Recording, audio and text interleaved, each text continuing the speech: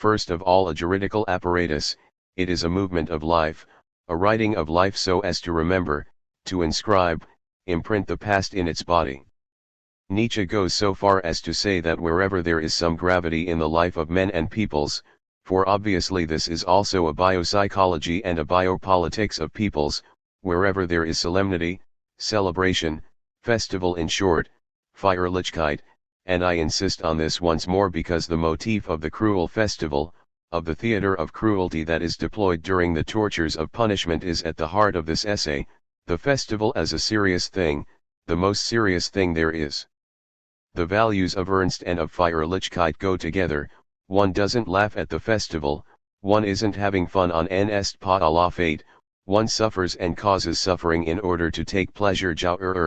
Wherever there is some solemn, ritual feast, wherever there is some secret or mystery, Geheimnis, well, there then remains or comes back, nachwort, says Nies Sche underlining after effect, remainder effect, a remainder of the fear, Schrecklichkeit, that formerly presided over all the acts of memory, promises, engagements, oaths.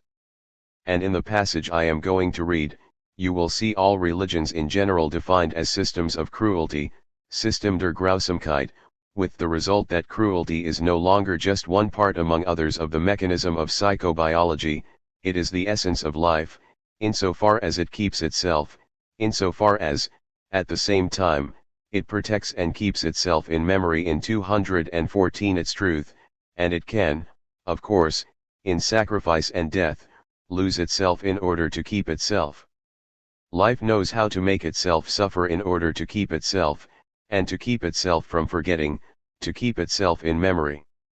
For all of this is, of course, an interpretation of sacrificiality. Read second essay, pages 70 to 72c. One might even say that wherever on earth solemnity, seriousness, mystery, and gloomy coloring still distinguish the life of man and a people, there remains something of the terror that formerly attended all promises, pledges, and vows on earth, the past, the longest, deepest, and sternest past, breathes upon us and rises up in us whenever we become serious. Man could never do without blood, torture, and sacrifices when he felt the need to create a memory for himself, the most dreadful sacrifices and pledges, sacrifices of the firstborn among them, the most hideous mutilations, castration, for example, the cruelest rites of all the religious cults, and all religions are at the deepest level systems of cruelties. All this has its origin in the instinct that realized that pain is the most powerful aid to mnemotechnics. In a certain sense, the whole of asceticism belongs here. A few ideas are to be rendered inextinguishable, ever-present, unforgettable, fixed, with the aim of hypnotizing the entire nervous and intellectual system with these fixed ideas, and ascetic procedures and modes of life are means of freeing these ideas from the competition of all other ideas, so as to make them unforgettable. The worse man's memory has been, the more fearful has been the appearance of his customs. The severity of the penal code provides an especially significant measure of the degree of effort needed to overcome forgetfulness and to impose a few primitive demands of social existence as present realities upon these slaves of momentary affect and desire. We Germans certainly do not regard ourselves as a particularly cruel and hard-hearted people, still less as a particularly frivolous one, living only for the day, but one has only to look at our former codes of punishments to understand what effort it costs on this earth to breed a nation of 215 thinkers, which is to say, the nation in Europe in which one still finds today the maximum of trust, seriousness, lack of taste, and matter-of-factness, and with these qualities one has the right to breed every kind of European mandarin. These Germans have employed fearful means to acquire a memory, so as to master their basic mob instinct and its brutal coarseness. Consider the old German punishments, for example, stoning. The sagas already have millstones drop on the head of the guilty, breaking on the wheel, the most characteristic invention and specialty of the German genius in the realm of punishment, piercing with stakes, tearing apart or trampling by horses, quartering, boiling of the criminal in oil or wine, still employed in the 14th and 15th centuries, the popular flaying alive, cutting straps, cutting flesh from the chest. And also the practice of smearing the wrongdoer with honey and leaving him in the blazing sun for flies. With the aid of such images and procedures one finally remembers 5 or 6 I will nots, in regard to which one had given one's promise so as to participate in the advantages of society, and it was indeed with the aid of this kind of memory that one at last came to reason. Reason, seriousness, mastery over the affects, the whole somber thing called reflection, all these prerogatives and showpieces of man, how dearly they have been bought. How much blood and cruelty lie at the bottom of all good things. 61-62. All of this is, as always with Nietzsche, highly interesting. Interesting as the interest there always is in thinking about interest. The complication and the interest of the Nietzschean gesture, an interest that one can take in it even if one does not subscribe to his utterances or his conclusions, what makes Nietzsche so interesting, as he himself says, at the opening of the Genealogy of Morals, that the English psychologists to whom he is indebted, to whom he wants to say thank you, do not forget this recognition of debt, are themselves interesting, sie selbst sind interessant, and they are interesting because they are preoccupied with making apparent the 216 shameful part of our internal world, partie honteuse 10 in French in the text, to play on the figure and the sexual origin of this shame. 24. What makes Nietzsche interesting, then, like the English psychologists to whom he is indebted and whom he thanks, whom he pays back with interest, what makes Nietzsche interesting there where he is interested, whether or not one agrees with what he says, is that he suspects and sniffs out the partie honteuse. The modestly hidden or negated interest, both in those who advocate interest and in those who allege disinterest, and among the latter both in the abolitionists and in the anti-abolitionists, for example in Kant, who attempts to raise the categorical imperative of the death penalty above the calculation of interest, but in the name of another rationally and morally pure calculation, the principle of equivalence, the jus talionis between the crime and the punishment, between the injury and the price to be paid. Nietzsche deems this idea of equivalence at once mad, unbelievable, inadmissible, and he wants to retrace its genealogy. In the course of the long and insistent genesis of punishment that he proposes and to which I must refer you, he comes back first to a psychology of primitive humanity that he claims has survived in us moderns.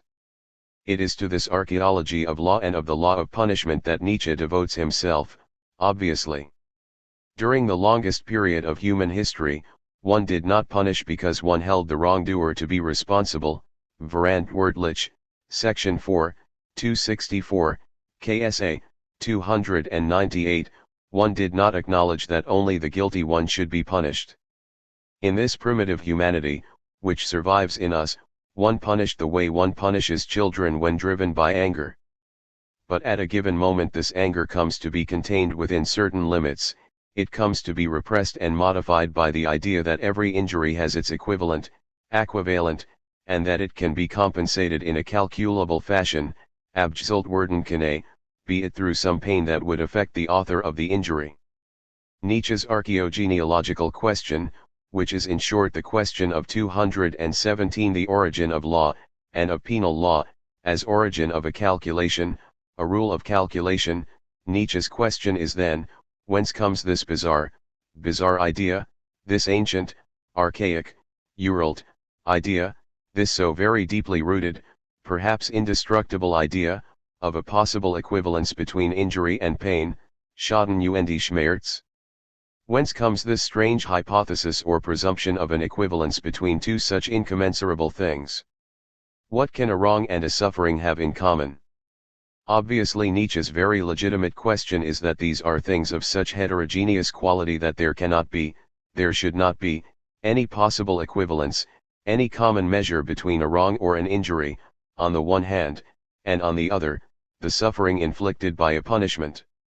Nietzsche's response consists then in seeking the origin of this unbelievable equivalence, this unbelievable jus talionis, in which it is not possible to believe, to which it is not possible to grant the least credit, to seek the origin of this unbelievable and uncreditable equivalence and to find it in, precisely, credit, in commerce, exchange, sale, trafficking, and so forth. The origin of the legal subject, and notably of penal law, is commercial law. It is the law of commerce, debt, the market, the exchange between things, bodies, and monetary signs, with their general equivalent and their surplus value, their interest. This would mean, in sum, that what makes us believe, credulous as we are, what makes us believe in an equivalence between crime and punishment, at bottom, is belief itself. It is the fiduciary phenomenon of credit or faith, Glauben. The origin of the belief in equivalence, that is, in penal law, the origin of our belief in penal law, the origin of the credit we grant it or that in truth we believe we must grant it, is belief itself. It is because we believe, always in a dogmatic fashion, always in a credulous fashion, it is because we grant credit that we believe in some equivalence between crime and punishment. But this belief does not consist only in believing in what we believe to be or to be true, but in believing by posing, performatively, by inventing an equivalence that does not exist, that has never existed, and that will never exist between crime 218 and punishment, a convenient equivalence but a fictive one in short, which allows us both to believe and to exchange signs and things, signs and effects. Elsewhere Nietzsche speaks of a semiotics of affects, which allows us to speak, to exchange things, words, signs, to commerce, in short, to engage in commerce, to contract loans and debts. Nietzsche's astonishment is at its core very healthy and very trivial, very vital. Whom will one ever make believe, seriously, in what precisely we believe or pretend to believe? Whom will one ever make believe what we affect to believe, namely that there exists some sort of common measure, some homogeneity, some homology, some common value, some equivalence, for example, between murder and the death penalty? But Nietzsche doesn't take this example, he speaks of punishment in general. Whom will one ever make believe, seriously, in what we believe or feign to believe, in what we claim to believe, namely, that there exists some common measure between a homicide and the death of the criminal, between the presumed murder and the execution of the criminal, and that the one can measure up to the other, that the one can take the place of the other, that the one can surrender itself in place of the other, substitute for the other as its equivalent. At bottom, no one believes or has ever believed it seriously. No one can believe in the very thing one pretends to believe and pretends to credit. The caustic force of the Nietzschean genealogy consists finally in saying something like this: at bottom, we do not believe even in what we believe or say we believe, we do not believe in what we pretend and affect to believe or to credit in order to make the market possible, to make commerce, contract, exchange, and finally language possible, and thus a social contract, a law that is always first of all commercial law. By pushing this logic as far as the example of the death penalty, which Nietzsche does not talk about directly or only very little, in this context where it is a question only of punishment in general, legal subjects, and penal law in general, by pushing this logic as far as the example of the death penalty, then, we would say that the death penalty is an article of law or an 219 article of faith of commercial law, the market, trafficking, what Nietzsche will call Kauf, Verkauf, Tausch. Handel und Wandel.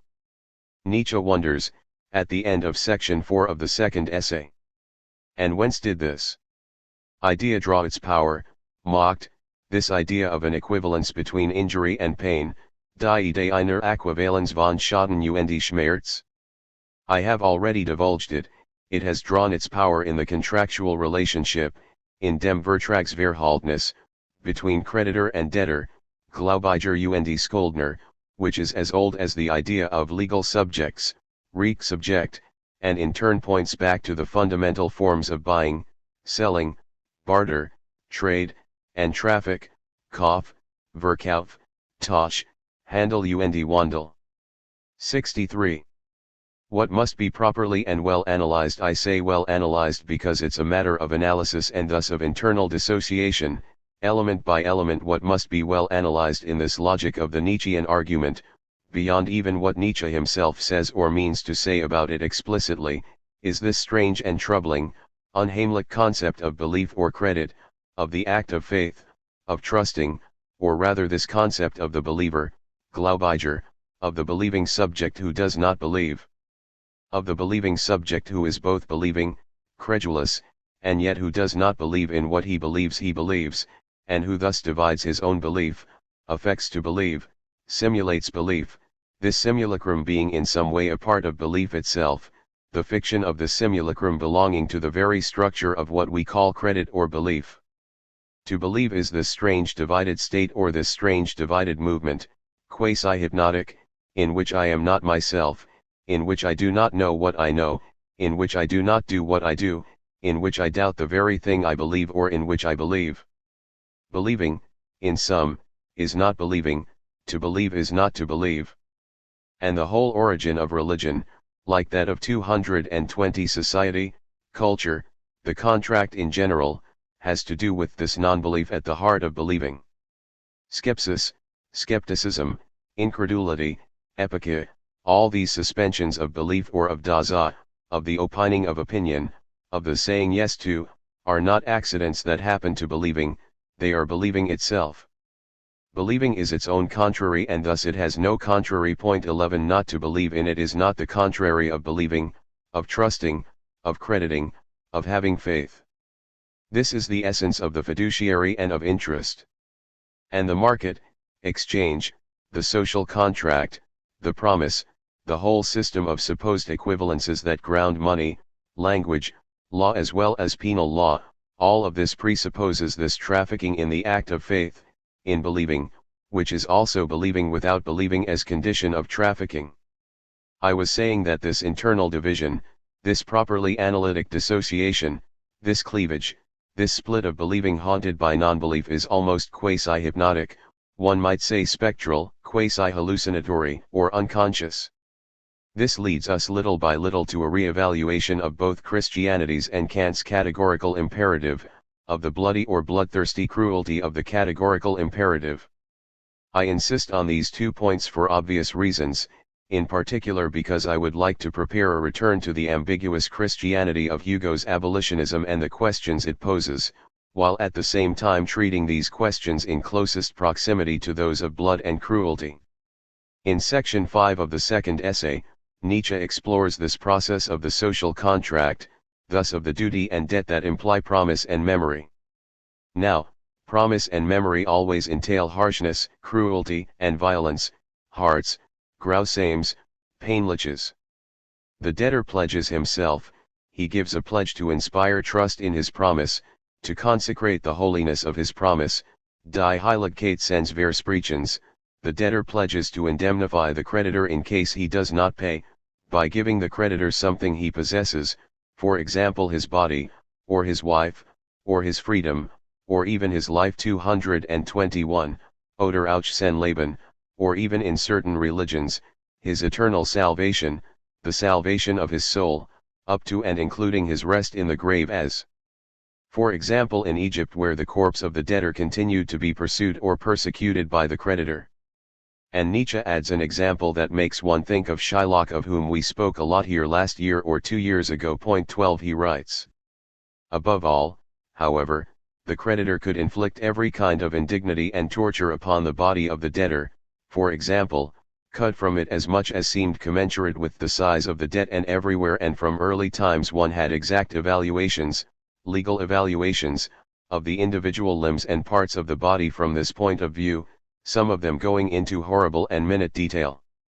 I consider it as an advance, as evidence of a freer, more generous, more Roman conception of law when the 12 tables of Rome decreed it a matter of indifference how much or how little the creditor cut off in such cases, si plus minus securunt, ne fraude esto.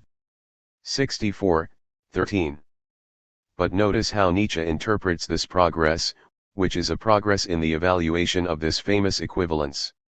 In place of an advantage that compensates, as Rückzahlung, as equal and accountable compensation in return, in the form of something or someone, a wife, for example, or a good, a thing, a body, the creditor is granted a psychic reimbursement, as it were, psychic or symbolic.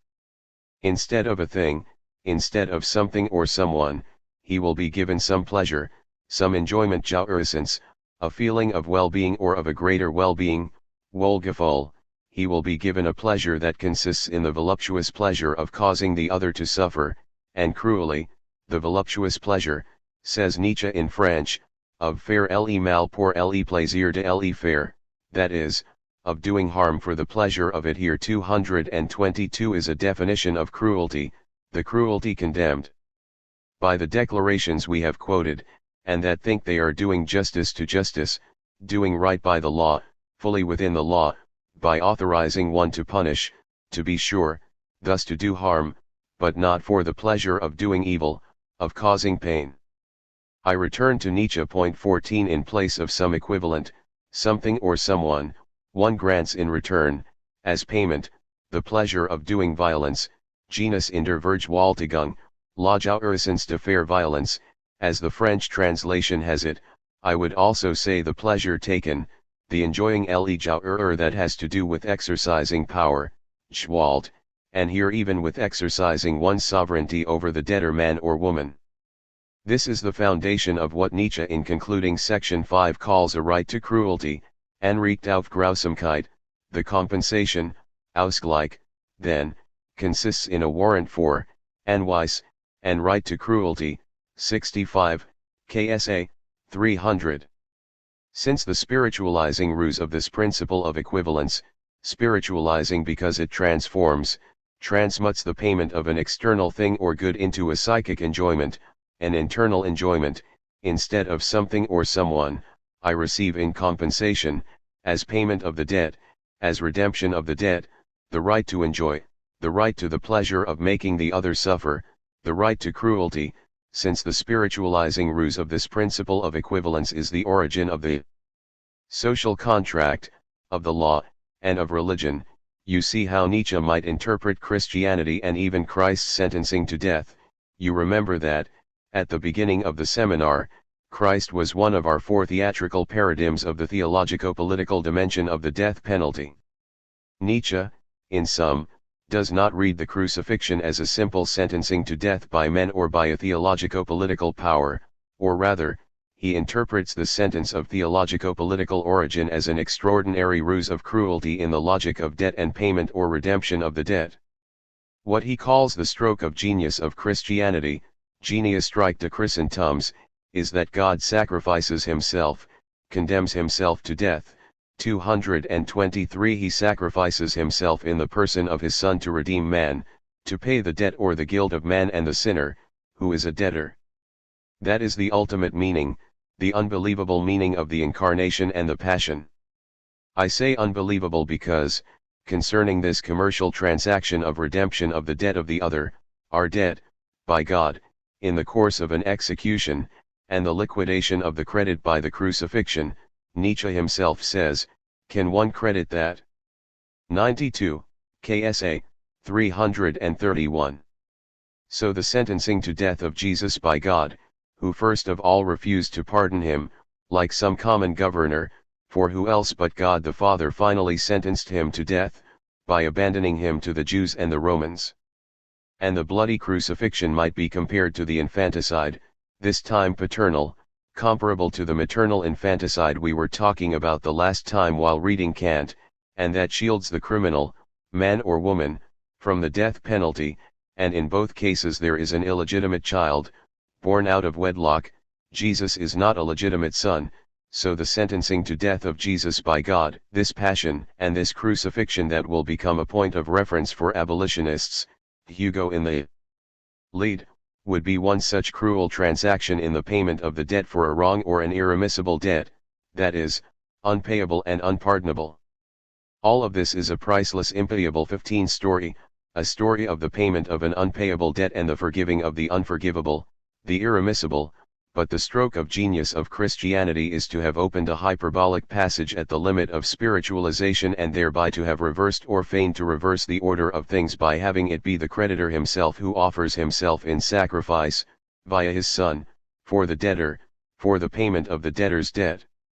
And this is called love, the love that means that the creditor pays the debt to himself and says to the other in sum, I love you, I pay you what you owe me, I give you what you owe me, I give you what you do not have, or else I forgive you your unpayable wrongs, your debts, your unfulfilled promises, your unpardonable perjuries.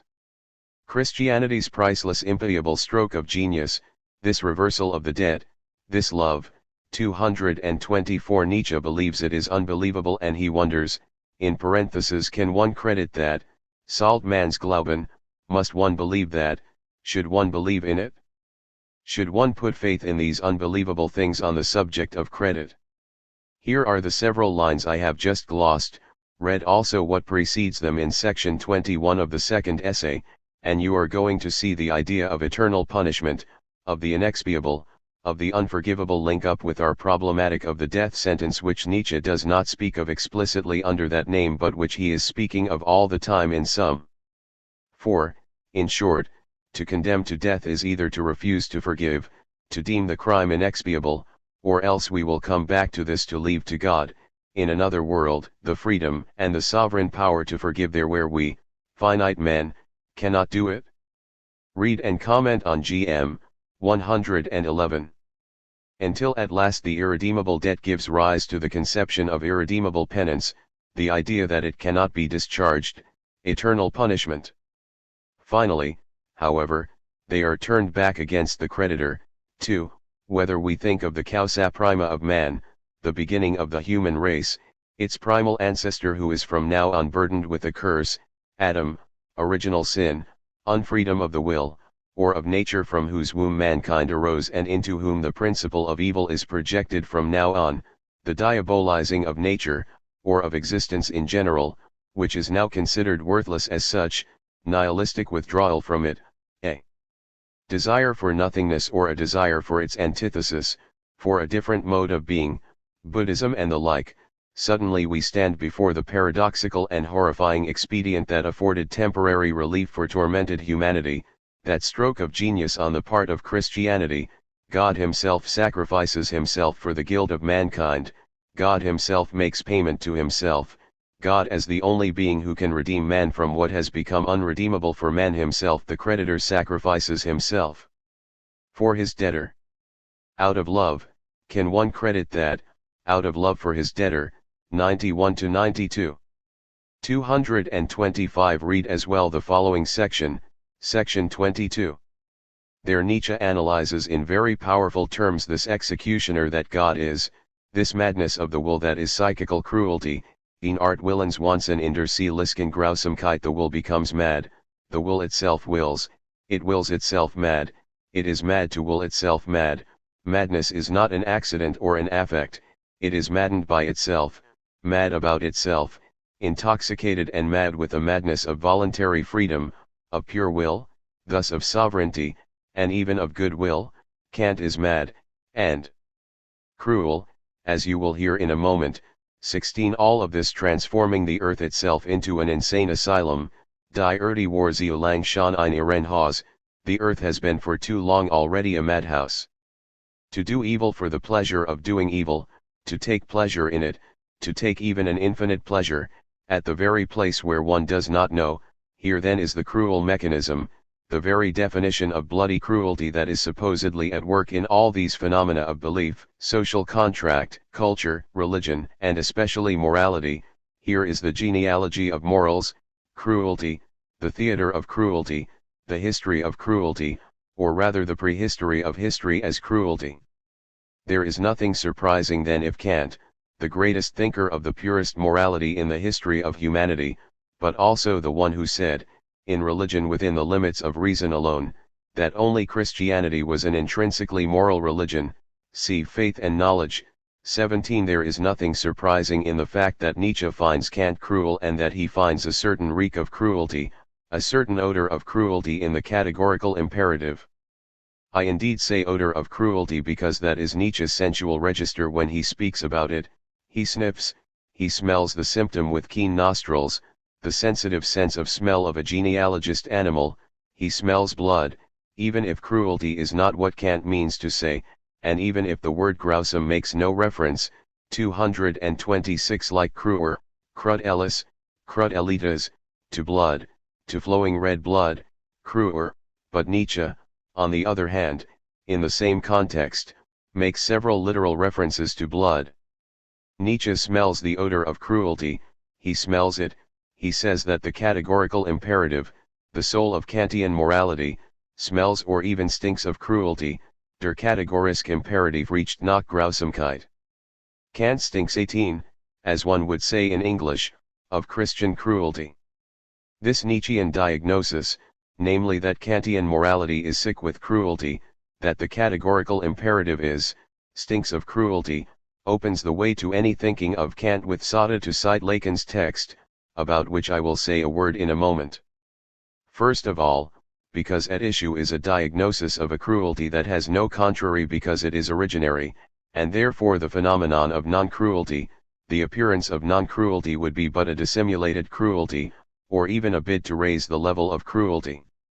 Originary cruelty, originary sadism, we could treat this patiently only by questioning in particular the Freud of 3 essays, of instincts and their vicissitudes, or of Beyond the Pleasure Principle, the economic problem of masochism, notably when he defines masochism as a sadism turned back against the self, either directly or through the mediation of another.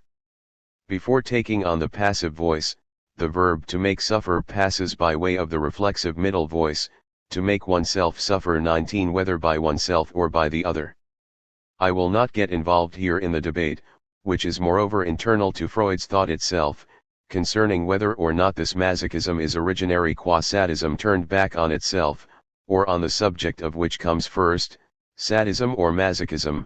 A sadist is always at the same time a masochist, says Freud already in 1905 in the 3 essays, point 20. But since the question of death and sentencing to death by the state is our subject, I will refer especially to Beyond the Pleasure Principle where, moreover, Freud acknowledges that he has steered a 227 course into the harbor of Schopenhauer's philosophy 21 and where Nietzsche is implicitly very present, where moreover the motif of the demonic is fundamental, as is what is said about the drive to dominate, domination, Bemächtigung, Bewältigung, the specificity of which I underscored with great insistence in To Speculate on Freud in the postcard. Notably in its relation to love life and to the couple formed by sadomasochism, point 22 in the same chapter of Beyond the Pleasure Principle, Freud evokes the possibility that erotic sadism is merely a death drive detached from the ego by the narcissistic libido, which can be directed only at the object, with the result that amorous possession tends toward the cruel destruction of the object, and when originary sadism remains pure of any mixture, we would then have this too familiar and indiscernible mixture of love/hate. But it is in the same chapter of Beyond the Pleasure Principle that there appears, to be sure as a figure, as a political metaphor of the organic, the image of the sacrifice of cells by the cellular state that, in certain illnesses, sends cells to their death so that it, the state, can survive. This bid to raise the level of originary sadistic cruelty that has no contrary, and that means that surpassing cruelty by an apparent non-cruelty would be merely a surpassing in cruelty, a surfeit of cruelty, finds its illustration, as concerns the death penalty, in the debate between, let us say, abolitionism, Beccaria, and non-abolitionism, Kant, given that, as we were saying, one can always interpret Beccaria's proposal as still more cruel than the still more cruel proposal of Kant, more cruel, than the death penalty, since Beccaria claims that the risk of a life sentence of hard labor will make the criminal suffer more and thus fear more than the threat of immediate death. What is more, Voltaire, even as he supported Beccaria, had already evoked 228 this logic when he wrote in the article on murder in his text The Price of Justice and of Humanity, 1777. Read Voltaire, 18. The damage must be repaired, death repairs nothing. One will say to you perhaps, Mr. Beccaria is mistaken, his preference for painful and useful labor, which will last a lifetime, is founded on the opinion that such a long and ignominious punishment is more terrible than death, which is felt for only a moment. One will point out to you that, if he is right, then he is the cruel one, and the judge who sentences to the gallows, to the wheel, to the flames, is the indulgent man. You will no doubt respond that it is not a matter of arguing which is the gentler punishment, but which is the more useful 1.23. Thus, one no longer knows who is more cruel or more sadistic, Beccaria or Kant, the one who opposes the death penalty or the one who maintains its principle. Here, then, in any case is what Nietzsche would teach us about the Sadian cruelty of the categorical imperative. If you wish to follow, both along this path and that of beyond the pleasure principle, the consequence that Lacan draws in his fine text Kant with Sada, 1963, reprinted in Acrits, I would advise you to read or reread this text, and, especially as concerns the death penalty, since that is our subject, in the passages where, as you recall, Blanquat had done some 15 years earlier, but his name does not appear a single time in Acrits. Of course, in Literature and the Right to Death, he thinks together Sada and Saint Just, and the guillotine. Sada, says Lacan, the former aristocrat, takes up Saint Just right where one should. Consequently, the revolution also wants the law to be free, so free that it must be a widow, the widow par excellence, the one that sends your head to the basket if it so much as balks regarding the matter at hand. 24 On the next page, a more interesting and original suggestion of a sadistic impotence 665 that Sada would have failed to remark.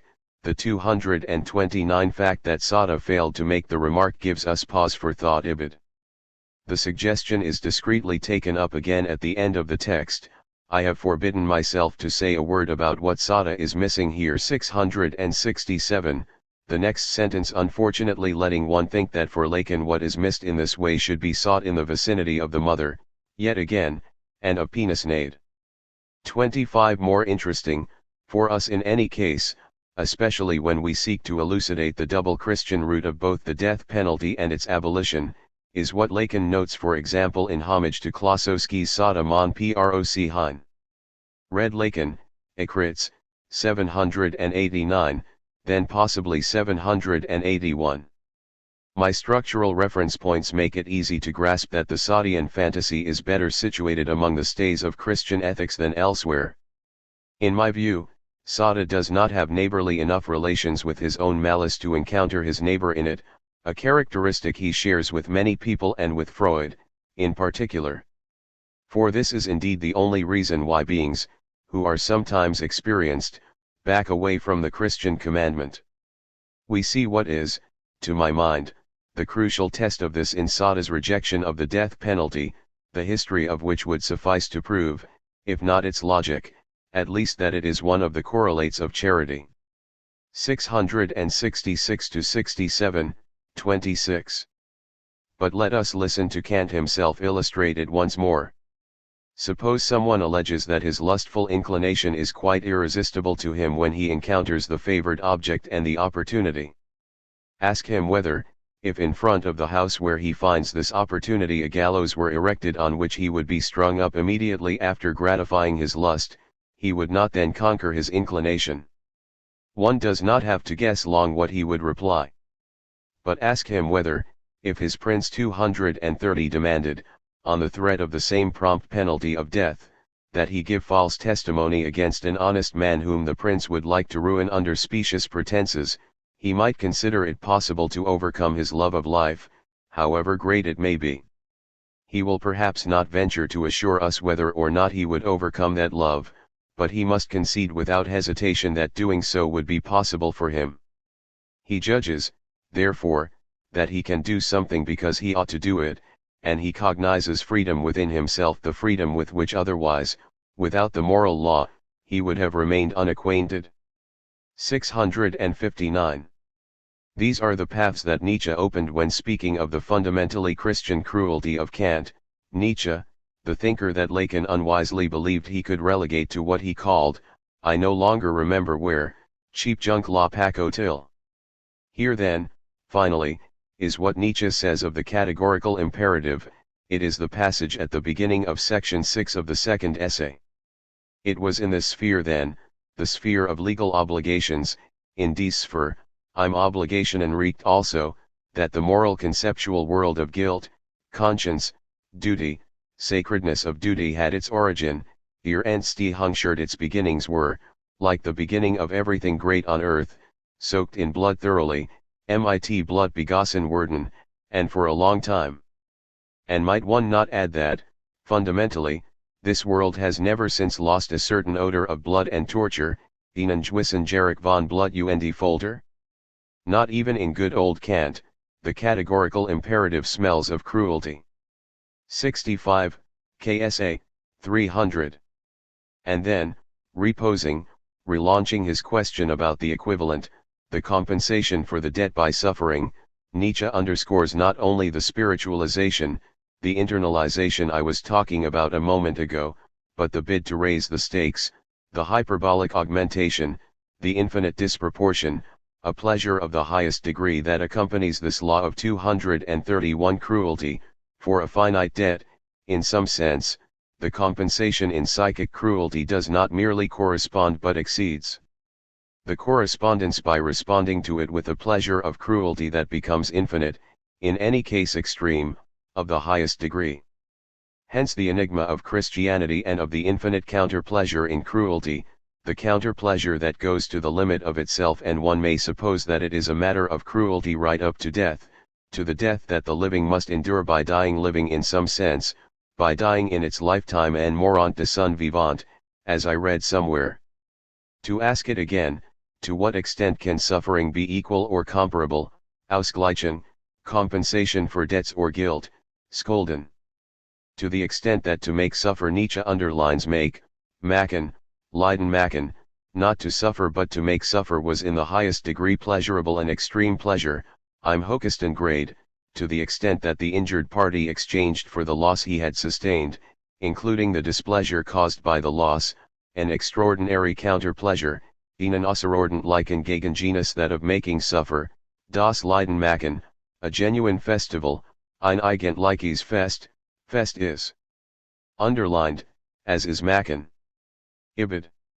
And the important thing here is at the same time the festival, the spectacle, the jubilation, but especially that it be motivated by a counter-pleasure, the concept of counter-pleasure having here a specificity that is irreducible to that of pleasure.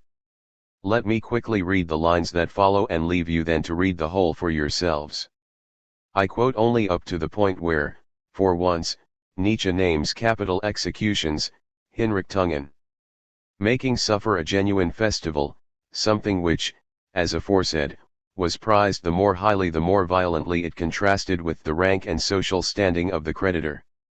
This is offered only as a conjecture, for the depths of such subterranean things are difficult to fathom, besides being painful, and whoever clumsily interposes the concept of revenge does not 232 enhance his insight into the matter but further veils and darkens it, for revenge merely leads us back to the same problem: how can making suffer constitute a compensation? It seems to me that the delicacy and even more the tartuffery of tame domestic animals, which is to say modern men, which is to say us, resist a really vivid comprehension of the degree to which cruelty constituted the great festival pleasure of more primitive men and was indeed an ingredient of almost every one of their pleasures, and how naively, how innocently their thirst for cruelty manifested itself, how, as a matter of principle, they posited disinterested malice, or, in Spinoza's words, sympathia malevolens, as a normal quality of man and thus as something to which the conscience cordially says yes. A more profound eye might perceive enough of this oldest and most fundamental festival pleasure of man even in our time, in Beyond Good and Evil, section 229, and earlier in The Dawn, sections 18, 77, 113, I pointed cautiously to the ever-increasing spiritualization and deification of cruelty which permeates the entire history of higher culture, and in a significant sense actually constitutes it. In any event, it is not long since princely weddings and public festivals of the more magnificent kind were unthinkable without executions, torturing, or perhaps an auto da fe, and no noble household was without creatures upon whom one could heedlessly vent one's malice and cruel jokes. Consider, for instance, Don Quixote at the court of the Duchess. Today we read Don Quixote with a bitter taste in our mouths, almost with a feeling of torment, and would thus seem very strange and incomprehensible to its author and his contemporaries. They read it with the clearest conscience in the world as the most cheerful of books, they laughed themselves almost to death over it. To see others suffer does one good, to make others suffer even more, this is a hard saying but an ancient, mighty, human, all too human principle to which even the apes might subscribe, for it has been said that in devising bizarre cruelties they anticipate man and are, as it were, his prelude. Without cruelty 233 there is no festival, thus the longest and most ancient part of human history teaches, and in punishment there is so much that is festive, 65 to 67, KSA, 300 to 301. In section 7 Nietzsche will speak again of the pleasure, lust, that cruelty procures, and further on, in section 13, he insists on the fact that punishment is indefinable, undefinierbar. Indefinable because it has and it is a history, and only what has no history is definable. He specifies in parentheses. Today it is impossible to say for certain why people are really punished. All concepts in which an entire process is semiotically, semiotisch, concentrated elude definition, only that which has no history is definable, definierbar ist nur das, was kein Geschichte hat. 80, KSA, 317. The remark is very significant on the part of a genealogist who is basically proposing a genealogy of the source of punishment and cruelty rather than a history, and who acknowledges that the historicity of punishment, and of cruelty or counter-pleasure, eludes definition precisely by reason of their historicity. See as well the whole third essay, in particular section 21 on death-seeking mass deliria, Vive la mort, 142. This question of history and nature, of animal nature ultimately, of the nature of the living, of this zoophysis or of this zoo or biophysiology, brings us back, after this long circular detour, to what Hugo says about the unwritten law, natural law as social law, and to our initial question about the relations between this supposed natural law, namely, the so-called inviolability of human life or the right to life, and the history of Christianity. We will come back to it next time, as well as to this question of red blood, the guillotine, and cruelty in Hugo. 234. As for the motif of interest, one should not necessarily confine it, as Baudelaire does, as Nietzsche also does no doubt, although less narrowly, to the sphere of zoopsychobiology, in the common sense of this term, to the conscious or unconscious motivations of an individual, whether he be an abolitionist or an anti-abolitionist. No doubt we must broaden this analytic of interest to the social or national or state body and ask ourselves what interest a state, a national state, or even a global state might have in maintaining or suspending capital punishment. 7th session. February 9, 2000. Economy. Might there be an economy of the death penalty? And what could that mean? If someone formulated the following sentence, to abolish the death penalty is to economize faire l'économie de the death penalty, how would one interpret such a declaration? Or again, if someone said, in French, the European Union has from now on class 1 the death penalty, how does one hear that? Before attempting to respond to these questions and to the logic they put to work, let us form already the hypothesis that the stakes of this semantic and syntactic inquiry have to do no less with the words or the lexicon of economy, economize, or even of class, classify, and classification than those of the so-called death penalty. As if, fundamentally, one had to define economy or class and have access to the semantics of economy and class by beginning from the death penalty and punishment in general, rather than the reverse. This would be good common sense if one recalled that penalty, pona, pain, had first of all the trivially economic sense of ransom, repurchase, or redemption, of the punishment meant to pay for damage, to repair a wrong. Penalty is a payment, and even if, with Nietzsche, one puts in question the projection or the posing of a general equivalent for the payment of a wrong, no one can dispute that the concept of penalty, be it penalty as cruel suffering, has an economic sense of buying back or redemption in a market. And thus that a calculation, the calculation of a price, 236 tends to be sought there. Whether or not this calculation is possible, whether it is conscious or unconscious, there is no penal law without this project of calculation, be it the calculation of the incalculable, with or without interest, with or without surplus value. And when I say conscious or unconscious calculation, it will always remain to be known, but I hold this knowledge to be impossible, by definition, if what appears incalculable cannot still be calculated by what we blithely call the unconscious. But then the question of an economy of the death penalty risks losing or dividing its meaning, like a river that gets lost by dividing into a delta, as one says the Mississippi Delta, the Nile Delta, or the Rhone Delta.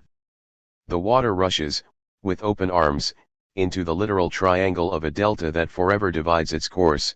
The water that gets lost like this will never again go back up toward the supposed uniqueness of a source, and the triangle is often a sea, when it is not oceanic. To economize the death penalty, is that to calculate its interest, the interest there is in saving it, or does economizing the death penalty mean, on the contrary, to economize the death penalty, learning to do without it, to abolish it? But is it ever abolished? Has one ever, forever, abolished the death penalty? Will one ever have abolished it forever? Is a law, a legal stipulation and stipulation of a state, enough for that? And then what is the economy of abolition? Is there an economy of economy? And is there an economy in thus filing away classer the death penalty in the past? And what if this economy were still an economy of class? Let us leave these questions hanging over our heads, we'll see later where they fall. And if they fall, as a sign of coherence or consistency, on their feet, or on their head or on whose head, and which head they cause once again to fall. If there is something cruel, with that cruelty of which we have already spoken so much, without being sure what it could mean, in particular in legal texts, if there is something cruel, it is perhaps, to begin with, the question itself, the putting into question as putting to the question that initiates torture and that threatens, in the course of an interrogation, 237 in the course of a quest, an inquest, a requisition, an inquisition, a perquisition, to cause the subject in question to lose his or her head. Where does the cruelty of the questioning of a question begin and where does it end? Let us then begin again. To believe not to be cruel. If I tried to sum up in 4 to 5 words, for example, to believe not to be cruel, the impossible questions that have imposed themselves on us, that have not failed to impose themselves on us even as we were trying to pose them, without ever managing precisely either to drop them or to pose them, I mean to master them in a formal, formalizable, and manipulable structure, I would say this, not, what is cruelty?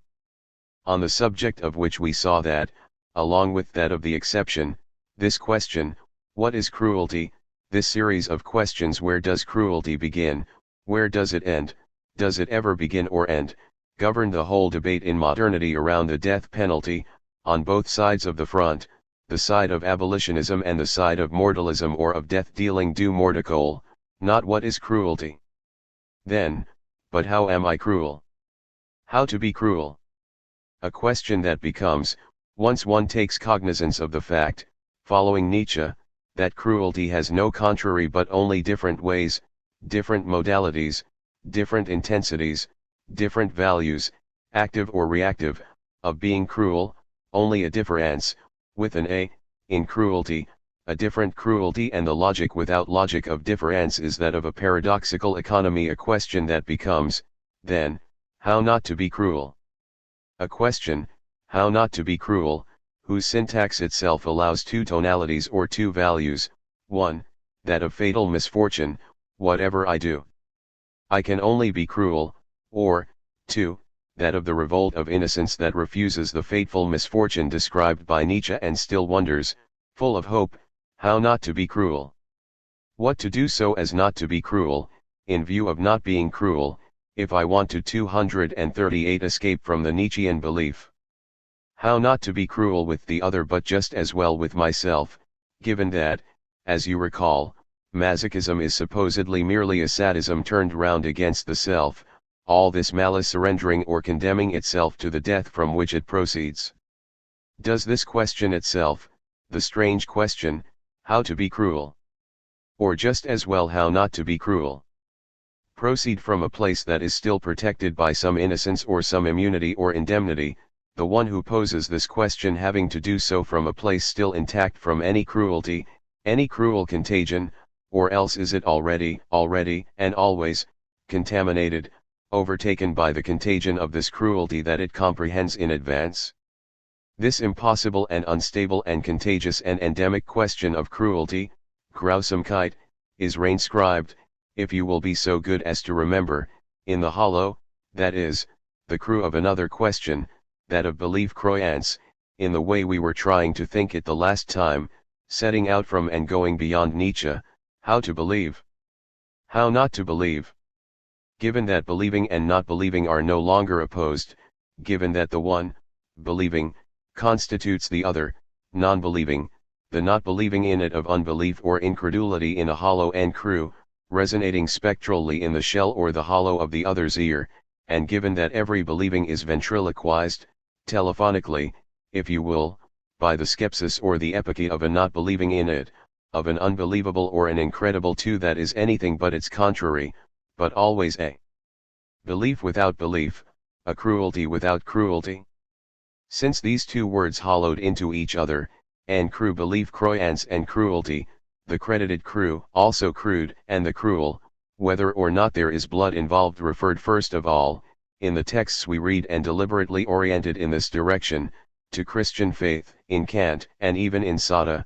Here we are again before the question of the death penalty and religion, before the question of Christian political theology and / or of the Gospels faced with the death penalty. We had begun to elaborate it.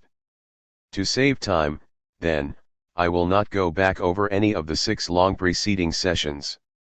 The last time, at the end of a long detour, then of a circular return, through relays that I recall merely by way of their titles or 239 common names, for example the telephone, CFA Vital Ronell, the telephone book, technology, schizophrenia, electric speech, P416, 3, and the techniques of transcendence, musical sovereignty, the interest of disinterest, and especially cruelty, the festival of cruelty, a cruelty without contrary, only differences, a different cruelty whose concept without opposition was as paradoxical as those 2 other concepts that we turned inside out, as it were, like gloves, the concept of interest and that of belief, the cruelty of the categorical imperative in general that smells of cruelty according to Nietzsche, the cruelty of the categorical imperative of the talionic law and of the death penalty in Kant, following this whole detour and every return,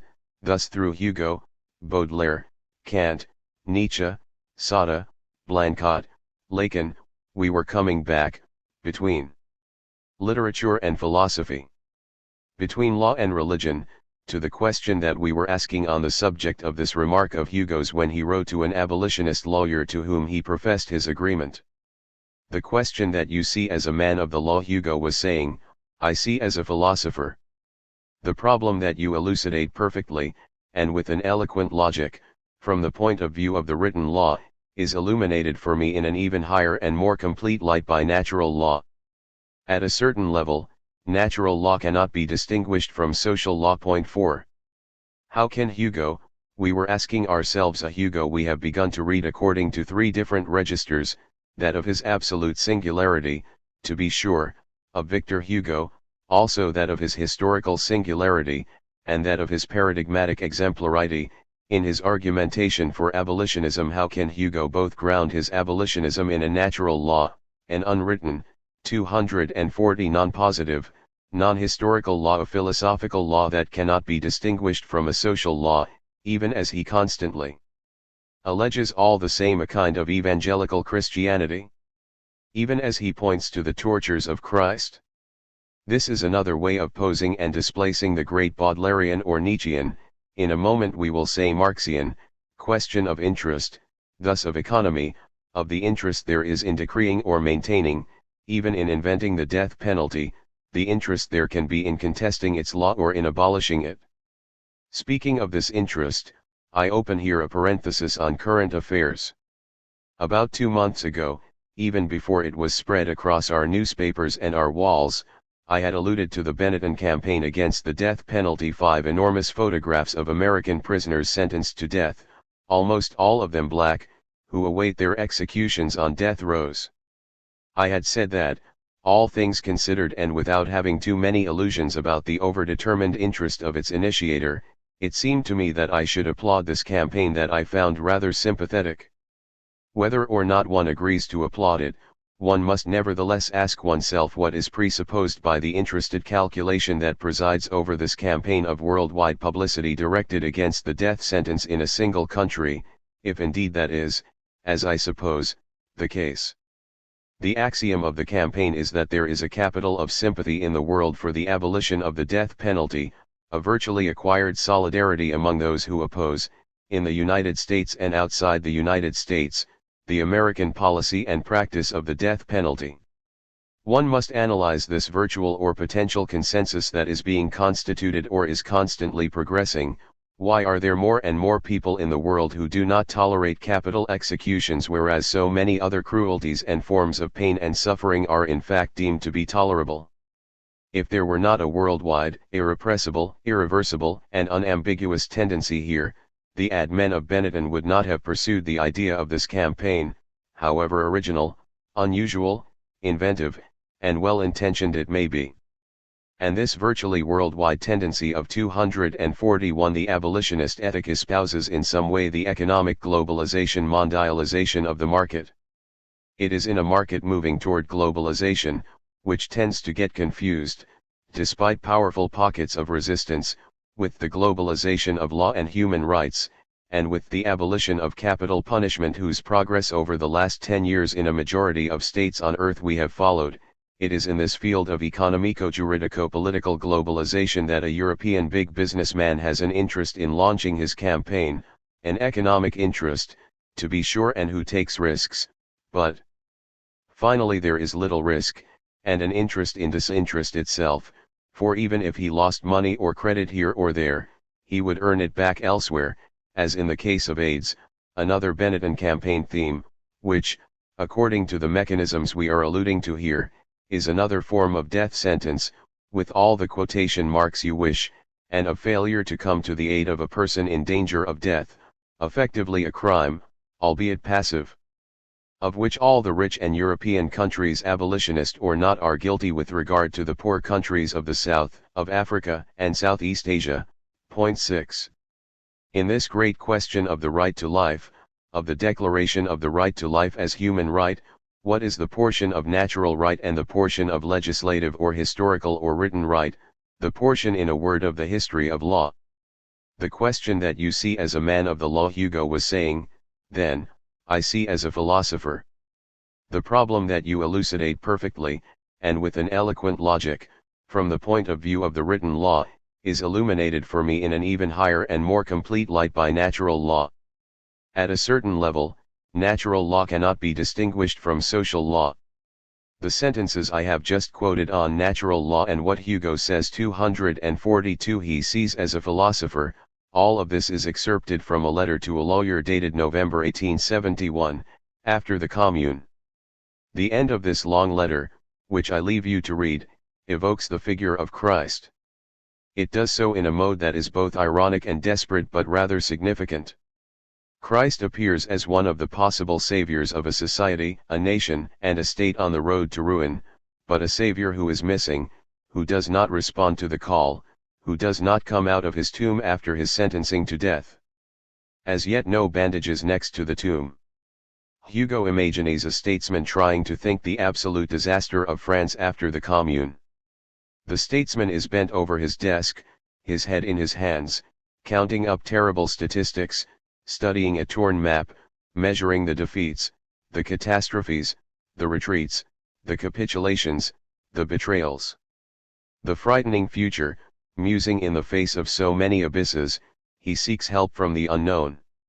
He calls for the Turgot needed by our finances, the Mirabeau needed by our parliaments, the Aristides needed by our justice system, the Hannibal needed by our armies, the Christ needed by our society. 257-58. It seems indeed that Christ does not belong, then, to the same series. The others, Turgot, Mirabeau, Aristides, Hannibal, have each one some competence, a know-how in a circumscribed domain, finance, parliament, justice, army. As for Christ, he is the savior of society, the savior of mankind, of social man, of social justice, of that social right that at the beginning of the letter Hugo nevertheless identifies with natural law or right. Since Jesus is not there, not resurrected, since society has lost track of him, the only resource, both sinister and laughable, without deus ex machina for this national theatre on the road to ruin, for this kingdom in which there is something rotten, the only resource is the death sentence and burial.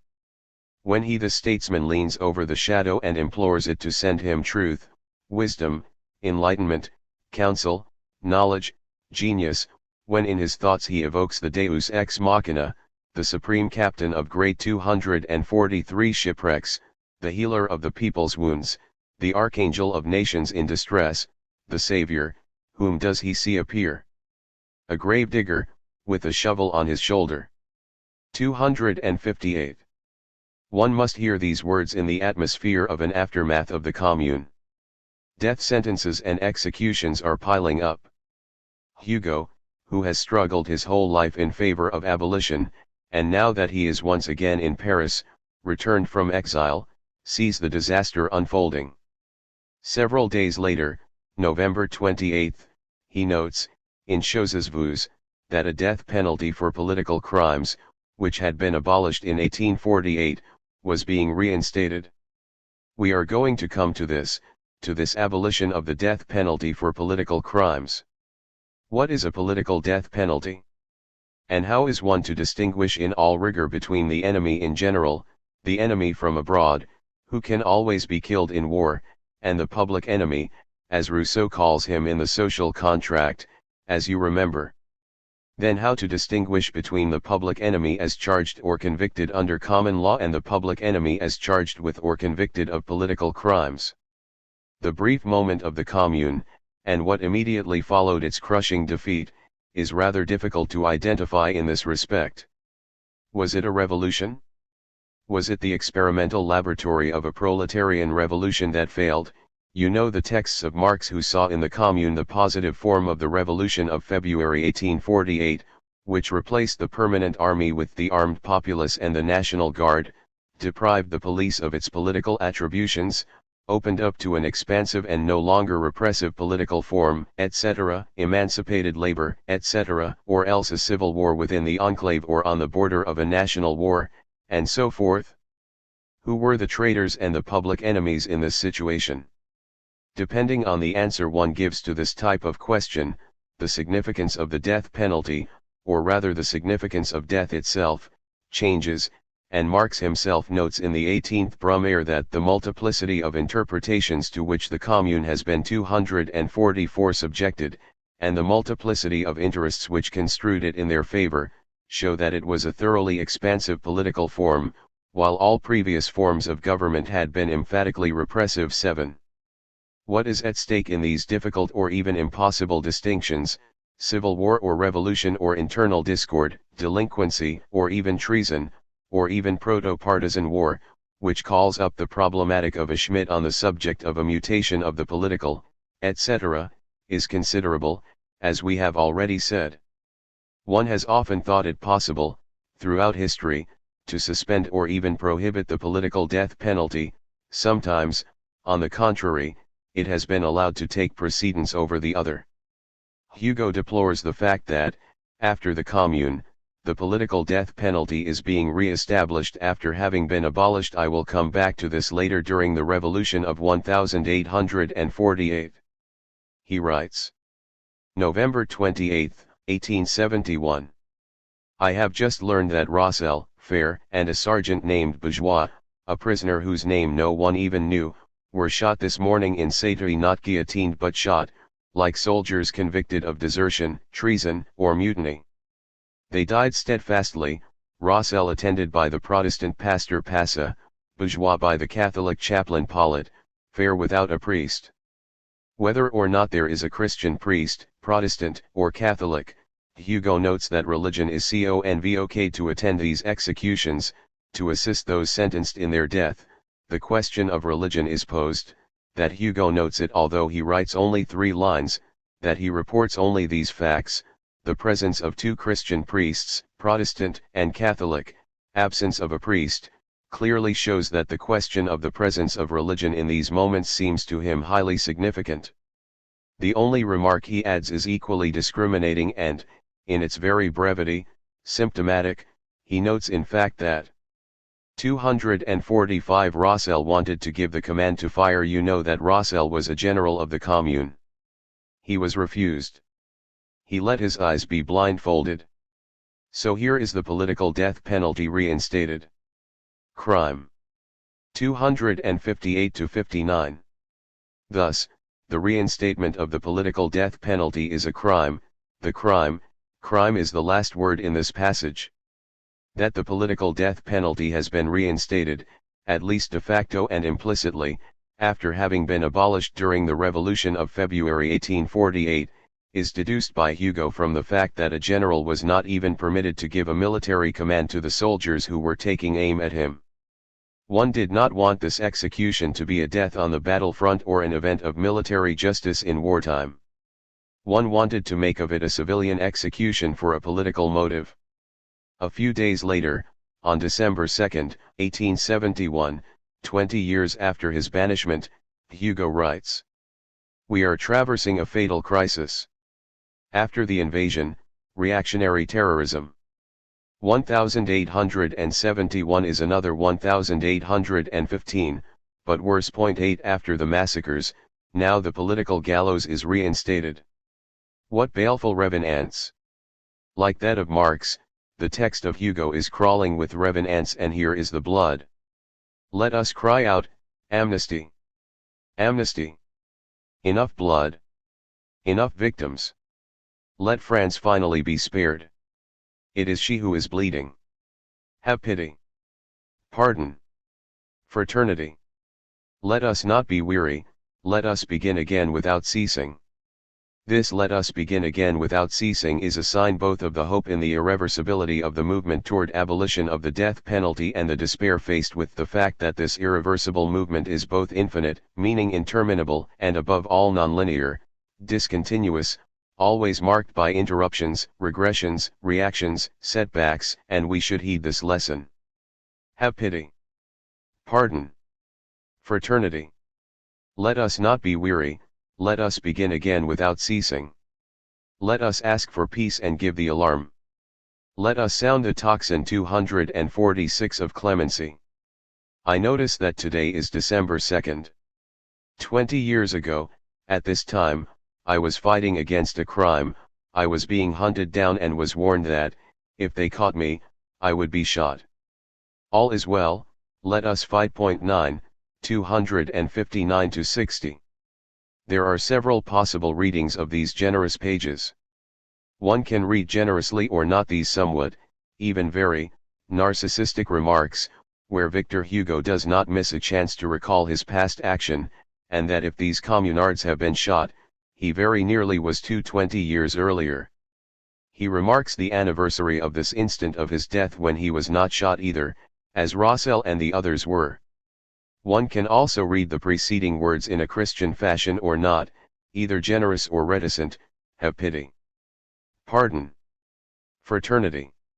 In Politics of Friendship I tried to deconstruct without indulgence Hugo's French fraternalism, a fraternalism that is at the same time French, thus, also Christian and phallocentric. 10 At the time I had not read, or reread, or I had forgotten, I don't know any more, probably never read, the text of Marx that I have just read when I was looking for what Marx said about the death penalty and the abolition of the political death penalty during the French Revolution of 1848, which thus fulfilled a certain wish of the Revolution of 1789 and which we have talked about more than once. In the class struggle in France, 1848 to 1850, right before evoking the abolition of the political death penalty in February 1848 and before doing so in terms that suggest he smells an interested move on the part of the bourgeoisie, a class calculation, here is what he writes on the subject of fraternity.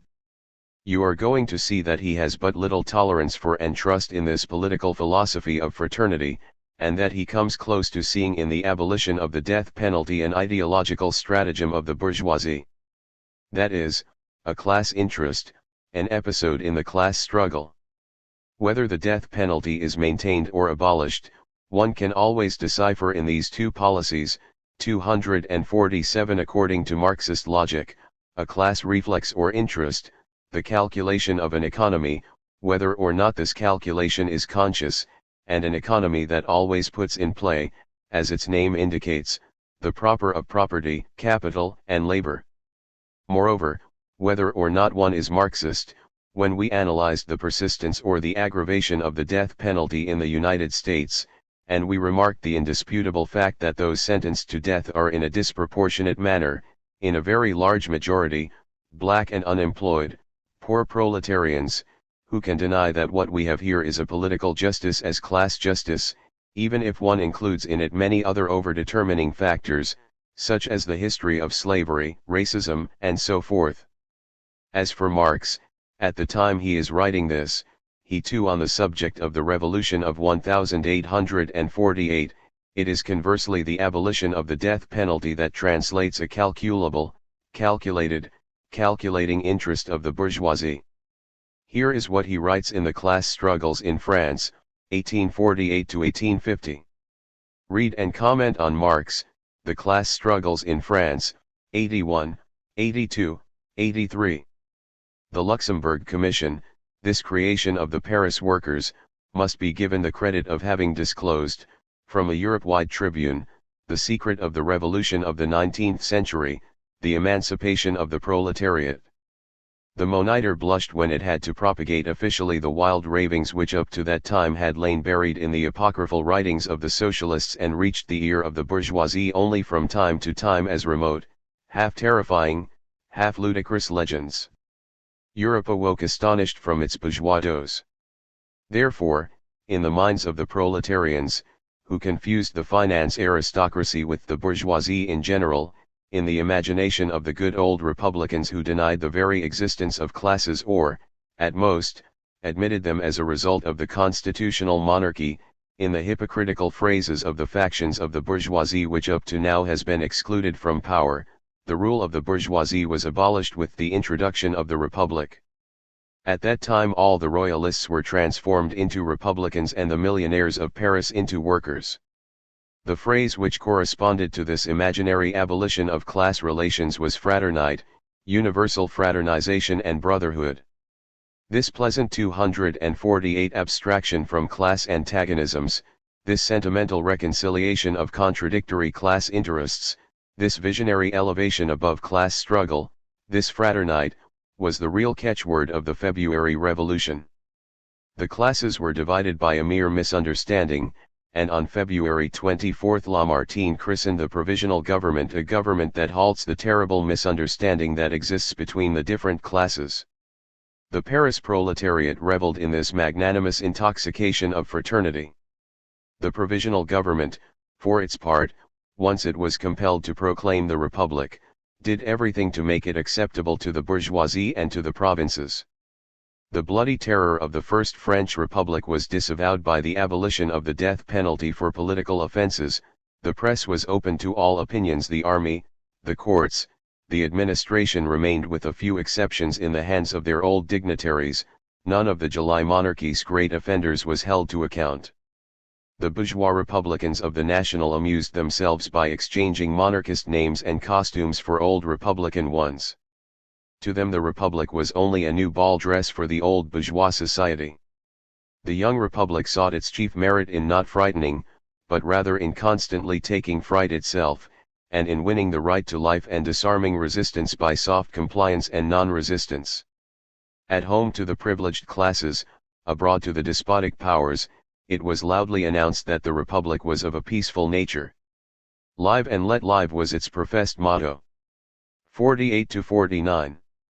One is not obliged to agree with Marx, I was saying, but one can at least learn this from him: any abolition of the death penalty must also answer to a certain interest, to a socio-political situation, to a relation of forces, and to a relation between the state and civil society, between such and such fractions of the civil society holding power in the state. Calling these fractions social classes, whatever one understands by class, is another problem. 249 An immense and complex problem that I leave aside for the moment. For example, some particular social peace, some particular moment of euphoria or fraternization of the Revolution of February 1848, was in truth, in Marx's view, nothing but a moment in the concealed civil war between the proletariat and the bourgeoisie, between antagonistic social forces. A moment of the class struggle. And a few months later, the February Republic that could only have been a bourgeois republic obligated, under the direct pressure from the proletariat, to proclaim social institutions. Well, a few months later, in June, the bourgeoisie transformed this February Revolution into the June Revolution, and that is how Marx analyzed its fraternalist symptoms, in the Neue Rheinische of June 29, 1848. He quotes himself in the 18th Brumaire 11, and as you are going to hear, the word apparition phantom, which earlier I missed in my inventory inspectors of Marx, will be picked up again a few pages later by the phrase resurrected spectre to designate the proletariat that, in June, was going to organize demonstrations and demand amnesty for certain debts from an implacable bourgeois National Assembly. The fraternalist euphoria of February, in the course of which the political death penalty was abolished, is in Marx's view but an episode and passing symptom of an ongoing civil war, and of a civil war as class struggle between labor and capital. Abolition served, at a precise and moreover ephemeral moment, the calculable interests of a hegemonic bourgeoisie. What confirms indisputably Marx's interpretation are, at least to a certain degree, episodes in the history of France like the Commune, concerning which Victor Hugo deplores that it reinstated the political death penalty at a moment when the bourgeoisie was very scared. Then, much later, during and after the occupation, during the purge, when, in a much more problematic fashion, one can speak of a political death sentence always during conflicts that are difficult to define as war, civil war, with betrayal to the enemy, and so forth. Read and comment, 97 to 99. 250 The immediate impression which the news of the June defeat made on us, the reader will allow us to describe in the words of the Neue Rheinische. The last official remnant of the February Revolution, the Executive Committee, has melted away, like an apparition phantom, before the seriousness of events. The fireworks of Lamartine have turned into the war rockets of Cavaignac. Fraternite, the fraternity of antagonistic classes of which one exploits the other, this fraternite, proclaimed in February, written in capital letters on the brow of Paris, on every prison, on every barracks, its true, unadulterated, its prosaic expression, is civil war in its most fearful form, the war of labor and capital. This fraternity flamed in front of all the windows of Paris on the evening of June 25, when the Paris of the bourgeoisie was illuminated, whilst the Paris of the proletariat burned, bled, moaned. Fraternity endured just as long as the interests of the bourgeoisie were in fraternity with the interests of the proletariat. The February Revolution was the beautiful revolution, the revolution of universal sympathy, because the antagonisms, which had flared up in it against the monarchy, slumbered peacefully side by side, still undeveloped, because the social struggle which formed its background had one only a joyous existence, an existence of phrases, of words. The June Revolution is the ugly revolution, the repulsive revolution, because things have taken the place of phrases, because the Republic uncovered the head of the monster itself, by striking off the crown that shielded and concealed it. Order! Was the battle cry of Guizot. Order! Cried Sebastiani, the follower of Guizot, when Warsaw became Russian. Order! Shouts Cavaignac, the brutal echo of the French National Assembly and of the Republican bourgeoisie. Order! Thundered his grape shot, as it ripped up the body of the proletariat. None of the numerous revolutions of the French bourgeoisie since 1789 was an attack on order, for they allowed the rule of the class, they allowed the slavery of the workers, they allowed the bourgeois order to endure, however often the political form of this rule and of this slavery changed. June has attacked this order. Woe to June! Nui Renus Xidung, June 29, 1848. 57-58. 251. These texts of Marx illustrate, in my view, at least two lessons that we should keep in mind. On the one hand, but I have already said this, the vigilant concern to interpret the legal, juridical, legislative phenomenon of the abolition of the death penalty on the basis of an analysis of the socio-political situation and social antagonisms that determine infrastructural conditions of security or insecurity for the property and life of the citizens who hold power. I believe that this principle of analysis is still valid, in principle, and on condition of being intelligently adjusted to the specificity of social, national, state, and geopolitical situations. I also believe that it is not out of pure rational and ethico-spiritual obedience to metaphysical principles that people were able to abolish the death penalty in Europe, today's European Union, to the point of making it a condition of entrance into Europe, Turkey, etc., whereas this is not possible in other parts of the world, in particular in societies and nation-states that are apparently so close to Europe, by reason of their democratic, Christian, etc. credo, especially in the United States. On the other hand, by contrast, I believe that Marx, as he does often, by reducing juridical or judicial phenomena so quickly and so brutally to ideological and superstructural effects of the class struggle, does not take into account their relative autonomy, their duration, and their own efficacy, the supplementary contradictions that they introduce into both institutional and social life. The relative autonomy of the juridical is also that of the Parliament. The most striking example would be that of France in 1981, which, in order to get in step with both the European movement underway and the relatively independent reflection of certain conservative members, abolished the death penalty at a time when a referendum would have revealed that a majority of the French were against abolition. The determination of interests here, is not impossible, but it is difficult and abyssally overdetermined. 12.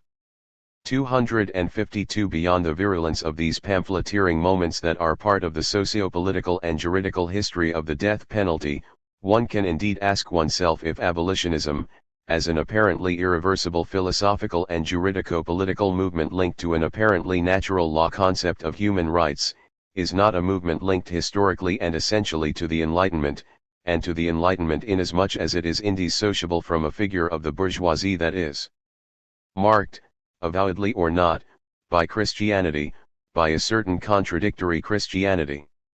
Such that the question of the death penalty could well be the best and most indispensable introduction to the question, what is enlightenment?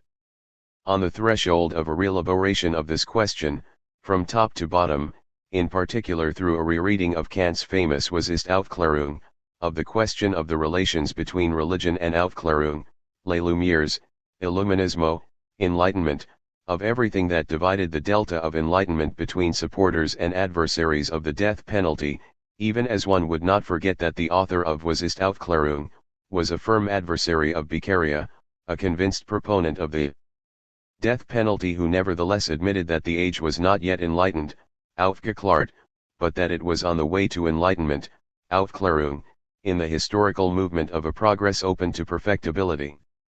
No doubt you remember, when den nun gefragt word, Leben wir jetzt in einem aufgeklärten Zeitalter, so ist die Antwort, nein, aber wohl in einem Zeitalter der Aufklärung, if it is now asked whether we at present live in an enlightened age, the answer is, no, but we do live in an age of enlightenment.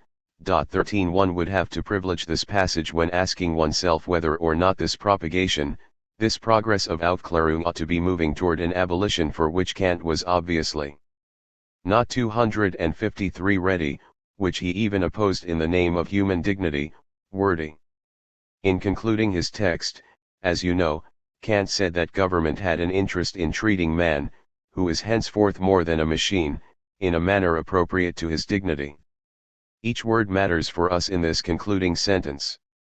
What is translated as interest when it says that the government has an interest in treating man, who is more, that is, something other than a machine, in a manner appropriate to his dignity, that is, has an interest in treating him beyond calculable interest as means, and to treat him as an end in itself beyond any market price and any pathological interest. What is translated as interest, then, is zutreglitch, useful, profitable. Government must find it useful, profitable for itself, to treat man, who is henceforth more than a machine, in a manner appropriate to his dignity, which is thus not a price, which is a value beyond values and beyond marketprice. There is then, once again, an interest beyond interested interest. There is here an interest without interest, a disinterested interest of reason, auf die Grundsätze der Regierung, die es ihr selbst zuträglich findet, den Menschen, der nunmehr als Maschine ist, seiner Würdigemaß zu handeln, the principles of governments, which find that they themselves have an interest, that find it useful for themselves in treating man, who is more than a machine, in a manner appropriate to his dignity. 60.14. A moment ago, I quoted the passage from Hugo. Rossel wanted to give the command to fire. He was refused. He let his eyes be blindfolded. So here is the political death penalty reinstated. Crime, for its own historical interest, but also because it responds at more than a 20-year distance to that other declaration of 1850 in which, more 20 years earlier, then, Hugo applauds precisely the abolition of the political death penalty by the Provisional Government on February 8, 1848. Since this text of Hugo's contains, but for the future, the same formula, pure and simple abolition of the death penalty, September 15, 1848, that we already read in a declaration to Constituent Assembly, since this text curiously 254 combines the motif of the philosophy of natural right and the inviolability of human life with its Christian reference, which is just as essential, since it associates French patriotism with the future of Europe, with what he often calls for under the prophetic name of the United States of Europe. I believe that we must read this declaration, but I want to put in place first a few historical reminders.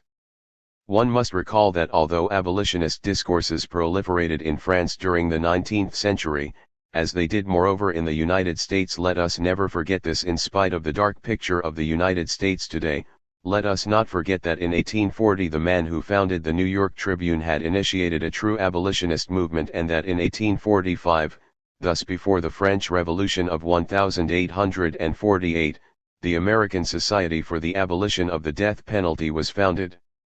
In 1846, Michigan replaces the death penalty by life imprisonment with one exception, once again, and the exception is precisely political treason.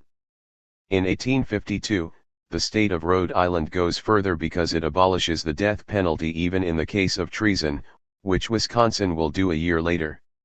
This movement will grow until the end of World War I. North Dakota abolishes the death penalty in 1915, Maine abolishes it in 1876, reinstates it in 1883, abolishes it again in 1887. 6 states had abolished it totally by the end of the Great War, others had reduced the sphere of its application, to which one must add a whole history of the modes of execution, from hanging to the electric chair, adopted in 1880 following a campaign organized by General Electric, the electric chair already provoking protests, nevertheless, from Thomas Edison among others, and the process is not altogether over. 15. Let us return to France. Although abolitionist discourses proliferated in France during the 19th century, the fact remains that there are numerous, as one says, death-dealing mordicoles anti-abolitionists, all of them conservative Christians, who maintain, as does for example Joseph de Maistre in his Soirées de St. Petersburg, that the death penalty represents a divine weapon granted by the sovereign God to the sovereign monarch to 255 fulfill a providential law. Thus, a divine law presides over the death penalty, as Hugo will also say, quite to the contrary, but those are his words, that divine law commands abolition. With the single exception of Abbé Lenoir in 1867, notes Jean Imbert in the book I have quoted, the whole Catholic hierarchy recognizes the legitimacy of the death penalty used against a criminal. 16 From St. Thomas Aquinas until the first half of the 20th century, theologians agree on this point: the state has the right of life and death over its citizens. It is in this context, in which the Catholic hierarchy did not waver on the death penalty during the whole century and beyond, that one must also interpret Hugo's reference to Christianity. Without being merely a rhetorical and opportunistic strategy, this Christian reference has also a strong meaning, to make apparent the contradiction in the Christian camp and in the argument of the Christian discourse. Divine law of abolitionism against divine law of the death penalty. Initial timid steps forward. In 1832 under Louis Philippe, and no doubt at his suggestion, the death penalty is partially abolished in 9 cases, including counterfeiting and aggravated burglary. In 1838, Lamartine, another poet, recommended abolition to the Chamber of Deputies. And 10 years later, on February 28, 1848, 2 days after the Republic was declared, the Provisional Government votes for the abolition of the death penalty in political matters, and does so with a declaration about which one must remark that it refers, I quote, to the consecration of a philosophical truth, Imbert, 85, and to the French model whose revolution must have a value of worldwide philosophical exemplarity. France being the most philosophical nation in the world, it owes philosophy to the world. It has the responsibility and the duty, the debt of philosophy, not to invent it but to discover and consecrate philosophy for the world. The Provisional Government, convinced that greatness of soul is the 256 supreme politics, and that every revolution brought about by the French people owes to the world the consecration of one more philosophical truth, considering that there is no more sublime principle than the respect for human life, decrees, the death penalty is abolished in political matters. Point 17. You will have noticed right away the contrast and the contradiction between, on the one hand, the principled, absolutist, hyperbolic, unconditional character which is marked by the word sublime, principle, respect for human life. There is no more sublime principle than the respect for human life, the sublime rising above every other law, like human dignity in Kant, and, on the other hand, the conditional limitation of an abolition restricted to the matter of politics, to political crimes. Only in the case of the political felony would the respect of human life be a law and a sublime law. It is this contradiction or this limitation, this conditionality that no doubt shocked Hugo when, during the vote on the Constitution, November 4, 1848, in the declaration we have read, he asked for the pure and simple abolition of the death penalty, and it was on this date that Hugo was not listened to when the decree of the Provisional Government was included, as Article 5, in the Constitution. Hugo's absolutist and unconditional abolitionist proposal was rejected on that occasion, by 498 votes against 216. The fact remains that this abolition of the death penalty for political felonies remained to be interpreted. For an entire century, debate to determine what was a political crime raged. It sometimes happened that crimes with a political motive were judged as common law crimes by reason of their so-called odious and cruel character. Next, it was necessary to determine the punishment reserved for political crimes, and most often it was the appeals court La Cour de Cassation that decided the matter, for example, by imposing the next lesser punishment in the case of political crime, namely, deportation, Hugo's case. In June 1850, a law replaced the death penalty by imprisonment in a fortified stronghold. On November 21, 1901, the last legislative measure by the Parliament of the Third Republic, I cite this, 257. Thinking of the text by Kant we read 2 weeks ago, the death penalty was eliminated for mothers guilty of infanticide, ratification of a de facto state of affairs. On the question of the mother, the woman, and sexual difference in the face of the death penalty, and we noticed that in the modern texts of international declarations, it was recommended that the execution of pregnant women be excluded even where the death penalty was still in force, and everyone joined in this consensus as if the point were to avoid the horror of this double penalty that would take an innocent life, and sacrifice one more life, a life to come in the womb of the guilty mother. On the question of sexual difference in the face of the death penalty, and of Hugo in the face of this immense and abyssal question, I will not enter into it, having elsewhere devoted some analyses to Hugo from this point of view in Politics of Friendship, 18. But instead of spending years, as one should, commenting on the surface and the undersides of the text I am going to read, I will limit myself out of economy to quoting it, before coming back to the text I have been announcing since the last session. Here it is, a message sent to newspapers, dated July 28, 1872. I point this out to the whole of the press. Not only the press that is Republican, but the press that is liberal, not only the press that is liberal, but the press that is human. A frightening question is posed. A woman named. What does the name matter? A woman is condemned to death. By whom? By a criminal court, that's very simple. Guillotine her. No. By a war tribunal, well, shoot her. For in fact, the war tribunal does not have the guillotine at its disposal. Now, let us examine this. Shoot a woman? Shooting a man, that's understandable. Man to man, these things are 258 done. It is in the order of things, not in the natural order but in the social order. But shooting a woman. Shooting her coldly, officially, according to the rules. Can one imagine this? 12 men, 12 young men, yesterday peasants, today soldiers, yesterday innocent in their village, tomorrow perhaps sublime on the battlefield, 12 brave hearts, 12 young souls, 12 citizens like you and me, whose number comes up, chosen by chance, and there they are executioners. Executioners of whom? I am not accusing the law, I am not accusing the tribunal, the law is unconscious, the tribunal is honorable. I am merely stating the facts. These 12 brave boys are led before a stake, to this stake someone is attached, and they are told, shoot at it. They look, and they see a woman. They see a forehead that reminds them of their sister, they see a bosom that reminds them of their fiancée, they see a belly that reminds them of their mother. And this forehead must be struck down, and this bosom must be pierced, and this belly must be riddled with bullets. I say that this is terrible. In this phrase, war tribunal, there is war, that is to say, death inflicted by man on man, there is not death inflicted by man on woman. Let us not overthrow man's deep instincts. Leave our soldiers in peace. Let us not make them shoot women. Agreed, they say. There is the guillotine. This is serious. Let us say it very clearly, the guillotine will not do it. The guillotine is a civilian and not a military official, it obeys red robes, not epaulets. It is ready to kill, but correctly. It declares that this is not its purview.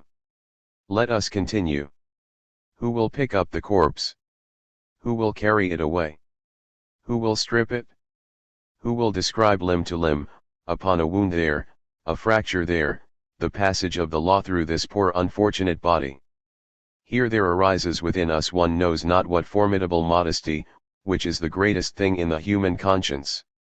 259. And if the wretched woman does not fall down dead, who will give what is called the coup de grâce? Imagine to yourself some man you are going to pull from the ranks, and to whom you say, she's still alive, finish her off. What crime has this man committed that he is forced to do that? By what right do you sentence another in addition to her who is sentenced? From then on how will he look upon his chassepot?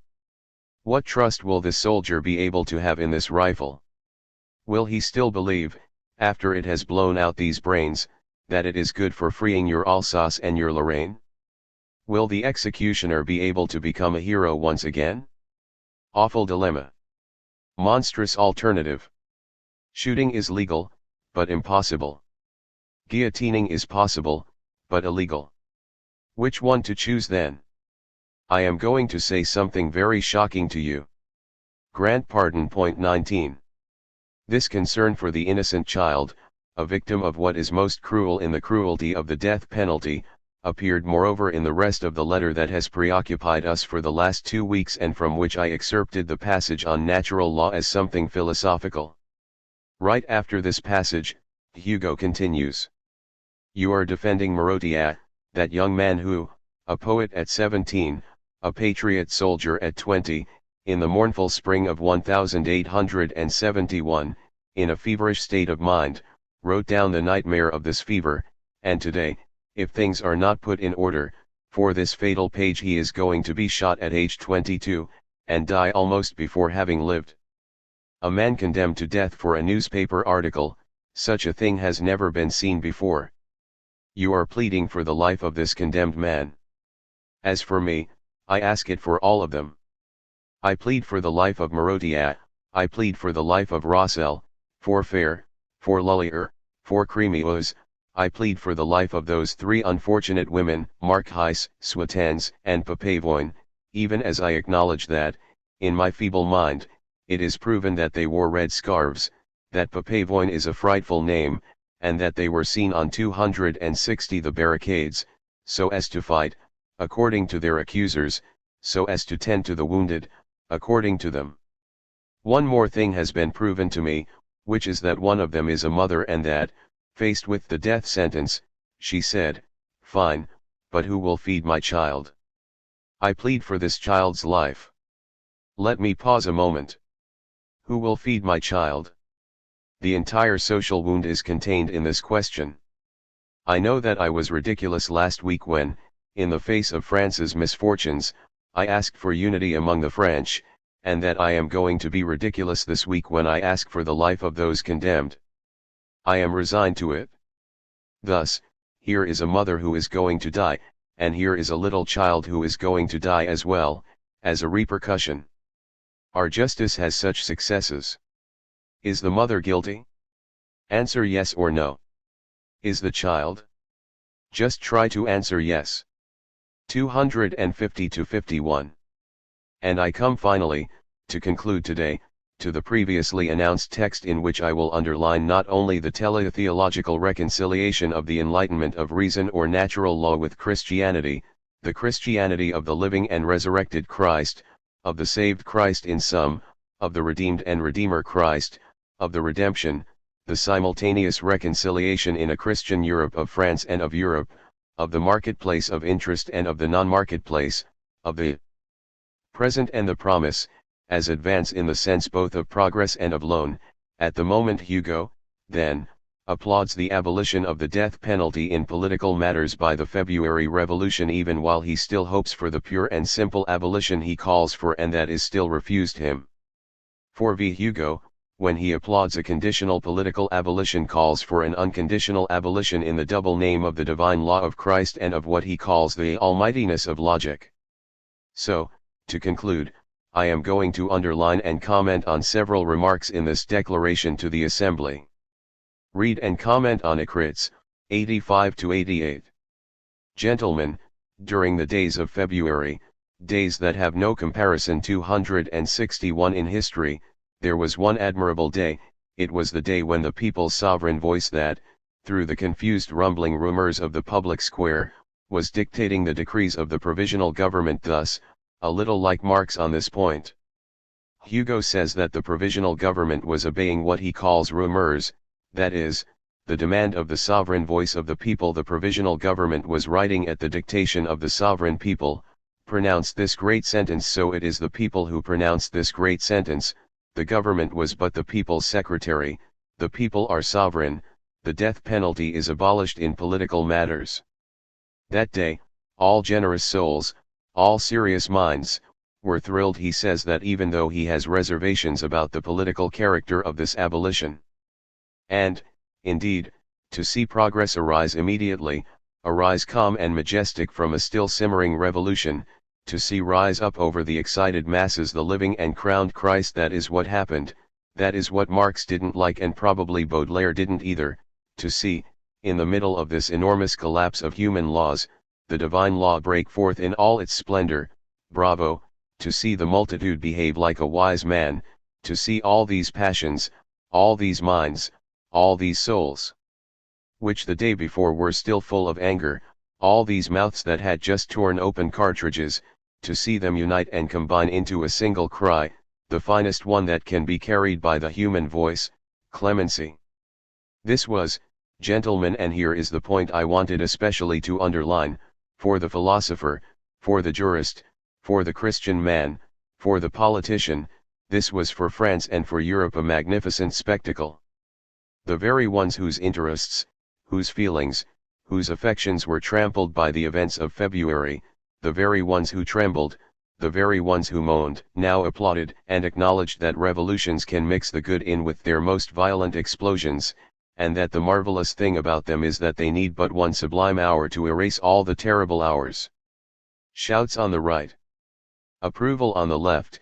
One would have to read this otherwise than I am doing. They need but one sublime hour to erase all the terrible hours, in other words, in revolution, in conflict, in the war of interests, which is not a beautiful thing. There is the majestic Christ who rises above the masses, and then the sublime, the divine law, one sublime hour. What is more, gentlemen, this sudden and shining, although partial 262 triumph, I underscore that he does not renounce criticizing the limited and conditional character of what has just happened, of the dogma that prescribes the inviolability of human life, did not surprise those who know the power of ideas thus. This is the philosophical logic, philosophy, ideas, etc., Aufklärung, enlightenment, and then Christ. In ordinary times, in what are conventionally called times of peace, for lack of perceiving the profound movement happening under the apparent immobility on the surface, in those periods called peaceful periods, ideas are willingly scorned. It is in good taste to mock them. Dream, tirade, utopia. People cry. Only facts are taken into account, and the more material they are, the more they are esteemed. People pay attention only to businessmen, practical minds, as one says in a certain jargon, here, and those positive men, who are, after all, but negative men. That's true. But should a revolution break out, businessmen, you see how this intersects with Marx, clever men, who seem to be giants, are now nothing but dwarves. Any reality that is no longer proportional to the new events collapses and vanishes, material facts crumble and ideas grow to meet the sky. Agitation. It is thus, through this sudden force of expansion, I underscore this word expansion because what Marx said is that February the Commune was a movement of expansion and not of repression. Here, it is February 48 attained by ideas in revolutionary times, that this great thing was done, the abolition of the death penalty in political matters. Gentlemen, this great thing, this fertile decree that contains the seed germ, this is important, this metaphor of the seed. It goes together with what I call teleology. It is the idea that progress is germinating, is irreversible, and that this organism is going to develop, not cease to develop. It is a kind of teleological geneticism, organicism, in this vision of the irreversible progress of the abolition of the death penalty, which is a progress of life. It is the right to life, and it is normal to describe the progress of the right to life as an organic, genetic progress, in a metaphor of the seed, and that contains the seed of a whole code. This progress, which was more than a progress, which was a principle, the Constituent Assembly adopted it and consecrated it. It placed the decree, I would almost say, at the summit of the Constitution as a magnificent advance made by the spirit of the revolution to the spirit 263 of civilization. This word advance is magnificent, as always in Hugo, of course. He knows how to write okay. So the advance is, obviously, progress. It is seduction. Revolution seduces civilization. What is one doing when one seduces? One sweeps civilization along. The advance is credit, it makes civilization alone in advance. It placed the decree, I would almost say, at the summit of the Constitution as a magnificent advance made by the spirit of the revolution to the spirit of civilization. And the abolition of the death penalty is always placed on the side of civilization. Civilization will progress with the abolition of the death penalty. It is the revolution, it is the spirit of the revolution that can make this advance to the spirit of civilization, like a conquest, but especially like a promise. The advance is a promise. So Hugo continues to plead so that one more effort, gentlemen Republicans, Frenchmen, one more effort, you have abolished the political death penalty, go further. There is here an advance and a promise, like a kind of open door that lets penetrate, in the midst of the obscure and incomplete progress of the present, the serene light of the future. And in fact, at a given time, the abolition of capital punishment in political matters must bring about and will necessarily bring about. Here one is going to see the formula that he takes up again elsewhere when he says, I vote for pure and simple abolition. It already appears in this speech, by the almightiness of logic this is not directly the revolution of Christ, it is logic, an irresistible movement of reason, of logos. Implacably, it will take however long it takes, reason will impose it, and between reason and life, there is an alliance here. So, implacable necessity of logic. There is pathos, feeling, heart, etc. In fact, what is almighty in the last instance is logic. No proponent of the death penalty can be in agreement with himself logically, can be in agreement with logic. There is no logic of the death penalty. Thus, the almightiness of logic will end up triumphing. And in fact, at a given time, the abolition of capital punishment in political matters must bring about and will necessarily bring about by the almightiness of logic, the pure and simple abolition of the death penalty. Yes, yes. 85 to 88.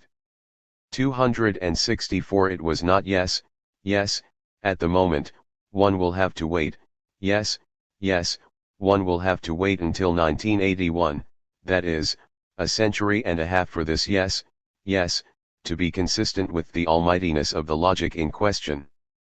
8th Session. February 23, 2000.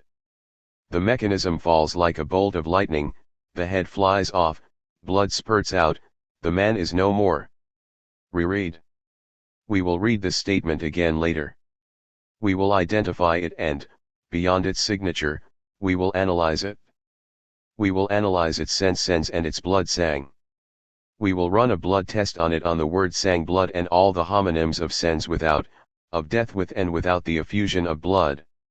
A number of recent signs these past 2 weeks, which come to us, of course, from the United States, you read the newspapers, there are so many of them, French and American, that I must give up trying to give a full account.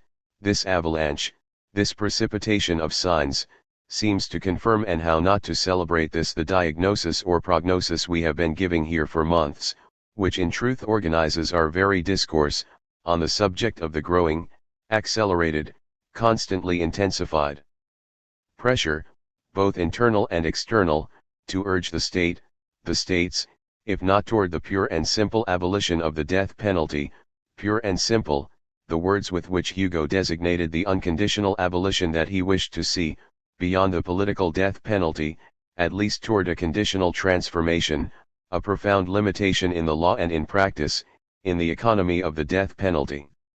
Might there be an economy of the death penalty? We were asking ourselves last time.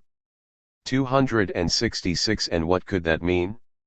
If someone formulated the following sentence, to abolish the death penalty is to economize on the death penalty, how would one interpret such a declaration? Or again, if someone said, the European Union has from now on closed the file on, classified the death penalty, the United States will do it one day, a day that is ever closer even if it's not going to happen tomorrow, how should one hear that?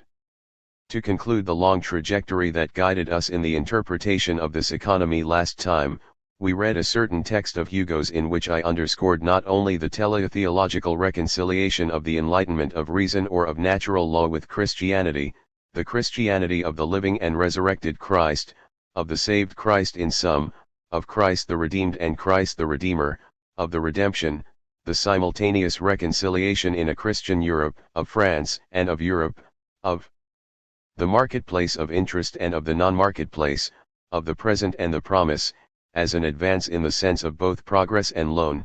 At the moment Hugo, then, salutes the abolition of the death penalty in political matters by the Revolution of February 1848, even while he still hopes for the pure and simple abolition he calls for and that is still refused him. Since Victor Hugo, when he applauds a conditional political abolition, also calls for an unconditional abolition in the double name of the divine law of Christ and of what he calls the almightiness of logic. Well, today I would like to propose we recognize a turning point that is also a return, an additional turn in the history of this economy of the death penalty. This additional turn would also be a turn around the body, not only, not directly, the turn around the neck following the line of a decapitation or decollation, and no doubt you remember this terrible moment, shown in certain films, where the shirt collar is cut off around the neck of the condemned one so as to bear the nape that will be exposed just as it is, naked, to the blade of the guillotine. This additional turn would, then, also be a turn around the 267 body, not only, not directly. The turn around the neck following the line of a decapitation or decollation, but a turn in the rhetoric of the body, the trope that causes blood to turn or circulate in this history, the symbol of blood, blood that flows, red blood, of the color of blood that exhibits, by pouring out, and lets one see the inside on the outside.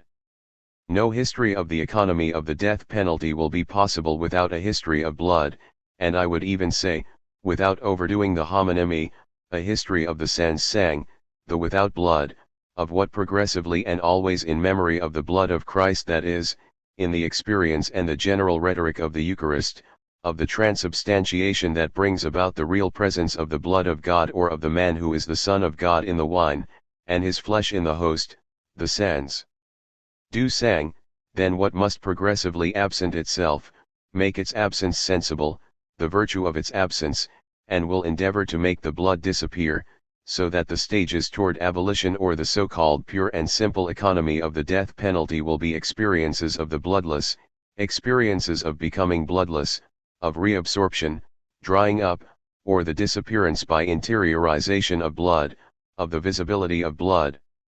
Whether or not this is a matter of an economy, merely of an economy, what has happened in the United States from the beginning, in the United States, that is, in the most Christian democracy in the world, is from hanging to the electric chair, then to lethal injection, and, let us hope, beyond the end of blood, if one can say that, in the administration of capital punishment. People no longer want to see blood flow, people no longer want to see flow the blood of men or the blood of Christ. Thus, if there is still killing, if that has any meaning, if death has any meaning, and we will come upon this problem again later on, then executing will mean killing without blood sans sang, without a drop of blood. What, then, is this additional turn, this too much or this trope trope of blood that one must have done with? What is blood? Since we French have, ahead of all, the history, the memory, and the image of the guillotine in our heads en tête, if I may say that, and before or behind our eyes, since, on the other hand, we are still going to be speaking of it a 268 lot, both through Hugo as regards blood and through Camus, I must recall and specify something that is not well known, among the French and others, namely that the guillotine signaled or in any case was felt to be and was interpreted and justified as humane. Progress in the sense of the human, of becoming human, of putting to death, and even, as Daniel Arras puts it in his very valuable book, La Guillotine et l'imaginaire de la terreur, to which I have already referred you, a humanitarian machine. 1. Before going further and insisting on this humanization, this humanism, this humanitarianism of the guillotine, I would be tempted to ask the following question: what is it that is proper to man? What is the history of what is proper to man that allows one to think this? What must be that which is called man, so that at a moment of his history he comes to consider the guillotine as an advance in human progress, an advance in man's appropriation of his essence? And let us never forget that this moment of supposed humanization of the death penalty by the guillotine is not just any moment in the history of humanity, it is the French Revolution, that is, among other things, the death too of the monarchy of divine right and the declaration of the rights of man. The guillotine, this humanitarian machine, is also not only in synchrony but in metaphysical system, if I may say that, with the revolution and the rights of man.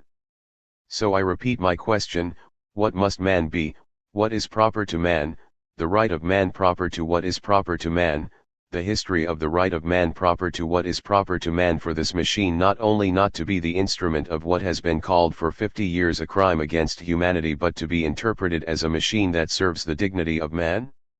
What must man be, what must man, the humanity of man have been, to have inscribed, incorporated as it were, the guillotine in the corpus of the rights of man? To have invented such a machine while interpreting it as a 269 sign of man's love for man, man who is a man and not a wolf for man, human for man, humanitarian or even philanthropic. In a moment we will hear the guillotine qualified in these terms, as a visible manifestation of a philanthropy. Moreover, in one of his first texts against the death penalty, The Guillotine and Dr. Guillotin, Hugo says ironically in 1832, Mr. Guillotin was a philanthropist. 36. To give body to these questions, let us first recall certain facts and indications. First of all, these facts, which might seem to be biographical, to pertain to the biographical history of an inventor of death who was also considered to be the hero of euthanasia, in sum. Who was Guillotin? Dr. Guillotin was a member of the Society of Jesus from 1756 to 1763 before studying medicine. It is thus a former Jesuit, someone who belonged to a corporation called the Society of Jesus, who invented the guillotine, but who invented it and proposed it in a law when he was already a doctor. We have here the Society of Jesus and of the Medical Corporation at the origin of the humanitarian machine, nicknamed, in the feminine, la guillotine. The word machine took hold very quickly in the vocabulary of the time so as to designate the passage, in effect, from instrument, tool, or manual weapon to the mechanics of a machine, that is, to an automatic, autonomous functioning, from which the hand of man, as it were, could seem to be starting to withdraw, to let itself be neutralized. As if, even though blood is not going to let itself be wiped away, dried up, erased, let its red color fade, far from that, as if, then, l'arme blanche 3 were in the process of yielding to the red machine. But it is in order to rhyme, in a feminine rhyme then, with the word machine that Guillotin's child was called guillotine. Speaking of filiation, of fathers, mothers, sons, and daughters, and we are going to talk about it a lot today, I must recall another legend. The story is told that the mother of Joseph Ignace Guillotin, born in Saints in May 1738, was pregnant when, walking in the streets of Saints, she was 270 traumatized by the screams of a man who was being tortured on the wheel, and this traumatic shock is supposed to have precipitated the birth of Joseph Ignace, predestined names for a Jesuit. To establish once and for all the moral of this fable, people said, I quote, that Guillotin had the executioner for a midwife, QTD in Arras, 17. So, that's it as concerns his birth. At the time of the death of the Jesuit doctor, who passed away peacefully in his bed in 1814, his eulogy was delivered by one of his colleagues with a no less edifying name, a certain Dr. Barreau. 4 Barreau underscored the philanthropic character of the motion or the proposed law of the guillotine by Guillotin, even as he was already quite sensitive, despite his gruffness, to the vulgar and vulgarizing ambiguity that the vulgar would not fail to associate, quite unfairly, with this brilliant sign of love for mankind, with this philanthropic machine. Barreau said, in the presence of the intact cadaver of his colleague Guillotin. Unfortunately for our colleague, his philanthropic gesture, which was accepted and gave rise to an instrument to which the vulgar affixed his name, made him many enemies, for it is so true that it is difficult to do good for mankind without incurring some trouble for oneself. QTD in Arras, 18, comment 5. To stay for a moment with this question of the name sullied by ambiguity, when a proper name becomes a common noun, which is already a machination, here the proper name becomes the common name of a machine. Much later Hugo himself, discerning in his way between discovery and invention, writes, there are some unfortunate men. Christopher Columbus cannot attach his name to his discovery, Guillotine cannot detach his from his invention. 6. 271 Once again, it is more than that, once again this witty mark of Hugo's genius says more than it means to say. For Columbus's discovery, which Hugo thinks he can oppose feature for feature to Guillotine's invention, was also the discovery of an America that will have been the last Christian country massively practicing the death penalty, a few centuries later, and Christopher Columbus is also a contemporary, not to say a symptom or a product, of a Spanish Inquisition that not only expelled, almost the same year, the Jews from Spain, but also condemned to death, in the name of Christ, in conditions I need not recall, and that have given the current Pope the idea that, on this point as well, the Church will perhaps one day have to examine its conscience and even ask for forgiveness. With this, we are at the most undecidable heart of our subject, Christ and the Christian Church and the death penalty, political theology, outside of Christianity, and the death penalty. To understand fully the guillotine, one must have a good grasp of the projected law with which Guillotine proposed to the Constituent Assembly a reform of the monarchical penal system. Guillotine's project is progressive in spirit, therefore inspired in a certain way by the Enlightenment, which as it is not in contradiction with Christianity, with a certain Christian humanism and with the Jesuit origins of its author leads one to think about the complexity of relations among Enlightenment, Aufklärung, and Christianity. The same might be said of Kant, an Enlightenment man if there ever was one, deeply Christian, and rigorous proponent of the death penalty in the name of ethical purity, of human dignity, of that ethics of which the Christian religion alone is in an essential way the religious representation. Christianity is the only intrinsically moral religion. Progressive in spirit, Guillotine's proposed law is also individualist. The punishment must be individual and have no repercussions on anyone in the family or immediate circle, or on another generation. Egalitarian, all are equal before the law and the law's form of execution, and mechanistic, machinistic. And the three features of this progressivism go together, individualism, egalitarianism, and machinism or mechanism, for fundamentally only the machine, what 272 Guillotine calls simple mechanics, can make each and every one equal before the law, just as voting or the counting of votes must mechanically apply the same law for everyone. All votes, one vote per capita, are equal and add up in a homogeneous manner. No vote is worth more than any other. One vote is worth one vote. Let me quickly read the 6 articles of this proposed law to underscore this individualistic, egalitarian, and mechanistic progressivism. Red Arras, 19-20. Article 1. Felonies of the same kind will be punished by the same kind of penalties, regardless of the rank and status of the guilty party, thus, democracy. Article 2. Felonies and crimes being personal individualism, the punishment of a guilty party and whatever defamatory sentences place no stain on his family enormous progress. The honor of those attached to him is in no way sullied and all will continue to be admissible to any kind of profession, employment, or honors. Article 3. No confiscations of the property of those sentenced can ever be decreed, in any case. Article 4. The body of the one punished will be turned over to his family if they so request. Here too, this is progress, burial, the body at the disposal of the family. In all cases, he will be allowed ordinary burial and there will be no mention in the burial record of the type of death. All of this is progress, isn't it? Article 5. No one may reproach a citizen with whatever punishment or defamatory sentences any of his relatives have received. Whoever dares to do so will be reprimanded by the judge. Article 6. In every case in which the law pronounces the death penalty against an accused, the punishment will be the same, whatever may be the nature of the felony of which he has been judged guilty. Here is the egalitarianism, only the guillotine can accomplish that. The criminal will be decapitated, he will be so by the effect of simple mechanics. Point 7. I leave you now to discover as you read Eras's descriptions the 273 ancestors, all of them European and Christian, of the guillotine, machines that all have extraordinary names.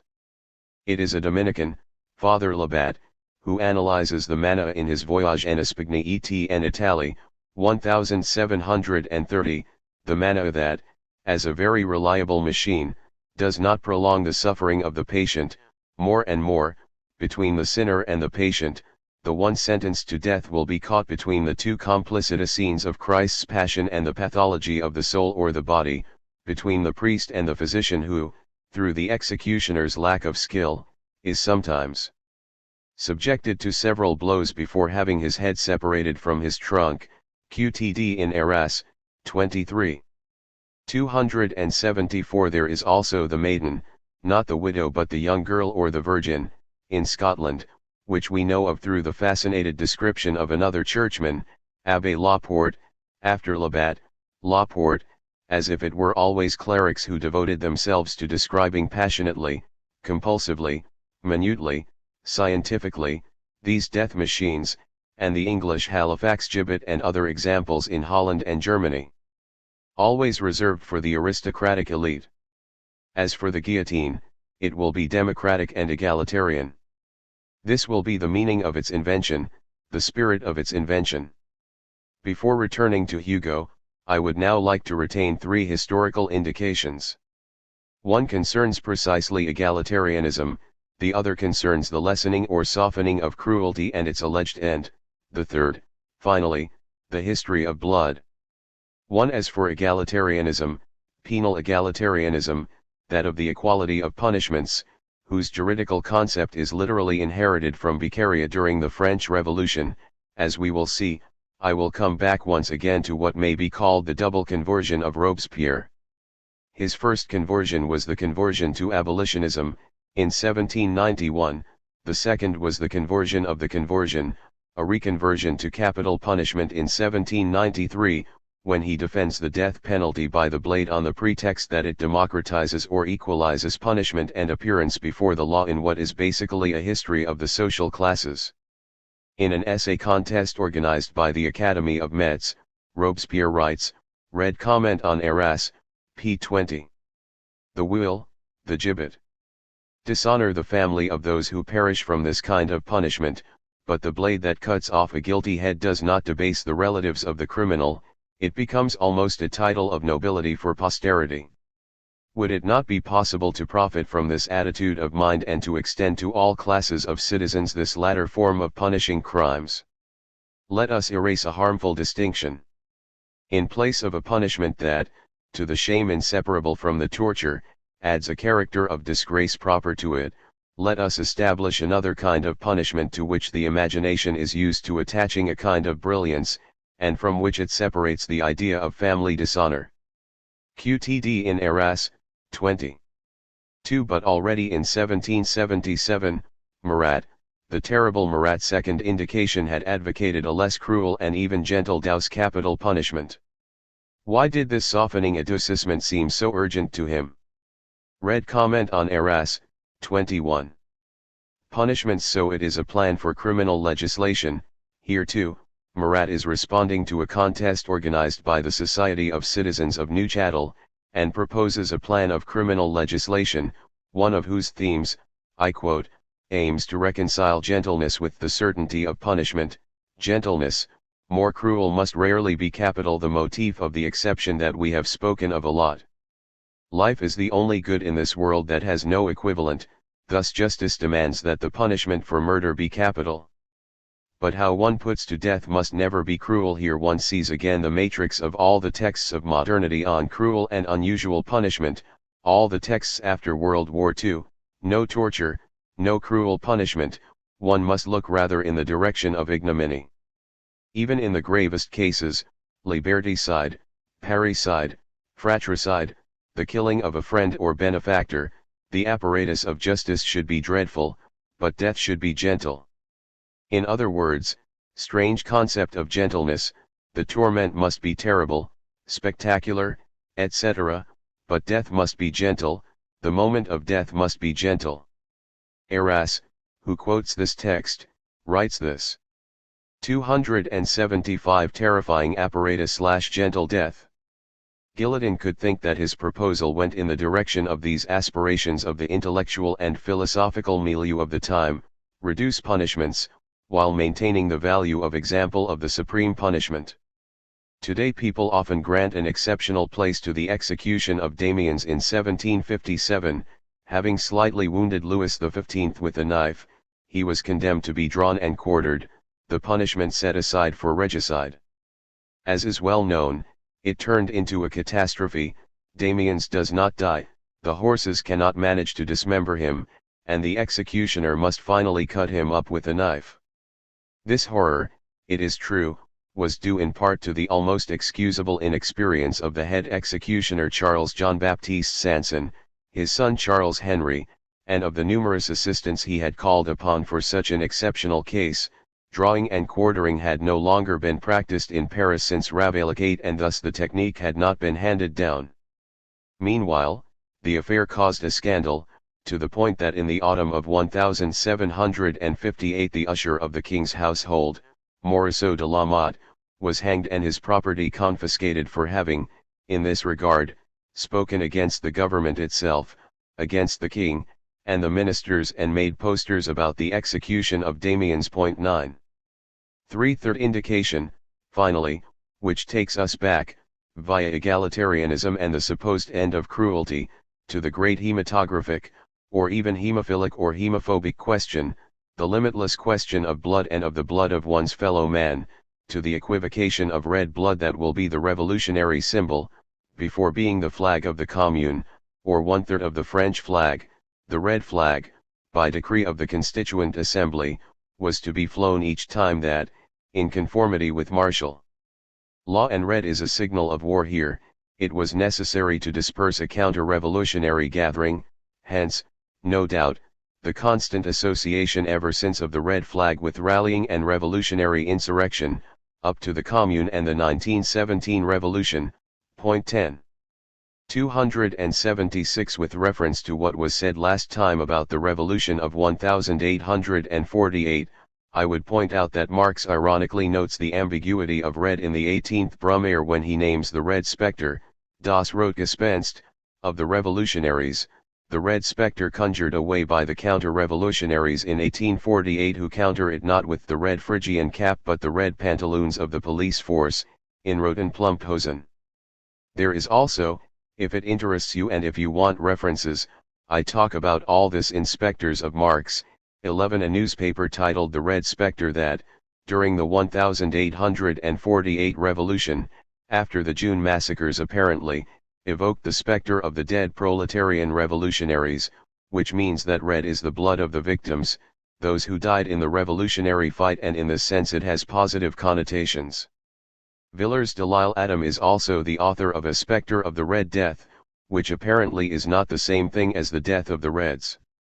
So, third indication, the guillotine that both allows one to avoid soaking one's hands in the blood of one's fellow men, and that, by the same blow, puts an end to the bourreau who becomes an executioner, basically a civil servant. 12. The bourreau is repatriated into civil society, he becomes, in an egalitarian manner, a citizen like any other, a legal subject who will have the right to vote, the right to elect, and be elected. The guillotine is what will have been interpreted as this progress toward the end of cruelty, a bloody, sanguinary cruelty between fellow men and brothers, and the end of the bourreau. Guillotin's speech has been lost, all that remains is the proposed legislation that I quoted earlier, but we still have the commentary on his speech that was published in the Journal des États Généraux. Mr. Guillotin dwelled at length on the tortures that place humanity below savage beasts, flaying, and so forth. I pass over them in silence. It is to be wished that even their names might soon be forgotten. He described the horror inspired by those known as bourreaux. Filled with the same 277 feelings. What especially overwhelmed my imagination is that there have been those capable of dishonoring man to the point of soaking their hands, in cold blood, in the blood of their fellow men, out of obedience. That is the horror, that there are men capable in cold blood of soaking their hands in the blood of their fellow men. That is what the executioner of the guillotine puts an end to. The guillotine, the executioner, puts an end to the bourreau. Eras, who is citing this text, comments, "This text is clear, the machine has the great merit of making an unimaginable being imaginable, of finally transforming the bourreau into an executioner." In short, the guillotine also justifies that, along with actors and Jews, the only singular one and noun in the series, the bourreau becomes electable in 1790 by decree of the Assembly, imaginable as a representative even. Eras, 22:13. As you know, in the inexhaustible symbolics of blood, from sacrificial blood or Christ's blood to the blood of filiation, and so on and so forth, there is always good blood and bad blood, and the two are often indiscernible. And often, within the same and unsurpassable sacrificial logic, good blood is supposed to redeem bad blood, to have the historical meaning of a redeeming expiation. I had first thought to analyze closely with you the logic, the rhetoric and the thematics, the philosophical and spiritual, religious semantics of blood and the color red in all Hugo's texts on the death penalty. I must forego that because this hematochromatic corpus is too rich and would take us all year. And besides, you can do this work by reading the volume of Hugo's writings on the death penalty. I will limit myself, therefore, to a few schematic and preliminary points of reference. I select them first of all from Hugo's earliest text, from 1832, which is the postponed preface, 3 years afterward, to his book The Last 278 Day of a Condemned Man. Given the subject I am privileging, namely the question of blood, of good and bad blood as Christian ambiguity, or even as sacrificial logic that allows the redemption, through substitution, of the evil of bad blood by the sacrifice of good blood, I begin with the end where, announcing and welcoming the progress underway that must ineluctably lead to the end of the death penalty, Hugo sees there in some a triumph and victory of Christ, of the gentle law of Christ and of charity, and the sacrificial process will be signaled by a substitution, as you are going to hear, that of the cross for the gallows. Just before this, Hugo was doing what we do today, but he is still more naive and credulous than we pretend to be, for if we believe in the same movement, in the same abolitionist progress, we know now both that it will be long and interminable and will take on all sorts of new forms. Hugo was saying, then, that the end of the death penalty is imminent and ineluctable. He lists the signs of this and writes, "Besides, let one make no mistake, this question of the death penalty is maturing every day. Before long, society as a whole will resolve it as we do. The most stubborn criminalists should beware. For a century the death penalty has been on the decrease. Let us not forget that we are in 1832, today it is more than 168 years since Hugo said that, and when he says for a century the death penalty has been on the decrease, this goes back almost 30 years before Beccaria, 1765, of whom he has already spoken in the same text and to which we will return. It is becoming almost gentle douce. The word douceur here, that is, the inverse of cruelty, prepares what will be said 2 pages later, namely that the gentle douce law of Christ will finally permeate the legal code and radiate out from there. 38. Comment with reference to the already explicated text, natural law and unwritten law against code, here natural law, law of Jesus, 14. 279 Sign of decrepitude. Sign of imminent death. The death penalty is going to die, agony, and, but thanks to Christ's passion and the gentle law of Christ. Torture has vanished, the will has vanished. The gallows has vanished. It is a strange thing. The guillotine itself is progress. Here Victor Hugo waxes ironic, he begins a new paragraph and continues. Mr. Guillotin was a philanthropist. Yes, the horrible toothy and voracious Themis of Férénès and of Vauglands, of Delancre and of Isaac Loisel, of Diopet and of Mockalt, I assume these are names of Bourreau, is dying. She is wasting away. She is dying. 36. Once again, the figure of abolition is that of a death of the death penalty, an end of the end, after a process of senescence, senility, debility. And this death of death, this agony of the guillotine, may go on, to be sure, but it will go to term, like an organism justly condemned. This rhetorical organicism, this diagnosis or prognosis in its medical figure that causes one to say here that the sentence of death is sentenced and later, I quote, that all the symptoms are in our favor, 37, this clinical and telepathological language is the reaffirmation of what Shelley, another adversary of the death penalty, calls in the title of his great poem The Triumph of Life, by opposition to the classical, poetic, and pictorial figure of all the triumphs of death, A 280. Classical motif and well-known allegory, for it is in the name of what Hugo 100 times calls the inviolability of human life that death is going to die. It is a principle of life that sentences the death sentence to death.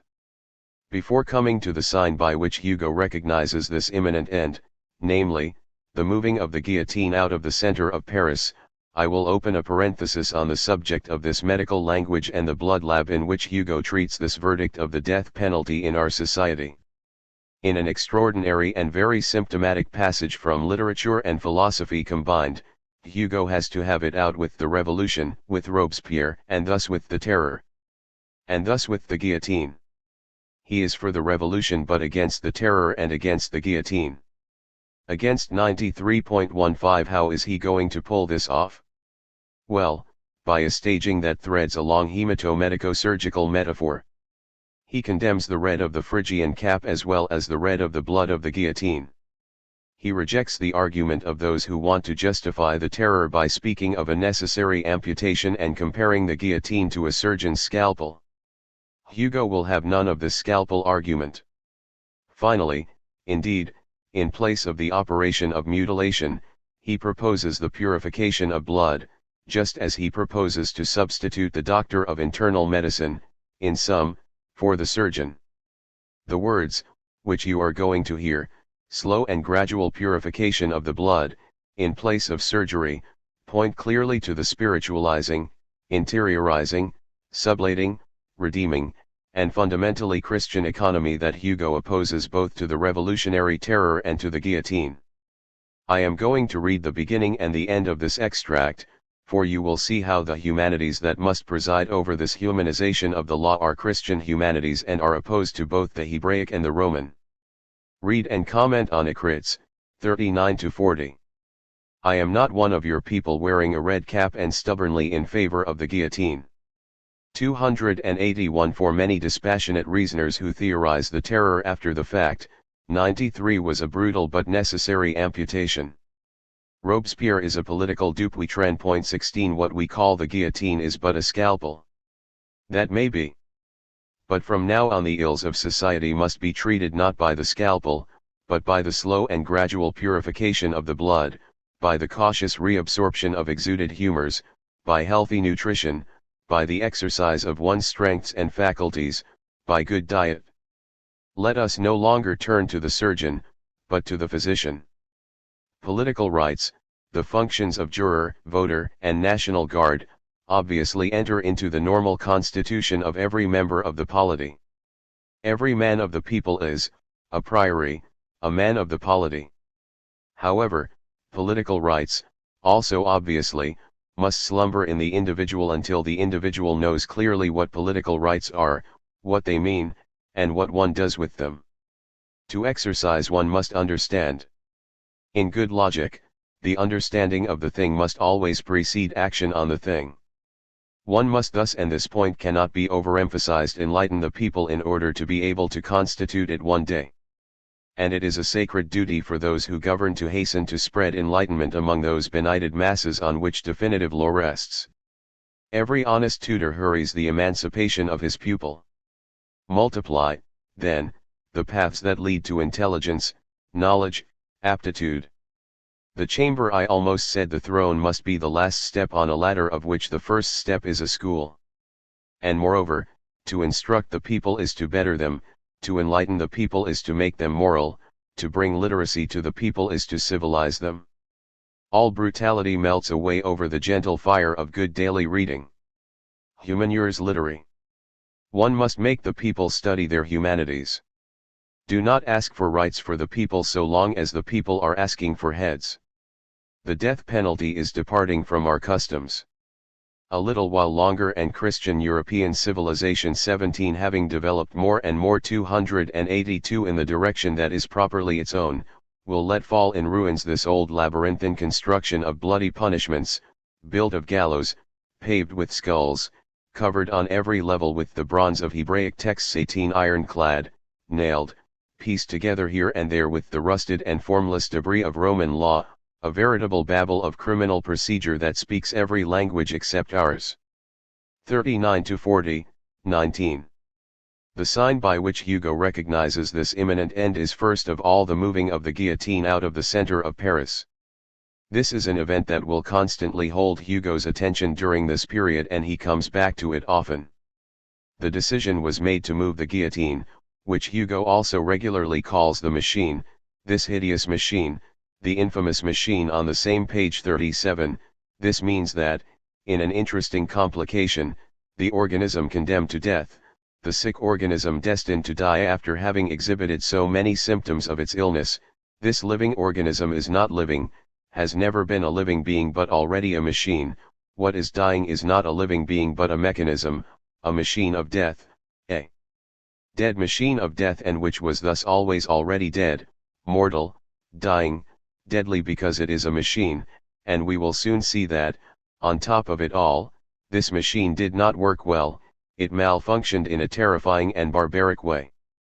Thus, in a symptom of shame and disavowal, the decision has just been made to move the hideous machine, away from the Place de la Grève, that 283 is, the Place de l'Hôtel de Ville, to the Saint Jacques Gate. 20 Some 40 pages earlier Hugo pretended to address the machine and to say to it, "You are leaving the Grève for the Saint Jacques Gate, the crowd for solitude, daylight for twilight.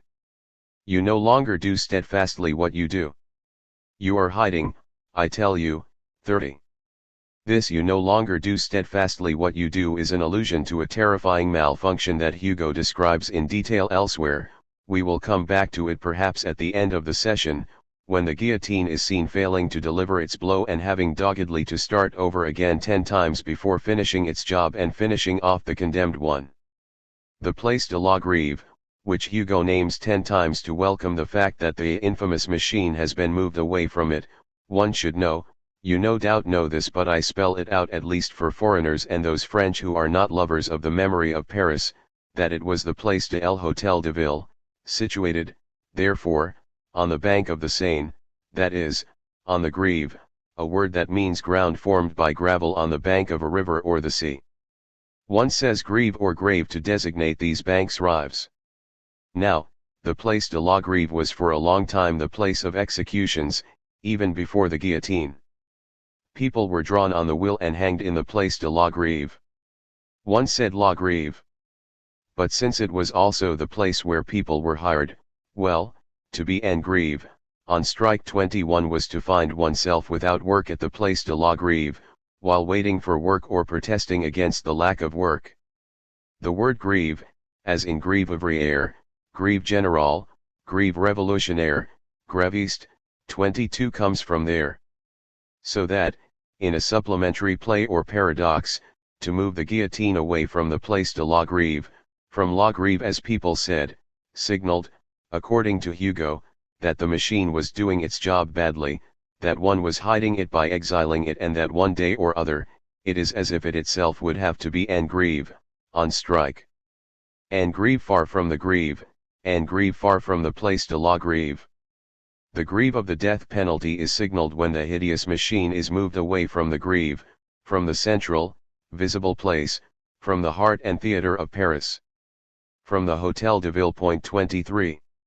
All of this, then, would stem from that process of divisibilization, 284 despectacularization, whose overdetermined complexity we underscored at the beginning of the seminar.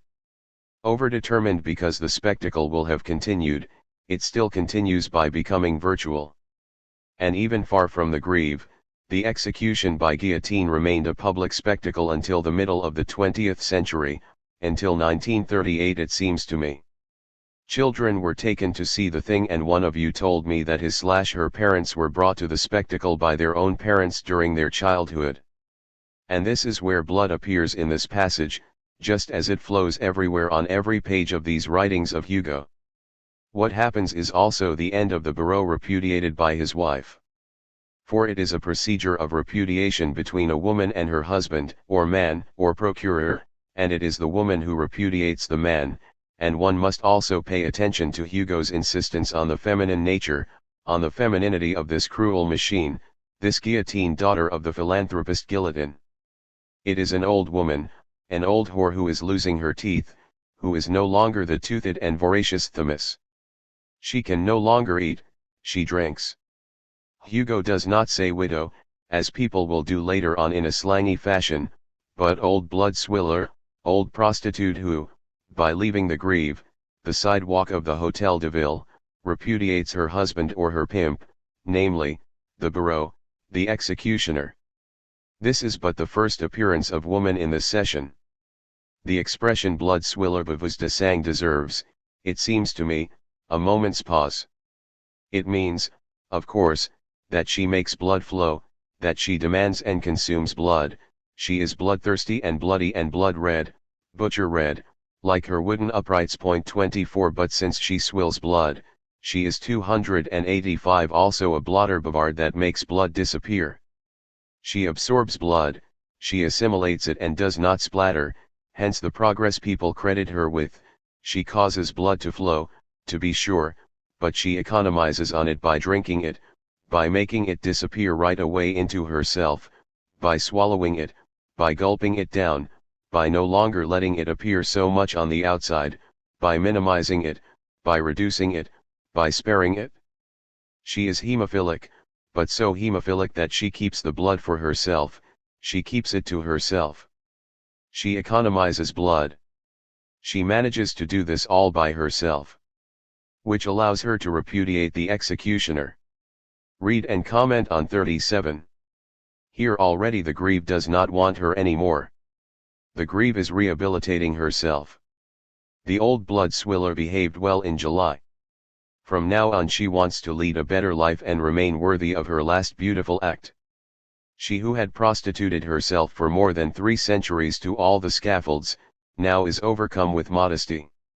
She is ashamed of her old profession. She wants to lose her sordid name.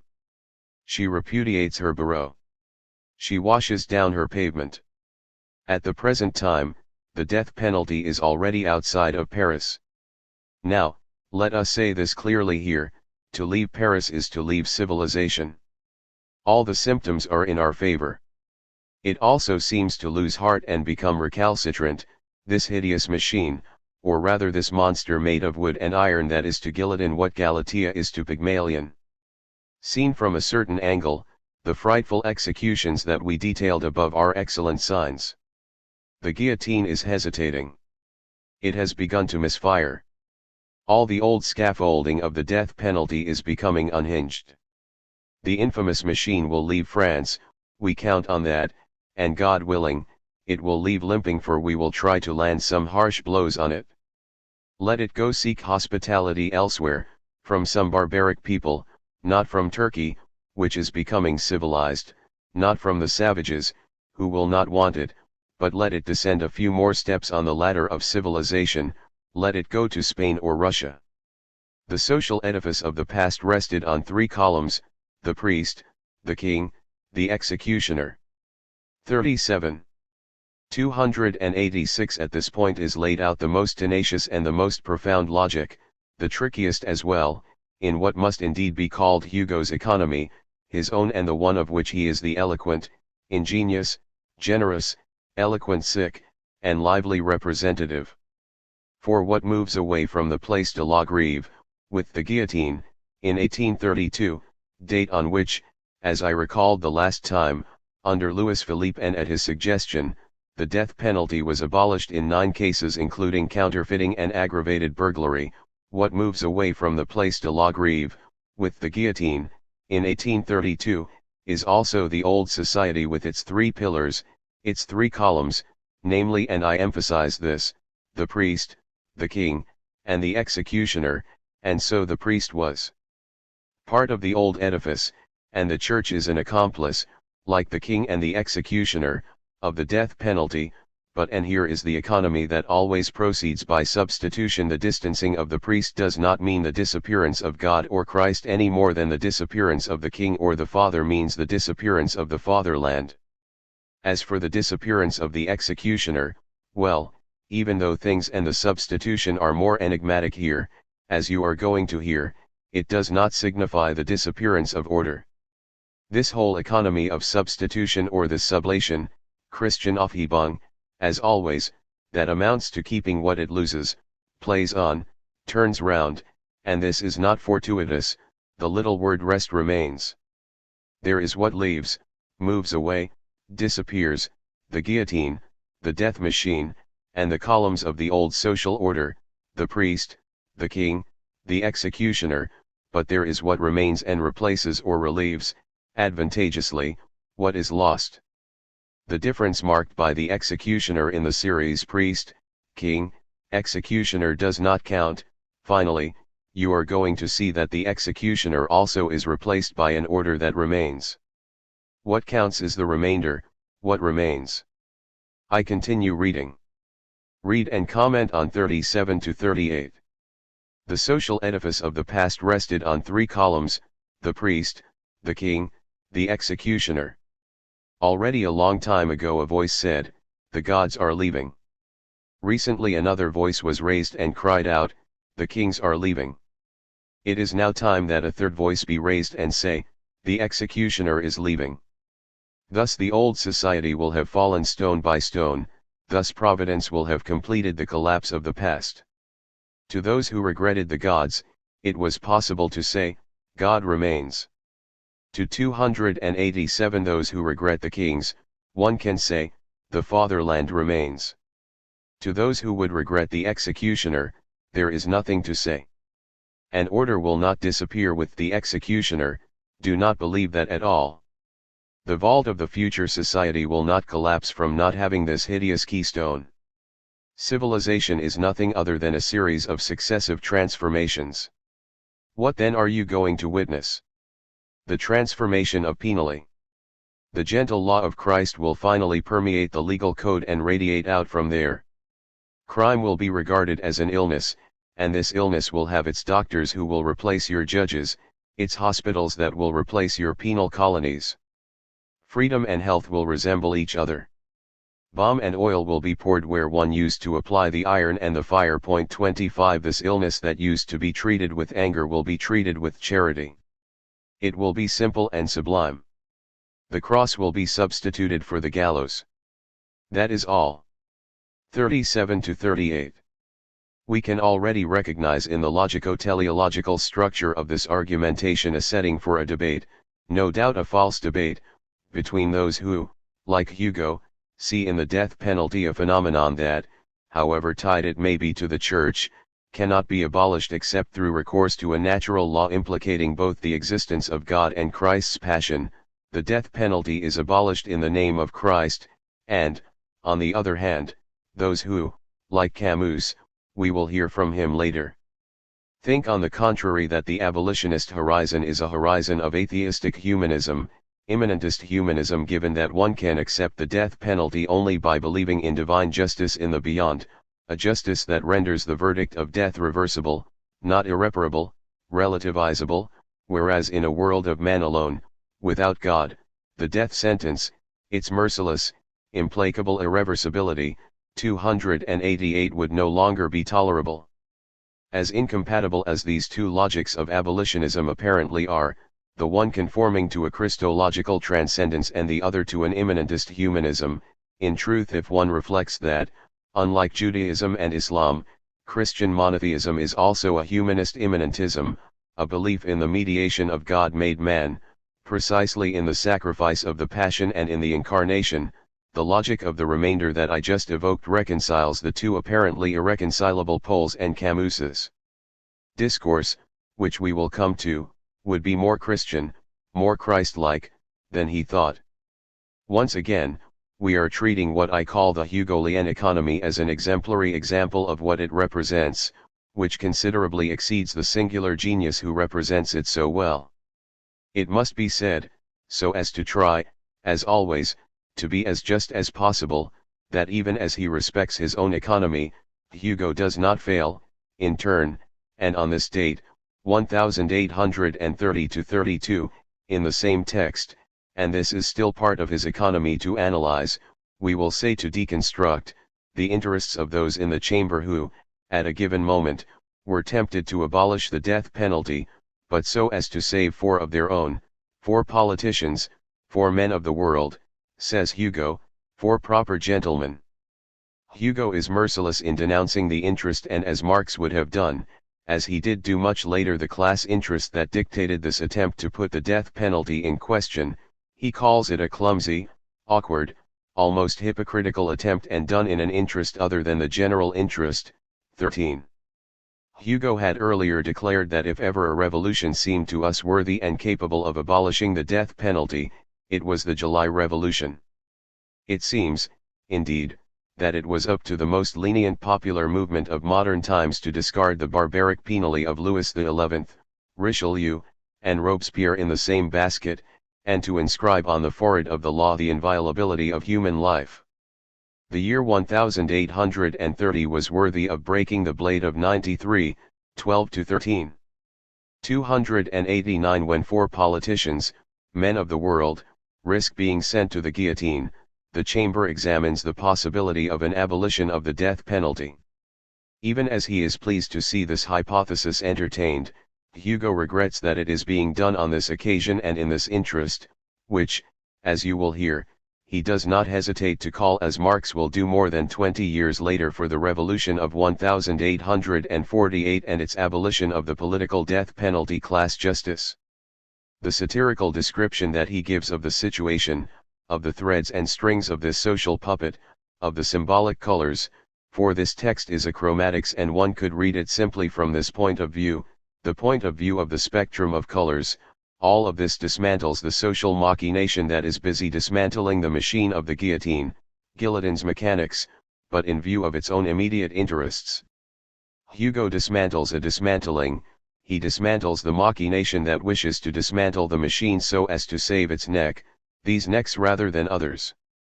By dismantling this dismantling, by deconstructing, if you will, an interested deconstruction, Hugo denounces what he calls an alloy of egotism and fine social schemes. Read and comment on 14-17.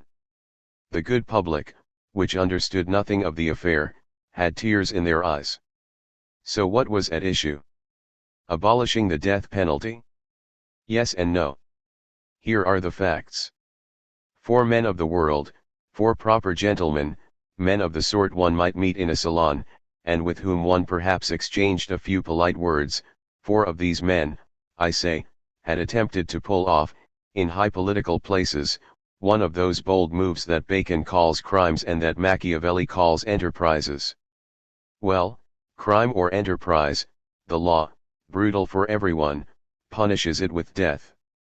And the four unfortunates were there, prisoners, captives of the law, guarded by 300 tricolor cockades beneath the beautiful ogives of Vincennes. What to do and how to do it? You understand that it is impossible to send four men like you and me, four men of the world, in a tumbril, tied up ignobly with heavy ropes, back to back together with that civil servant one must not even name, to the grave. Maybe if there were a guillotine made of mahogany. 290 Hey. We just have to abolish the death penalty. And thereupon, the chamber got to work.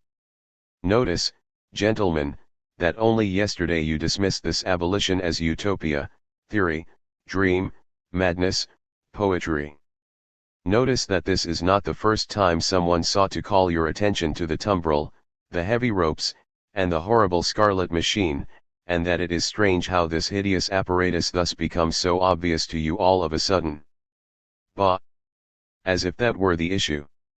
It is not because of you, the people, that we are abolishing the death penalty, but because of us, representatives who might become ministers. We do not want guillotine's mechanics to bite into the upper classes. We are breaking it. So much the better if that is best for everyone, but we were thinking only of ourselves. Bucaligon is burning. Let us put out the fire. Quick, Let us get rid of the executioner, let us cross out the legal code. And that is how an alloy of egotism alters and deforms the finest social schemes. That is the black vein in the white marble, it circulates everywhere and appears at any moment without warning beneath the chisel. Your statue has to be done over. To be sure, it is not necessary for us to declare it here, we are not among those who were demanding the heads of the 4 ministers. For, it must also be said that, in social crises, of all the scaffolds the political scaffold is the most abominable, the most baleful, the most poisonous, the one it is most necessary to rip out. This kind of guillotine takes root in the pavement and before long has sent up shoots all over the ground. In revolutionary times, beware of the first head to fall. It gives the people an appetite. We were thus personally in accord with those who wanted to spare the 4 ministers, and in accord on every score, for sentimental reasons as well as for political reasons. Simply, we would have preferred that the chamber chose another occasion to propose the abolition of the death penalty. 14 to 17. I owe you some justifications and explanations of the economy and strategy of my own reading and the discourse I am maintaining here. It is of course a compromise among several different, or even contradictory, imperatives.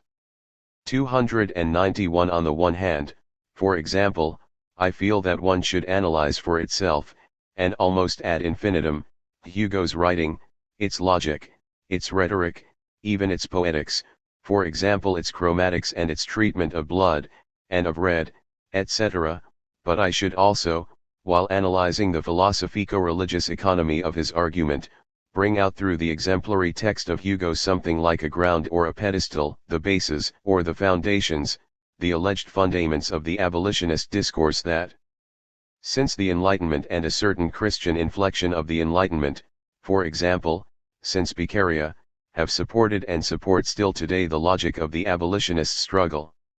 It is a matter, of course, of doing history, but while doing history, of bringing to light the powers and limits of the abolitionist discursive machine or architecture, of an abolitionist argument that is still in force today. The abolitionist discourse today, even if it lays claim to great timeless, ahistorical, or unconditional principles such as the right to life or human rights, whether natural rights or not, has a sediment history, a European history, a history of Europe, of Christian Europe, that is getting itself ready or constructing itself by means of the Enlightenment, revolutions, declarations of the rights of man, and so forth. For example, Hugo's argument for the prosecution is grafted onto the event that was Beccaria's argument. Well, we must privilege in this economy the explicit references that Hugo repeatedly makes to Beccaria in his writings. Obviously, Beccaria himself had his teachers who were the teachers of the Enlightenment. He explicitly lays claim to the legacy of D'Alembert, Montesquieu, Diderot, Helvetius, Buffon, Hume, d'Holbach, and especially Rousseau, even if he does not mention the latter and sometimes takes a distance from him here or there. In turn, he is saluted and praised by Voltaire. Finally, the influence of Beccaria quickly spread in Europe and even in the United States where, already in 1777, and one must underscore this to give a measure of the depth and length of this American history of abolitionism, of crimes and punishments was published in Charleston. And, as Badinter points out in the preface to Beccaria that I have already quoted, the first 292 work of Voltaire's to appear in the United States was his commentary on Beccaria. Thomas Jefferson subscribed ardently to Beccaria's principles and took inspiration from them when drafting his famous proposed legislation on the proportionality of crimes and punishments in cases of heretofore capital crimes. 10 years later, in Pennsylvania, the state where Mumia is today and has been for 18 years on death row along with so many others, in Pennsylvania, which is today one of the most prominent killing states, to cite the title of a book edited by Austin Sherrod, The Killing State, Capital Punishment in Law, Politics, and Culture, 26 Well, in 1787, 10 years after the translation of Beccaria in the United States, Pennsylvania was the site of a campaign for the abolition of the death penalty. Hugo, beginning with this first text, Cites Beccaria. 27. He does so in a singular manner and according to a strategy that deserves to be taken into account. I draw 3 features from it. 1. First of all, the autobiography of a young man not even 30 years old who presents modestly, in a preface, his book The Last Day of a Condemned Man as the work of a timid writer who is something like the son or grandson of Beccaria, whose work he wishes merely to continue and extend. And this scene of autobiographical filiation, basically like that of a genealogical tree in the family of abolitionists, is remarkably well served by a metaphor of the tree, not only the genealogical tree but the tree that is to be cut down with a new hatchet blow, after the notch that Beccaria has made in it. 2. And this is the second feature, this tree that must be cut down is the death penalty, it is the tree that revolutions do not know how to cut down. Thus, critique of the limit of revolution. It does not uproot the sinister tree of the death penalty. Well, following the notch that grandfather Beccaria made in it, 66 years ago, I, the young Victor Hugo, his puny grandson, I am going to try to cut it down with a hatchet blow. It is true that in this genealogical tree, filiation does not stop at the grandfather. Grandfather 293 Beccaria himself was engendered. This Italian ancestor was himself the son of a Frenchman, and this generation is a grafting of books. Hugo writes, the treatise on crimes is grafted onto the spirit of the laws. Montesquieu engendered Beccaria, 35. 3. Finally, the third feature features Christianity. In the Christian filiation, in the filiation of Christ, Son of God, first of all. The tree in question is also that of the old gallows erected for so many centuries on Christendom. This on Christendom means both, it seems to me, that the gallows in question was founded on Christendom and that, founded on Christendom, it has also betrayed, hidden, buried the Christian message.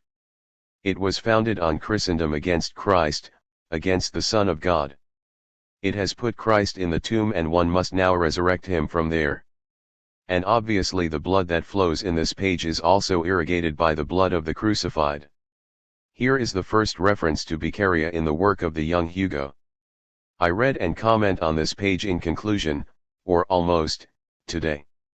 Read and comment on 10 to 12. 3 years ago, when this book appeared, a few people thought it worthwhile to challenge the source of the author's idea. Some supposed it to be an English book, others an American book. How odd the obsession with looking 1,000 leagues distant for the origins of things, and to make the stream that washes your pavement flow from the sources of the Nile. Alas! There is in this neither English book, nor American book, nor Chinese book. The author took the idea for the last day of a condemned man not from a book. He does not have the habit of going so far to find his ideas, but where any of you can find it, where you did find it perhaps, for who has not done or dreamed in his mind the last day of a condemned man, quite simply on the public square, on the place de grève. It was there that one day, passing by, he picked up this fatal idea that was lying lifeless in a puddle of blood beneath the red stumps of the guillotine. Since then, each time that, at the mercy of the funereal Thursdays of the appeals court, one of those days arrived when the cry of a death sentence rings out in Paris, each time that the author heard beneath his windows those hoarse howls that draw a pack of spectators for the grève, each time the painful idea came back to him, grabbed hold of him, filled his head 294 with armed guards, executioners, and crowds, detailed to him hour by hour the last sufferings of the miserable one in agony. Now someone is taking his confession, now they are cutting his hair, now his hands are being bound, summoned him, a poor poet, to recount all this to society, which goes about its business while this monstrous thing is being carried out, pressed him, urged him, shook him, tore his verses from his mind, if that is what he was in the midst of doing, and killed them when they were barely sketched, blocked all his work, put itself in the way of everything, took him over, obsessed him, besieged him. It was torture, torture that began with the day, and that lasted, like that of the miserable one who was being tortured at the same moment, until 4 o'clock. Only then, once the ponens caput expiravit cried out by the sinister voice of the clock, did the author breathe and find once more some freedom of mind. One day, finally it was, he thinks, the day after the execution of Ulbach he began to write this book. Since then he feels relieved. When one of these public crimes, which are called judicial executions, has been committed, his conscience has told him he was no longer in solidarity with it, he has no longer felt on his forehead that drop of blood that spurts from the greave onto the head of all members of the social community. All the same, that is not enough. To wash one's hands is good, to prevent blood from flowing would be better. Thus, he can know of no higher, no holier, no more august aim than that one, to contribute to the abolition of the death penalty. Thus, it is from the bottom of his heart that he endorses the hopes and efforts of generous men from all nations who have been working for many years to bring down the sinister tree, the only tree that revolutions do not uproot.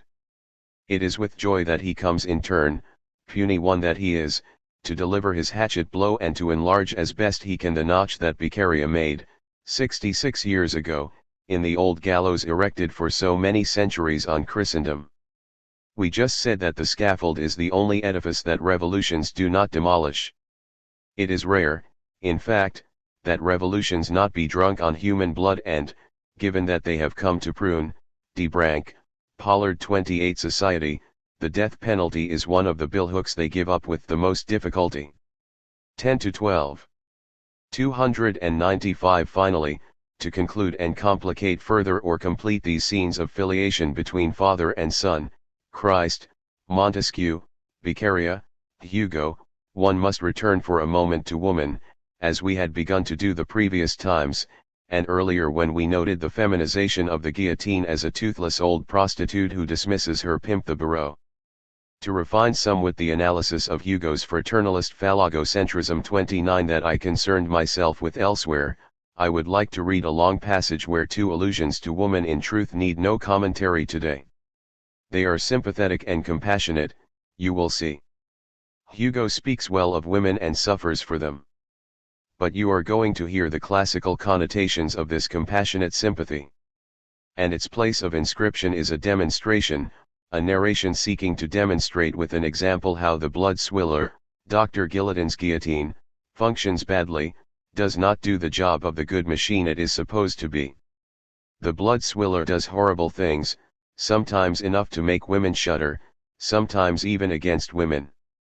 Since the painful scene I am going to read, children should be made to leave the room and a white rectangle would be displayed on the television screen, or something like that, will be relayed by analogous examples from modern times in Camus, it deserves to be inscribed already in a series and a law of the genre.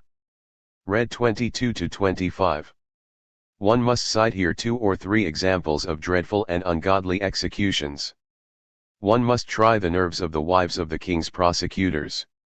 A woman is sometimes a conscience. In the Midi, toward the end of last September we do not have present to mind the place, the day, or the name of the condemned man, but we will locate them again if anyone challenges the facts, and we think it was in Pomiers, so, toward the end of September, someone comes to get a man in his prison cell, where he was calmly playing cards, he is told that he must die in 2 hours, which causes all his limbs to shake because he had been forgotten for 6 months and he was no longer reckoning with death. 30 He is shaved, 296 sheared, tied up, confessed, then he is carted off between 4 armed guards and through the crowd to the place of execution. Up to this point nothing out of the ordinary. This is how it is done. Once arrived at the scaffold, he is taken from the priest by the executioner, who carries him off, ties him to the plank, shoves him in the oven, I am using here the slang phrase, and then releases the blade. The heavy iron triangle comes loose with difficulty, falls joltingly through its slots, and here the horrible part begins, cuts into the man without killing him. The man emits a ghastly cry. The executioner, disconcerted, raises the blade again and lets it fall once more. The blade bites into the neck of the patient a second time, but does not cut through. The patient screams, the crowd as well. The executioner hoists up the blade once again, hoping for better with the third blow. Not at all. The third blow causes a third stream of blood to spout from the nape of the condemned man, but does not make his head fall. Let us abbreviate things. The blade went up and fell down 5 times, 5 times it cut into the condemned one, 5 times the condemned one screamed beneath the blow and shook his living head while crying for mercy. Outraged, the people took stones and in their justice began to lapidate the miserable executioner. The executioner ran away beneath the guillotine and crouched behind the guards' horses. But you are not at the end. The tortured one, seeing himself alone on the scaffold, stood up on the plank, and there, standing, frightful, dripping with blood, holding up his half-severed head that hung on his shoulder, he cried out feebly for someone to come untie him.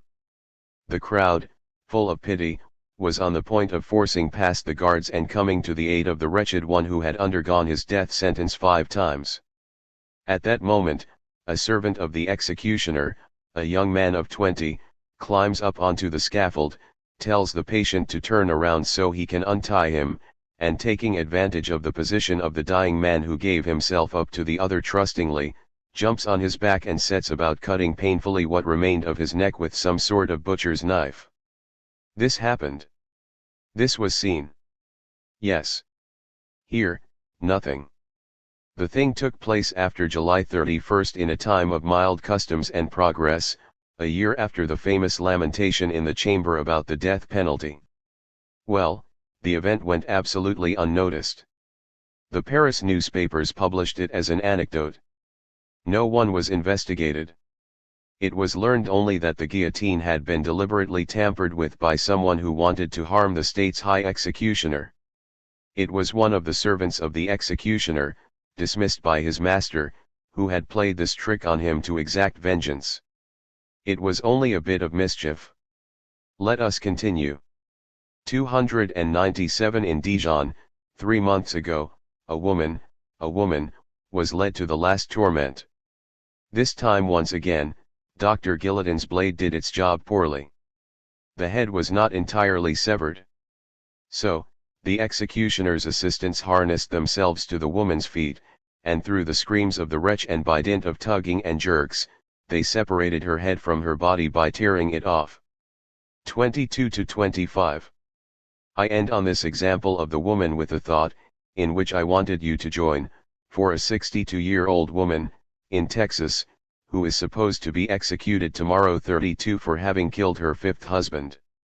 She appealed for a pardon to the Texas governor, the candidate Bush who, in the middle of an electoral campaign, is certainly not going to weaken in the face of a Texas constituency that is fiercely in favor of the death penalty in the killing state 33 that has beaten every record in the United States for the last 25 years. It was possible to see this woman ask for a pardon on television, on international television, then, since one could see it on France 2 in France, which obviously is an absolutely unprecedented possibility, or Scene 34, and which will certainly play its role in the abolition of the death penalty one day, even if this woman must die, alas, tomorrow. 9th session. March 18, 2001.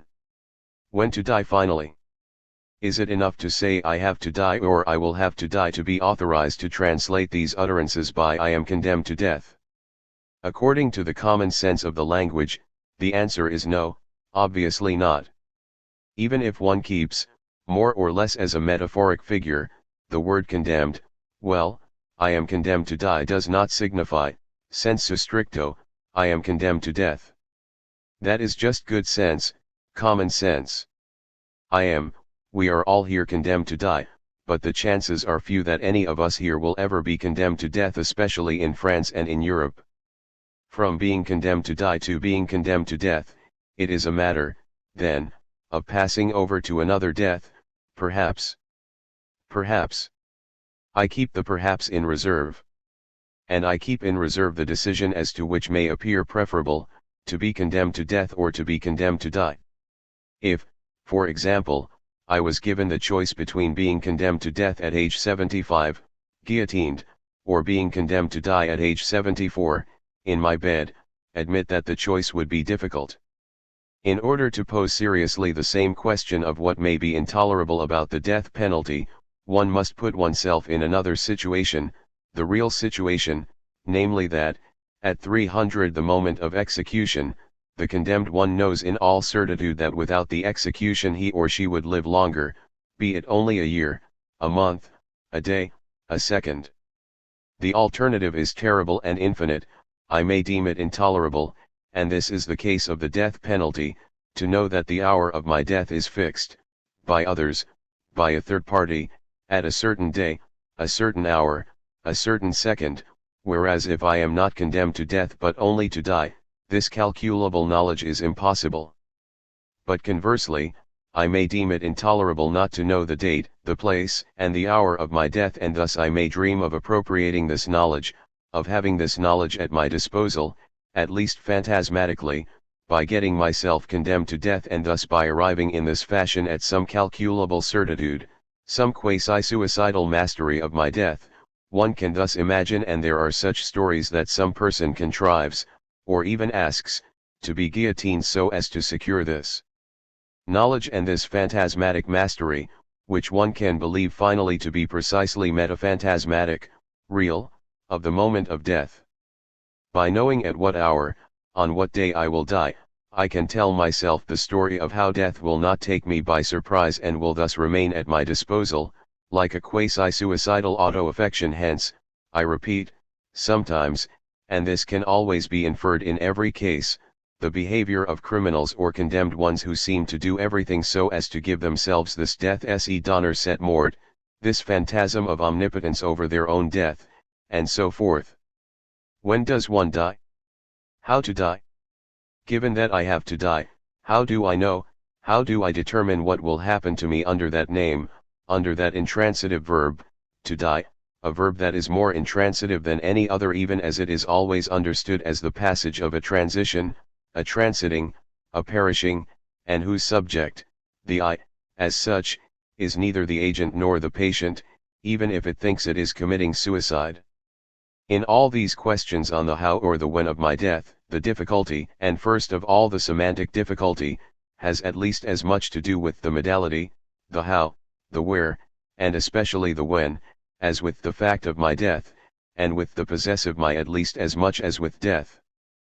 But since what is called the condemnation to death decides above all, 301 before even the technical modes of execution, as to the term, the moment, the date, the hour, in truth the instant, well, the question, when?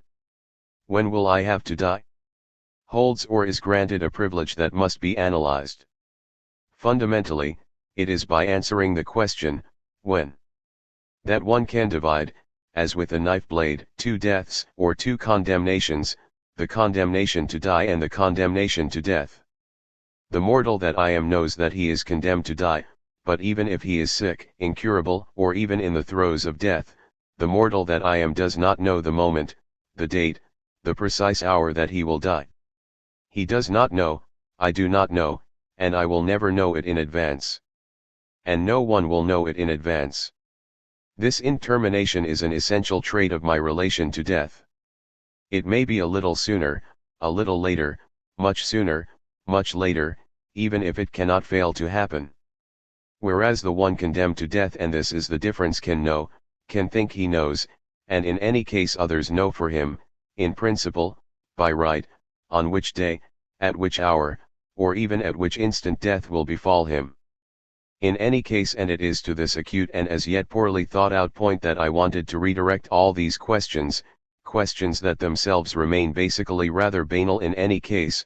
The concept of the death penalty supposes that the state, the judges, society, the bourreau, and executioners, that is, third parties, have mastery over the time of life of the condemned one, and thus know how to calculate and produce, in so-called objective time, the deadline to within a second. This knowledge, this mastery over the time of life and death, this mastering and calculating knowledge of the time of life of the subject is presupposed, note that I say presupposed, alleged, presumed in the very concept of the death penalty. Society, the state, its legal system, its justice, its judges, and executioners, all these third parties are presumed to know, calculate, operate the time of death.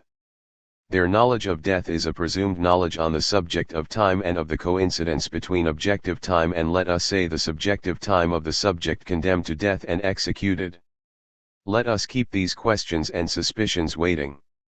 What is certain and trivial, and you will easily agree with me on this, is that if there is some torturing, cruelty in the process of the condemnation to death, what is most cruel, and the cruel itself, the crux croi, is indeed, beyond everything, beyond the conditions of detention, for example, and so many other 302 torments, the experience of time.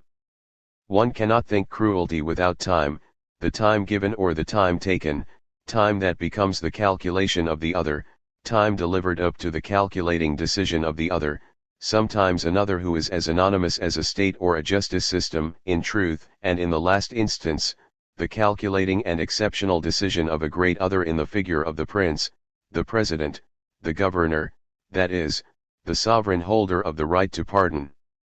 I do not need to underscore and describe here the dramaturgy that links the concept of time to that of the pardon. The pardon law grace gives time, and the only thing that can be given graciously is time, that is to say, at once nothing and everything.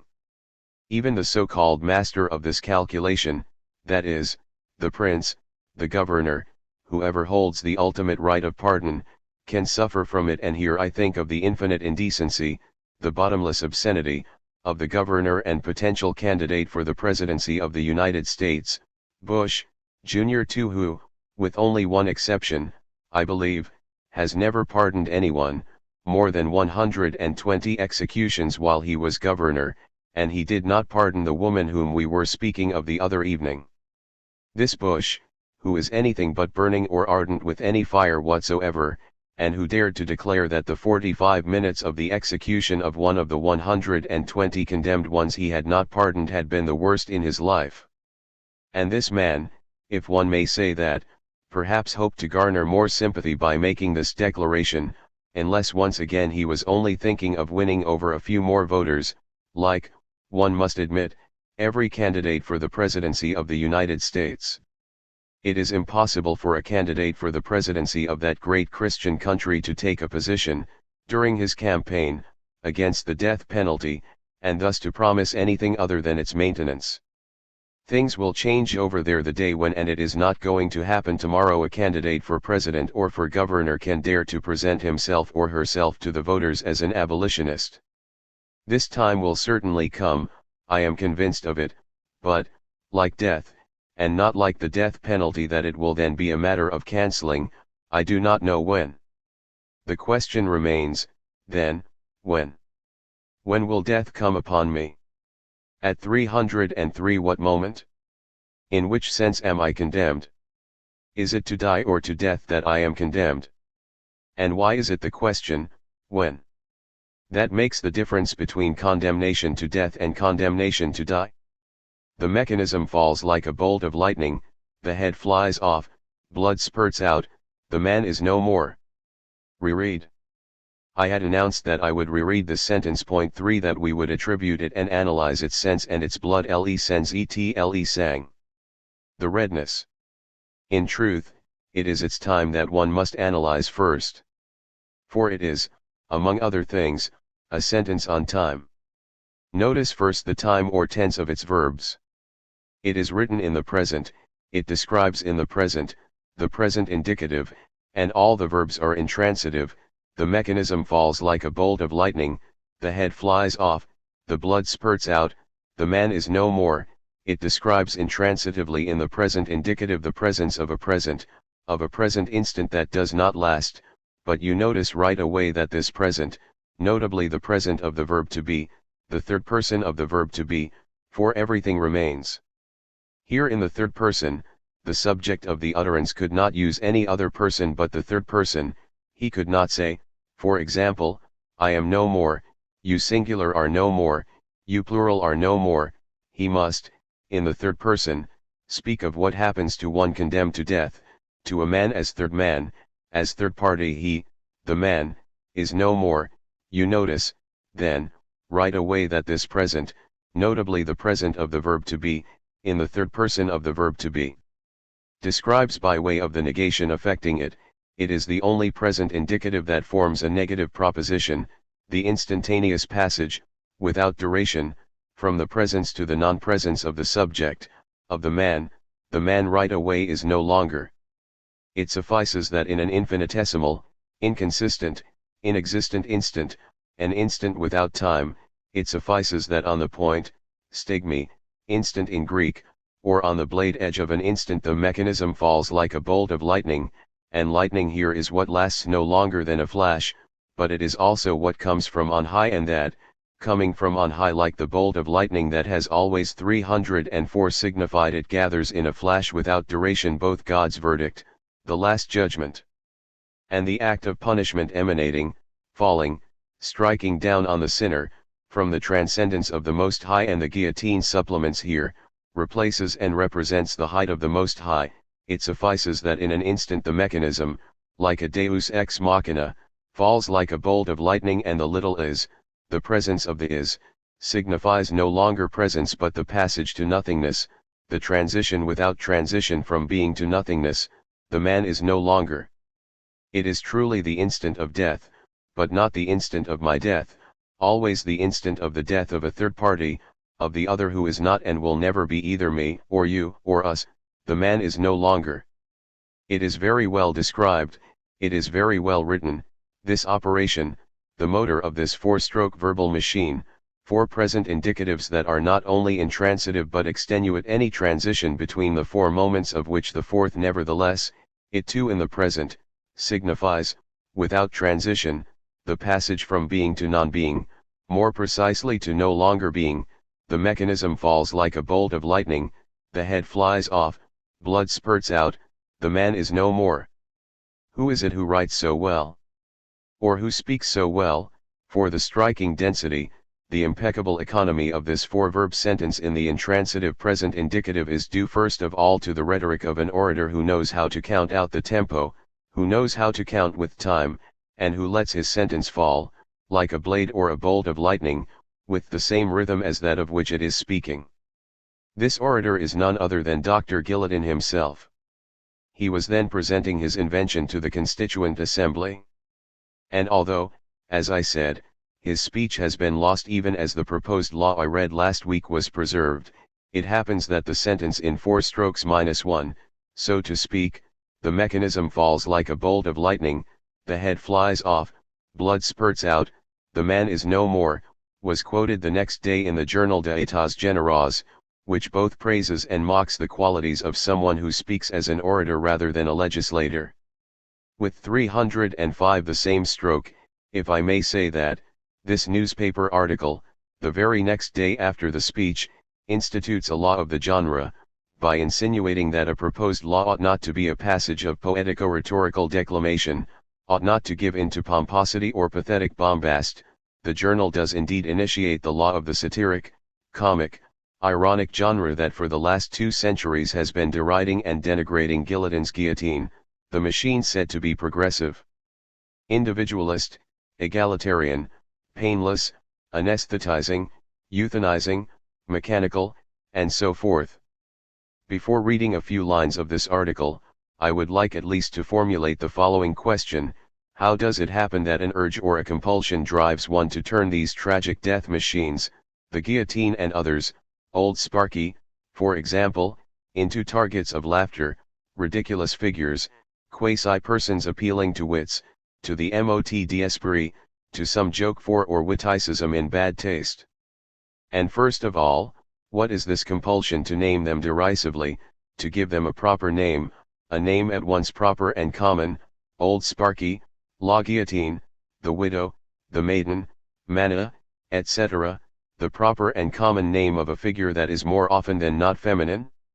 Why, as we said, would this death machine resemble, for man, for the human and more often than not the masculine phantasm, a woman, virgin, mother, whore, or widow, who makes us laugh where she scares us, in whose face we sometimes laugh with nervous and anxious laughter, you remember, upon seeing in this woman a devourer, a swiller, with or without teeth.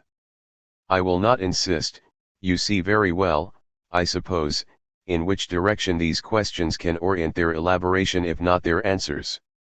All I am suggesting is that this direction is perhaps not so foreign to the one that leads to the drives and compulsions that gave birth in the first place to these machines themselves, to their figuration, to the figuration of their figure, to their invention, and to their being put into operation. I read now the journal de Etats Généraux. Mr. Guillotin described the mechanism. I will not follow him in all his details, depicting its effect. He forgot for a moment he was a legislator when, speaking as an orator, he said, "The mechanism falls like a bolt of lightning, the 306 head flies off, blood spurts out, the man is no more." It is not in the penal code that such passages are permitted. QTD in Arras, 26. It is not in the penal code that such passages are permitted. This latter remark goes so far as to issue a kind of prescription, with reference to a law, to a one must not, it must not be done, it is not permitted, and it is not permitted to speak in this fashion in a juridico-penal code. It is not in the penal code that such passages are permitted. Right away there were other parodies of the same speech by Guillotin on his daughter the guillotine. I will retain only two features for what matters to me here. The two features intersect inasmuch as they associate the instant of death, the death of the other, the claimed reduction to an utterly negligible lapse of time, to the trenchant extenuation of duration in the passage from the present to non-presence, from being to non-being. They associate all this with the misleading motif of a certainty without appeal, of an alleged indubitability of death, as indubitable as the cogito for the executed prisoner, of an efficacy such that the machine does not need to start over a second time. We have seen and will see again how misleading this certainty is. The first of these texts, mentioned by the Goncourt brothers in their History of French Society during the Revolution, plays on the theatrical metaphor and represents Guillotin as a stage director praising his spectacle from the angle of the head stagehand inventor of the machine that is, you recall, progressive, egalitarian, individualist, and mechanistic. My dear brothers in the fatherland, comment 5, I have had so many patients die in my hands. The stage director is a doctor out of Molière 307 that I can boast of being one of the greatest experts on ways to depart this world. With my stage hand, I have managed to invent the ravishing machine you see here. Beneath the stage is a bird organ set up to play very merry melodies, like this one. Bird organ, serenade, is the name of a small mechanical organ meant to serener, that is, to instruct a bird, to teach it a melody, my good woman when I dance, or this other one, adieu then French lady, or else this one, good evening everyone, good evening everyone. Having reached this point, the actor will place himself between the two columns. He will be asked to press his ear to the stylobate, an architectural term, foundation decorated with molding that supports a colonnade, on the pretext that he will be able to hear much better the ravishing sounds played by the bird organ, and his head will be so subtly severed that, still long after it has been separated, it itself will be in doubt. In order to convince it, applause must necessarily resound in the public square. 6. What this derision, this parody, this caricature, gives one to think about is both the supposed subtle and the sudden, so subtly severed, the sharp edge of time that, cancelling both time and suffering, leaves a doubt in the head of the condemned one as to the instant of its death, even as the head will have been so subtly detached from the body. One could extend the seriousness of this play by calling Descartes and the Cartesian cogito to the witness stand, and perhaps so as to evoke at least a certain Cartesianism of Guillotin and the guillotine, not only because of the mechanism and the individualism and the egalitarian universalism, equality before the penal law being, like common sense, a manner of attesting to the universal rationality of good sense, the most widely shared thing in the world, but also the philosophy of time that was Descartes', namely, his instantaneism. Time is constituted of simple, discontinuous, discrete, and undecomposable instants, but also the dualism of the soul and the body that leaves the essence of the thinking substance untouched by anything that may happen to the body, and 308 inaccessible to any corporal accident, the complication arising. But I am not going to undertake a serious lecture on Descartes. I am contenting myself here with the Cartesian Dasein or ideology, as to the place of The pineal gland. What happens to the pineal gland when the head is separated from the body in a splitting instant? What happens to the cogito? Well, the head all by itself has doubts, says the satirical text I have just quoted. It no longer knows if it has been separated, it will not know that the execution has taken place and that the instant of death is past until it hears the applause from the public square. It is the other who determines the instant of my death, never I. Later you will understand better why I insist on this time and this instant of death. Before explaining it, I will evoke one more parodic echo that, in the same satiric vein, lies the theme of the Augenblick, the instant as blink of an eye, on the one hand, and on the other, that of absolute non-cruelty, euthanasia, anesthesia, it goes so fast one does not even have the time to feel or suffer. For these two themes, instantaneity and anesthesia, the almost intemporal instantaneity and insensibility, non-pain, non-cruelty, even gentleness are indissociable. Time is sensibility or receptivity, affection, a major vein of philosophy from Kant to Heidegger, which I will not get into here. Time is suffering, the time of execution is endurance, passion, the pathetic, pathological Paschain, which sometimes means not only to undergo but to undergo a punishment, and the fact of passively undergoing can already be interpreted as the suffering of a punishment. Sensibility is in itself a punishment. If you suppress time, you will suppress sensibility. Path is sensibility, passivity, but also suffering, pain, so that the guillotine, inasmuch as it is supposed to act instantaneously and suppress time, would be what relieves pain, what puts an end to pain. Playing with it a little, one could say that it is a little like what is called in American English, speaking of analgesics, a painkiller.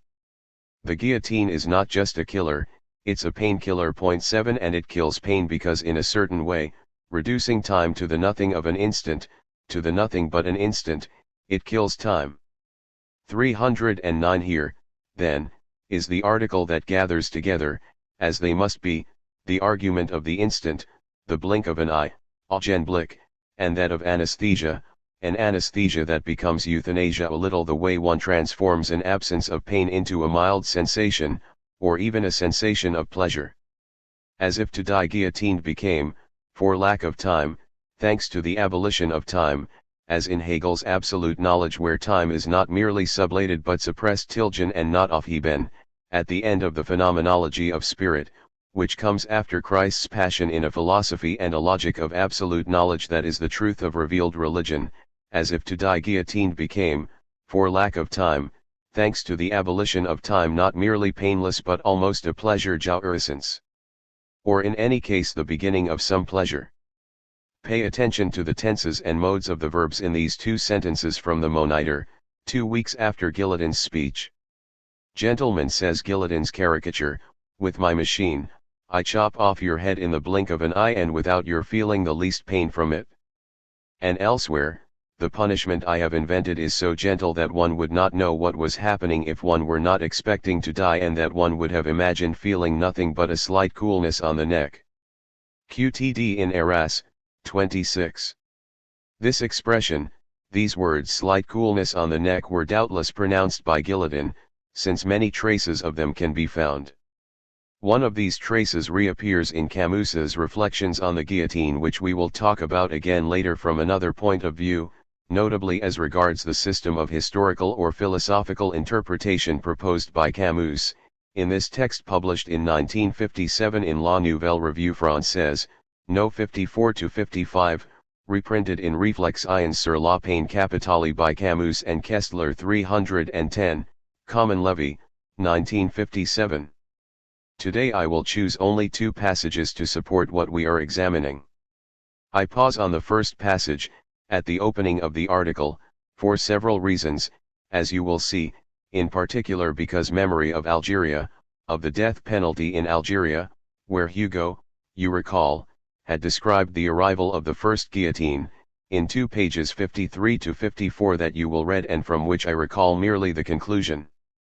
Read Hugo's Écrits, p. 54.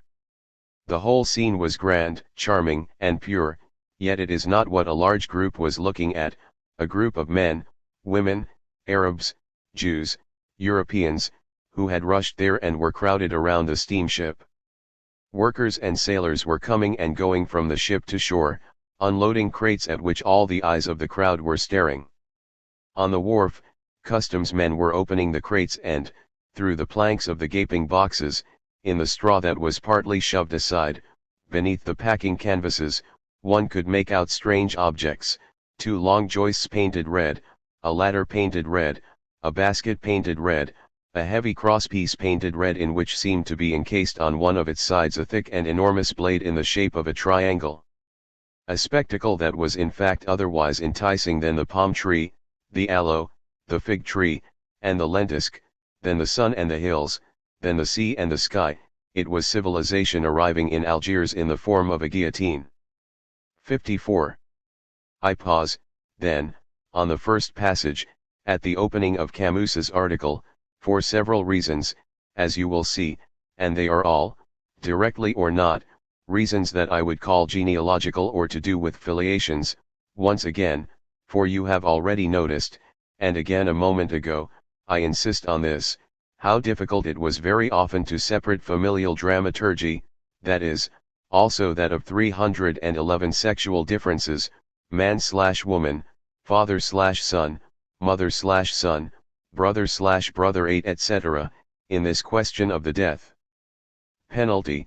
And here I choose, I was saying, this first passage of reflections on the guillotine in particular because, as a memory of Algeria, of the death penalty in Algeria, it reminds us that the author of The Stranger is the author of a narrative that begins on a beach in Algeria with "Ma man died today" and recounts the murder of an Arab followed by a trial and a sentencing to death, the sentencing of a murderer who does not even know why he killed other than because of the sun.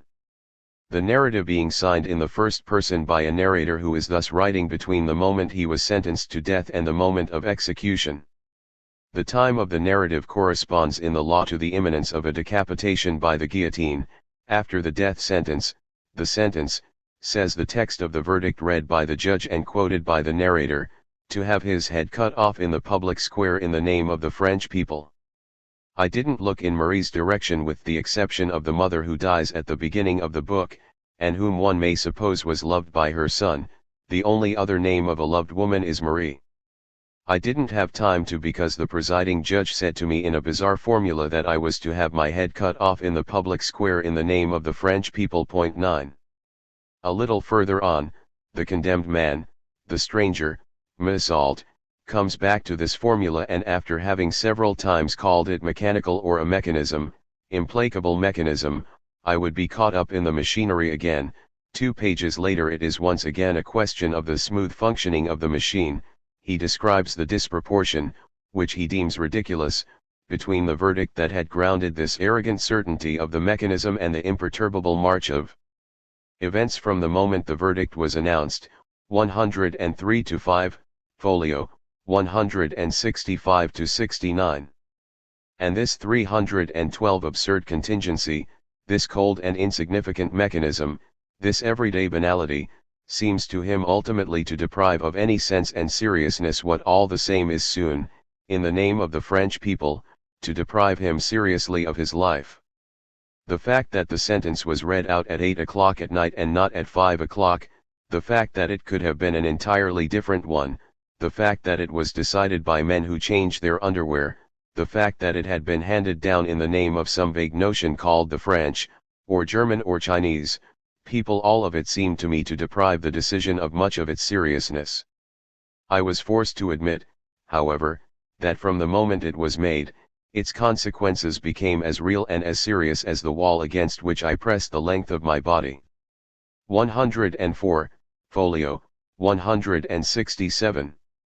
I will come back to the passage immediately following, you will understand why, but after having begun to read Reflections on the Guillotine, the two texts seeming to me, as I have just now noticed, profoundly connected through a link that I don't know if Camus' criticism has ever noticed, still less analyzed.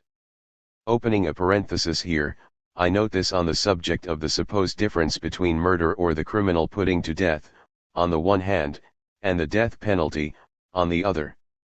We have already said what is essential here, at least so I hope, from the point of view of the concept and what precisely separates them irreducibly, by right. But if one steps back on this side of legal discourse, or if, conversely, one puts in question again the difference between the discourse of law and its other, then things get complicated. Reread The Stranger, which I have just done for the first time in some 50 years. You will see that M'Assault, the stranger condemned to death, can give no explanation, no justification, when he is pressed to explain why he 313 killed the Arab. He speaks, in sum, of light and color. He says he doesn't know, that there was the sun, that the beach was red. For example, you remember, read and comment on L'Étranger, 104-6. The interrogation began. He started out by saying that people described me as a taciturn and withdrawn person, and he wanted to know what I thought. I answered, it's just that I never have much to say. So I keep quiet. He smiled the way he had the first time, agreed that that was the best reason of all, and added, besides, it's not at all important. Then he looked at me without saying anything, straightened up rather abruptly, and said very quickly, what interests me is you. I didn't really understand what he meant by that, so I didn't respond. There are one or two things, he added, that I don't quite understand. I'm sure you'll help me clear them up. I said it was all pretty simple. He pressed me to go back over that day. I went back over what I had already told him, Raymond, the beach, the swim, the quarrel, then back to the beach, the little spring, the sun, and the 5 shots from the revolver. After each sentence he would say, fine, fine. When I got to the body lying there, he nodded and said, good. But I was tired of repeating the same story over and over. It seemed as if I had never talked so much in my life. After a short silence, he stood up and told me that he wanted to help me, that I interested him, and that, with God's help, he would do something for me. But first he wanted to ask me a few more questions. Without working up to it, he asked if I loved Mom Ann. I said, yes, the same as anyone, and the clerk, who up to then had been typing steadily, must have hit the wrong key, because he lost his place and had to go back. Again, without any apparent logic, the magistrate then asked if I had fired all 5 shots at once. I thought for a minute and explained that at first I had fired a single shot and then, a few seconds later, the other 4. Why did you pause between the first and second shot? Once again I could see the red sand and feel the burning of the sun on my forehead. But this time I didn't answer. In the silence that followed, the magistrate seemed to be getting fidgety. He sat down, ran his fingers through his hair, put his elbows on his desk, and leaned toward me slightly with a strange look on his face. Why did you shoot at a body that was on the ground? Once again I didn't know how 314 to answer. The magistrate ran his hands across his forehead and repeated his question with a slightly different tone in his voice. Why? You must tell me. Why? Still I didn't say anything. 64-65, folio, 104-6. The fact that the stranger has neither an explanation nor a justification to give for his act, paradoxically, clears him of guilt in a certain way. He did not mean, he did not intend to kill or to harm. He does not know, he does not understand, why he killed. Because the beach was red, declares the one of whom the prosecutor will nevertheless say that he is responsible and knows the meaning of words, 96, folio, 154. This phrase "because the beach was red," in its apparent nonchalance and its massive, opaque certainty, might remind me, if we were to pursue the spectrography of lethal red that we initiated the last time, this "because the beach was red" might remind me of the extraordinary thing Matisse once said, "Fauvism is when there is a lot of red." And Fauvism, as you know, got its name because of the violence of the pure colors that painters like Matisse, Braque, Dufay used in the work of their so-called Fauve period. Red is a violent color, it calls up murder or recalls murder, blood and the corrida are both examples and paradigms of it. The stranger's murderous gesture was thus absurd or insignificant, indifferent, on the near or the far side of signifying language.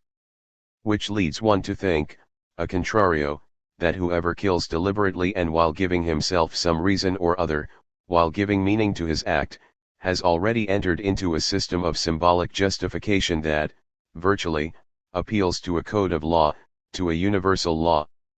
If I know why I kill, I think I am right to kill, and this reason that I give myself is a reason that one must be able to argue for rationally with the help of universalizable principles. I kill someone, and I know why, because I think that it is necessary, that it is just, that whoever found himself in my place would have to do the same, that the other is guilty toward me, has wronged me or will wrong me, and so forth. So, even if a court as such has not heard the case, I kill by condemning to death as regards Universal 315 law, at least potentially. And therefore, given that the crime is meaningful, deliberate, calculated, premeditated, goal-oriented, it belongs to the order of penal justice and is no longer dissociable from a condemnation to death, from a properly penal act. At that point, the distinction between vengeance and justice becomes precarious. The only remaining difference separates merely two powers of condemnation and execution, an individual or familial or tribal power, on the one hand, and a state power, on the other. Among the numerous and decisive consequences to be drawn from this analysis, there is this one: on one side, vengeance is already a form of justice, justice is still a form of vengeance, and this allows both for the excesses of wild vengeance and self-defense and, conversely, on the other side, for the abolitionist discourse that holds the condemnation to death to be a barbaric murder. I close this parenthesis. The author of The Stranger, his first great book, no doubt also motivated, like the myth of Sisyphus and later like the rebel, by a refusal of the death penalty, the author of The Stranger is also the author of the unfinished and posthumous novel The First Man, which is entirely governed by the genealogical motif and whose first part is titled Search for the Father and the second The Son or the First Man.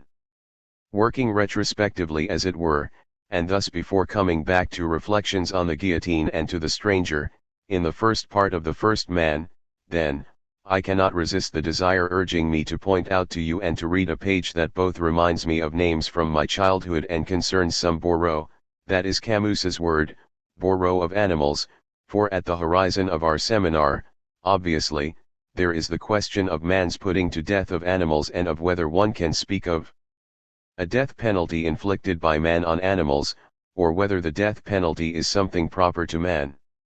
A putting to death only of man by man and not of one living being by another living being in general. Camus recounts how, as a child, he saw other children try literally to guillotine cats. He calls these children bourreaux, and above all he remembers 316, a mythical character, the name of a character that I myself knew in my Algerian childhood. He was nicknamed with the mythical name Galofa, no doubt because the first person who fulfilled this function was so named. And this Galofa was a municipal employee whose job it was to capture stray dogs and take them away. Camus describes very well, with faultless detail, all the operations of the said Galofa, which I witnessed more than once in my childhood. What's more, when one wanted to frighten disobedient children, one threatened to call Galofa.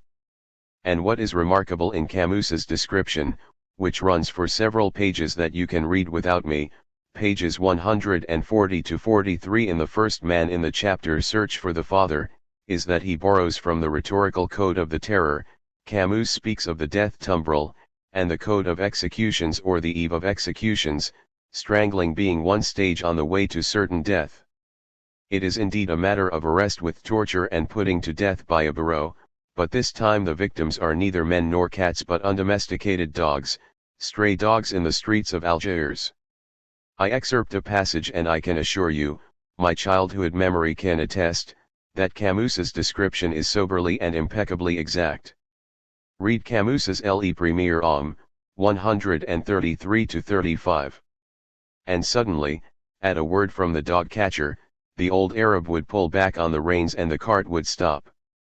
The dog catcher had spotted one of his wretched victims digging feverishly in a garbage can, glancing back frantically at regular intervals, or else trotting rapidly along a wall with the hurried and anxious look of a malnourished dog. Galofa then seized from the top of the cart a leather rod with a chain that ran through a ring down the handle. He moved toward the animal at the supple, rapid, and silent pace of a trapper, and when he had caught up with the beast, if it was not wearing the collar that proves membership in a good family, he would run at it, in a sudden burst of astonishing speed, and put his weapon around the dog's neck, so that it served as an iron and leather lasso. Suddenly strangled, the animal struggled wildly while making inarticulate groans. But the man quickly dragged it to the cart, opened one of the cage doors, lifted the dog, 317 strangling it more and more, and shoved it into the cage, making sure to put the handle of his lasso through the bars. Once the dog was captured, he loosened the iron chain and freed the neck of the now imprisoned animal. At least that is how things happened when the dog was not under the protection of the neighborhood children. For they were all in league against Galofa. They knew the captured dogs were taken to the municipal pound, kept for 3 days, after which, if no one claimed them, the animals were put to death. And if they had not known it, the pitiful spectacle of that death tumbrel returning after a fruitful journey, loaded with wretched animals of all colors and sizes, terrified behind their bars and leaving behind the vehicle a trail of cries and mortal howls, would have been enough to rouse the children's indignation. So, as soon as the prison van appeared in the area, the children would alert each other. They would scatter throughout the streets of the neighborhood, they too hunting down the dogs, but in order to chase them off to other parts of the city, far from the terrible lasso. If despite these precautions the dog catcher found a stray dog in their presence, as happened several times to Pierre and Jacques, their tactics were always the same. Before the dog catcher could get close enough to his quarry, Jacques and Pierre would start screaming Galofa. Galofa, in voices so piercing and so terrifying that the dog would flee as fast as he could and soon be out of reach. Now it was the children's turn to prove their skill as sprinters, for the unfortunate Galofa, who was paid a bounty for each dog he caught, was wild with anger, and he would chase them brandishing his leather rod. 10. But this was only a preamble, if you still remember, to the evocation of 2 passages from Camus's Reflections on the Guillotine. I directly connect the first evocation to, let us say, the guillotine and the father in Algiers, the other to the slight coolness on the neck that Guillotin speaks of and to the supposed instantaneousness of death beneath the cutting edge of the guillotine. A. The first passage is in fact the opening of Reflections on the Guillotine. 318 Camus begins by recounting what happened to his father, in Algiers, when he insisted on witnessing a decapitation. His father, a simple, upright man, he says, was an unthinking supporter of the death penalty. One day he wanted to witness a decapitation, but once back home, unable to speak, able only to reject, to vomit, he had manifestly changed his opinion without even having to explain it, without even being able to find words that would measure up to it, only a convulsive rejection by his whole body. Shortly before the War of 1914, a murderer whose crime was particularly repulsive, he had slaughtered a family of farmers, including the children, was condemned to death in Algiers. He was a farm worker who had killed in a bloodthirsty frenzy, but he had aggravated his case by robbing his victims. The affair created a great stir. It was generally thought that decapitation was too mild a punishment for such a monster. This was the opinion, I have been told, of my father, who was especially outraged by the murder of the children. One of the few things I know about him, in any case, is that he wanted to witness the execution, for the first time in his life. He got up in the dark to go to the place of execution, at the other end of town amid a great crowd of people. What he saw that morning he never told anyone. My mother relates merely that he came rushing home, his face distorted, refused to talk, lay down for a moment on the bed, and suddenly began to vomit. He had just discovered the reality hidden under the noble phrases with which it was masked. Instead of thinking of the slaughtered children, he could think of nothing but that quivering body that had just been dropped onto a plank to have its head cut off.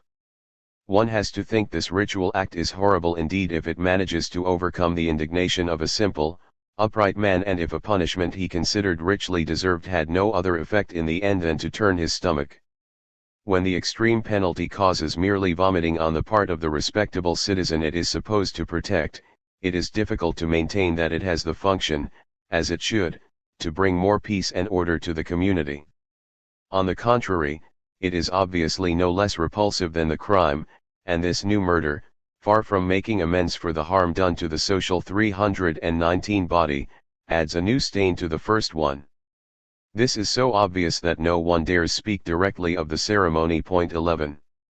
If we now read side by side these two texts that have such a different status and that were written and published 15 years apart, The Stranger, a novelistic fiction, a literary work published during the occupation, in 1942, and Reflections on the Guillotine, a non-fictional philosophical essay or ethico-political manifesto published in 1957, well, between these two texts of heterogeneous status one finds odd intersections, and odd intersections with the first man, whose status is somewhere between the other two, and one of whose chapters is titled The Son and the preceding one Search for the Father.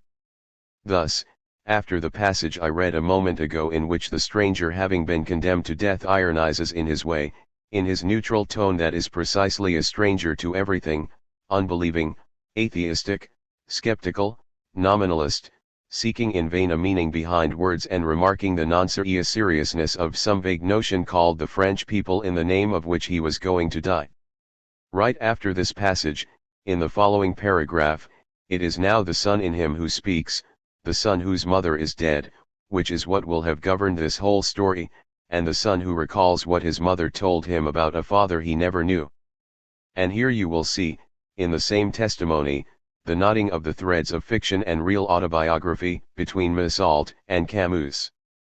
The son of the fiction and the son of the testimony are the same and say the same thing. They have the same father, whom they never knew and who had the same experience of a capital execution. Read and comment on L'Étranger, 167-68.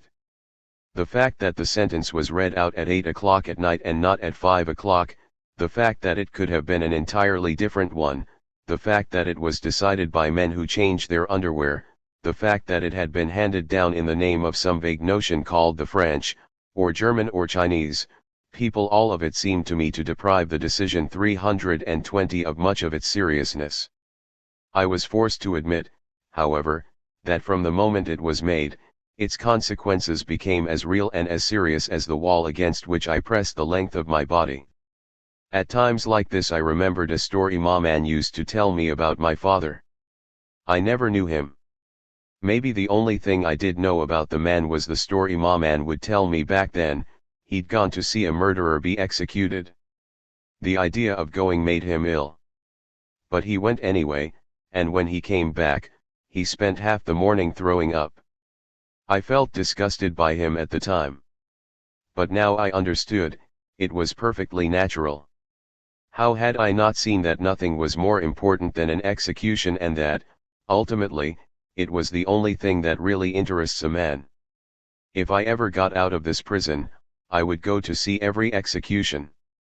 It was a mistake, I think, even to consider the possibility.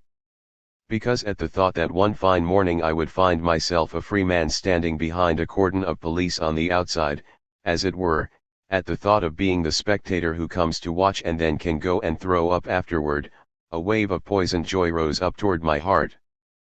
But it was not reasonable. It was a mistake to let myself speculate like this, because the next minute I would get so frightfully cold that I would curl up under my blanket and I couldn't stop my teeth from chattering. 104-5. b. But this is not the principal passage I wanted to highlight. So as to make our way toward the question of the time of death and to link it to both the invention of the virtuous guillotine, progressive, individualist, egalitarian, and mechanistic, thus gentle and free of cruelty, anesthetic or euthanistic, and the slight coolness on the neck it is supposed to procure, according to its inventor. Essentially Camus's text, basing itself on medical examinations, in 1956, intends to show that death by decapitation on the guillotine does not happen in a second or an instant, that it is a differentiated, slow process, the duration of which is difficult to measure, and that it is accompanied by the most unspeakable and cruel suffering. All I can do, since I do not wish to silence these pages, is to limit their 321 length. Camus himself says, "I doubt that there are many readers who can read this dreadful report without blanching. You will read for yourselves the rest of this page that I insist all the same on reading here. Read and comment, 1027-28. Instead of boasting, with the pretentious thoughtlessness characteristic of us, of having invented this swift and humane 12 method of killing those condemned to death, we should print in thousands of copies, and read out in schools and universities, the eyewitness accounts and medical reports that describe the state of the body after execution. We recommend particularly the printing and distribution of a recent paper delivered to the Academy of Medicine by Drs. Pideliver and Fournier. These courageous physicians, invited in the interest of science to examine the bodies of the guillotined after execution, considered it their duty to sum up their dreadful observations. If we may be permitted to give our opinion on this subject, such spectacles are frightfully painful. The blood gushes from the blood vessels at the rhythm of the severed carotid arteries, then it coagulates. The muscles contract and their fibrillation is stupefying, the intestines ripple and the heart produces irregular, incomplete, and fascinating movements. The mouth clenches at certain moments in a dreadful grimace. It is true that in the severed head the eyes are motionless with dilated pupils, fortunately they look at nothing, and although they have none of the cloudiness and opalescence of a cadaver, they have no motion, their clarity is a sign of life, but their fixed stare is deathly. All this can last several minutes, even hours in healthy subjects. Death is not immediate. Thus every vital element survives decapitation. The physician is left with the impression of a horrible experiment, a murderous vivisection, followed by a premature burial. I doubt that there are many readers who can read this dreadful report without blanching. One may thus count on its exemplary power and its capacity to intimidate. Nothing prevents us from adding to it the reports of witnesses who confirm the doctor's observations. The tortured face of 322 Charlotte Corday blushed, it is said, when it was slapped by the executioner. So no one will be shocked while listening to more recent observers. Here is how an executioner's assistant, who can hardly be suspected of sentimentalism or squeamishness, describes what he was obliged to witness. It was a madman in the throes of a true fit of delirium tremens that we threw under the blade. The head died right away. But the body literally leaped into the basket, straining against the cords. 20 minutes later, at the cemetery, it was still quivering. The current chaplain of La Santé prison, Father de Voyade, who does not seem opposed to the death penalty, tells a far-reaching story in his book Les Delinquents, one which repeats the story of Languille, the condemned man whose decapitated head answered to the call of his name. 183-84. We have asked ourselves, or we have pretended to ask directly in a classical philosophical form, the form of what is. A certain number of questions, such as, what is an exception? What is cruelty? What is blood? What is man? What is it that is proper to man or to the humanitarian? And so forth. This was not just playing with what are called rhetorical questions in English, that is, simulacra of questions whose answer is known in advance, and inscribed in the very form of the question. But neither were they questions to which we expected an immediately satisfying or reassuring response. They were above all questions meant to show, with their own inadequation, the vertigo or the abyss of their own impossibility, the vertigo above or around their own impossibility, what makes them turn on themselves until they make the head turn, namely, that to articulate themselves, to take shape, they would have to pretend to know at least what they are talking about at the very moment they seem to be asking about it. And this vertigo is not only, I believe, the one that can be induced by the dizziness of a simple hermeneutic circle, even though there is indeed a sort of hermeneutic circle here that lets us suppose a pre-comprehension of that about which we are asking. 323 I believe on the subject of death, the question, what is death, which is perhaps not preliminary to the question of death given or life taken. 13, by suicide, to take one's own life, by murder, to take someone else's life, or by capital punishment, a singular form of putting to death. I believe on the subject of death, the question, what is death? Cannot let its vertigo make the head spin in a simple hermeneutic circle that would give us some pre-comprehension of the meaning of the word death, a supposed pre-comprehension on the basis of which the question and its elucidation would develop. At bottom, it is this pre-comprehension that is supposed, more or less explicitly, by all great thinking or philosophies of death, up to Heidegger or Levinas, whatever may be the differences between them, and since I have explained myself on the subject elsewhere, in the gift of death and in aporias notably, I am not going to approach the question of death again today along those wide angles. 14 I would like to attempt another gesture today starting from the question of the death penalty about which, strangely, these great thinkers of death never seriously spoke and which they no doubt held to be a circumscribable and relatively dependent, secondary question. Fundamentally, a blunt form of my question would be, is it necessary to think death first and then the death penalty as a question derived from the first one, despite its importance? Is it necessary to think death before the death penalty? Or else, paradoxically, must one start out from the question of the death penalty, the apparently and falsely circumscribed question of the death penalty, in order to pose the question of death in general?